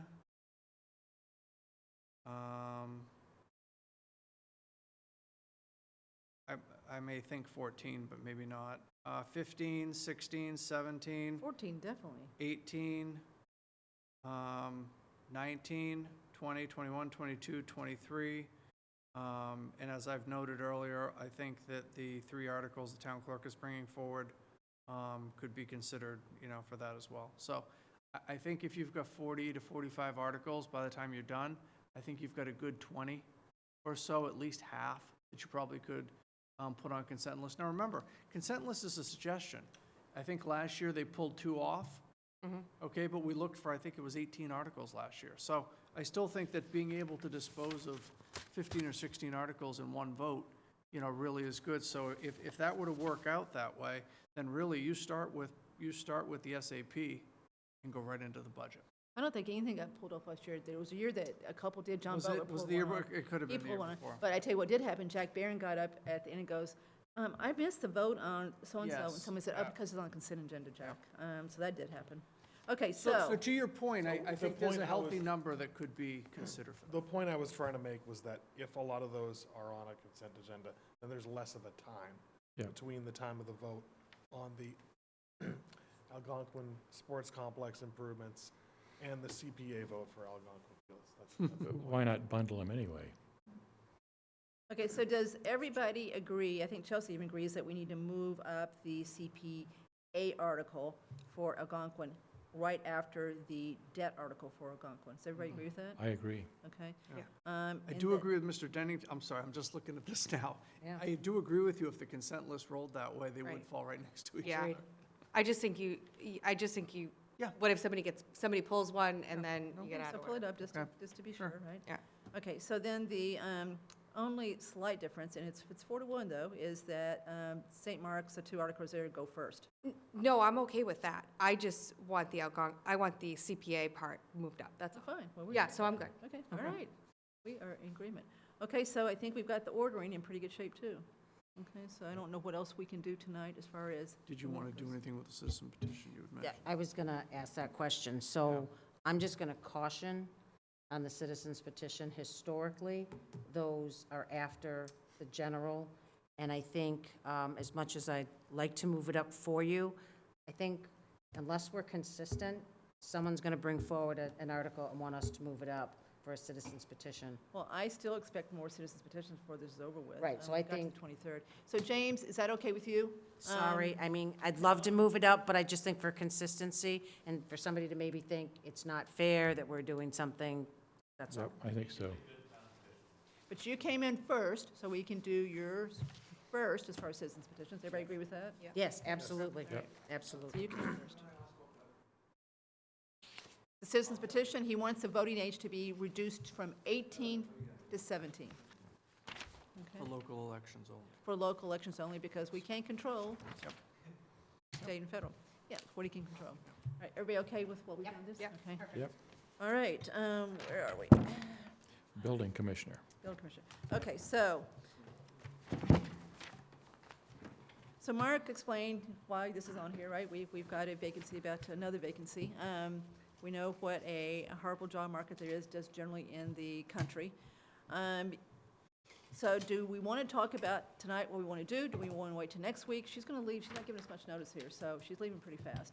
We know we've got a part-time person that can hopefully fill in until we can get the person. But do we want to talk about tonight the process we want to go through? Do we want to do it, try to do an internal posting, see where that goes? If that doesn't render anything, then talk to Mr. Lynch. Mr. Lynch, Um, yeah. Also, Get Mark, a for your volume discount here? comments earlier about Ms. Lavoli's connections in the state organization, can she help us find some candidates out there? Maybe she knows some people. Well, and that's just it. So obviously I defer to the chair, I defer to the board, how you want to proceed with this. The only reason this item was on is if the board, and Ms. Cook had said this, if the board decides you want to basically, do our own posting, and as you suggest, take a shot, Ms. Hale has some thoughts as to how we can, try to look for some candidates. And again, there are some other processes out there, so we can be made aware of other candidates that might be looking.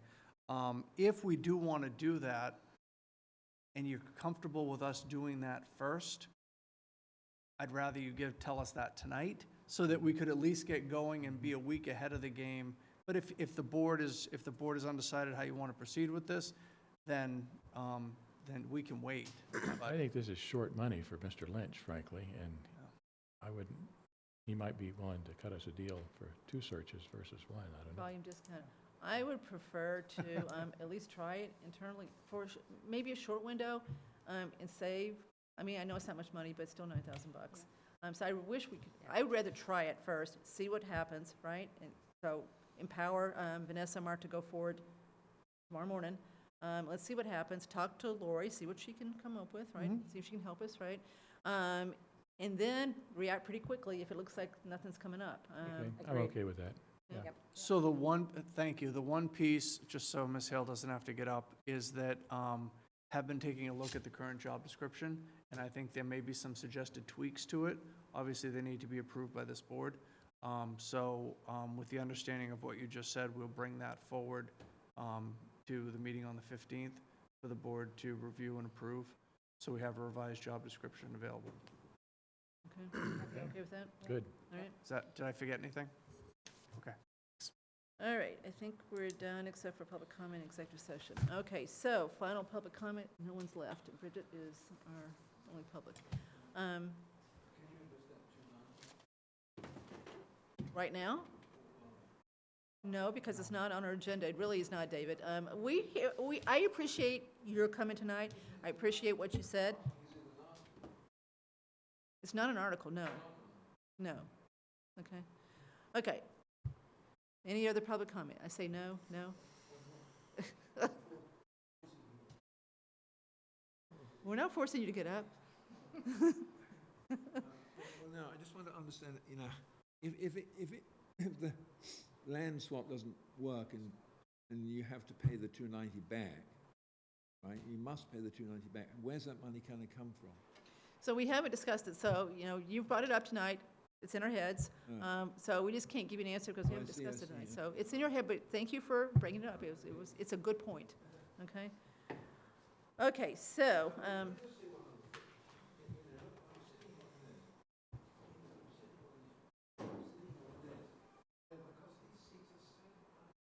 yes, I've heard that before too.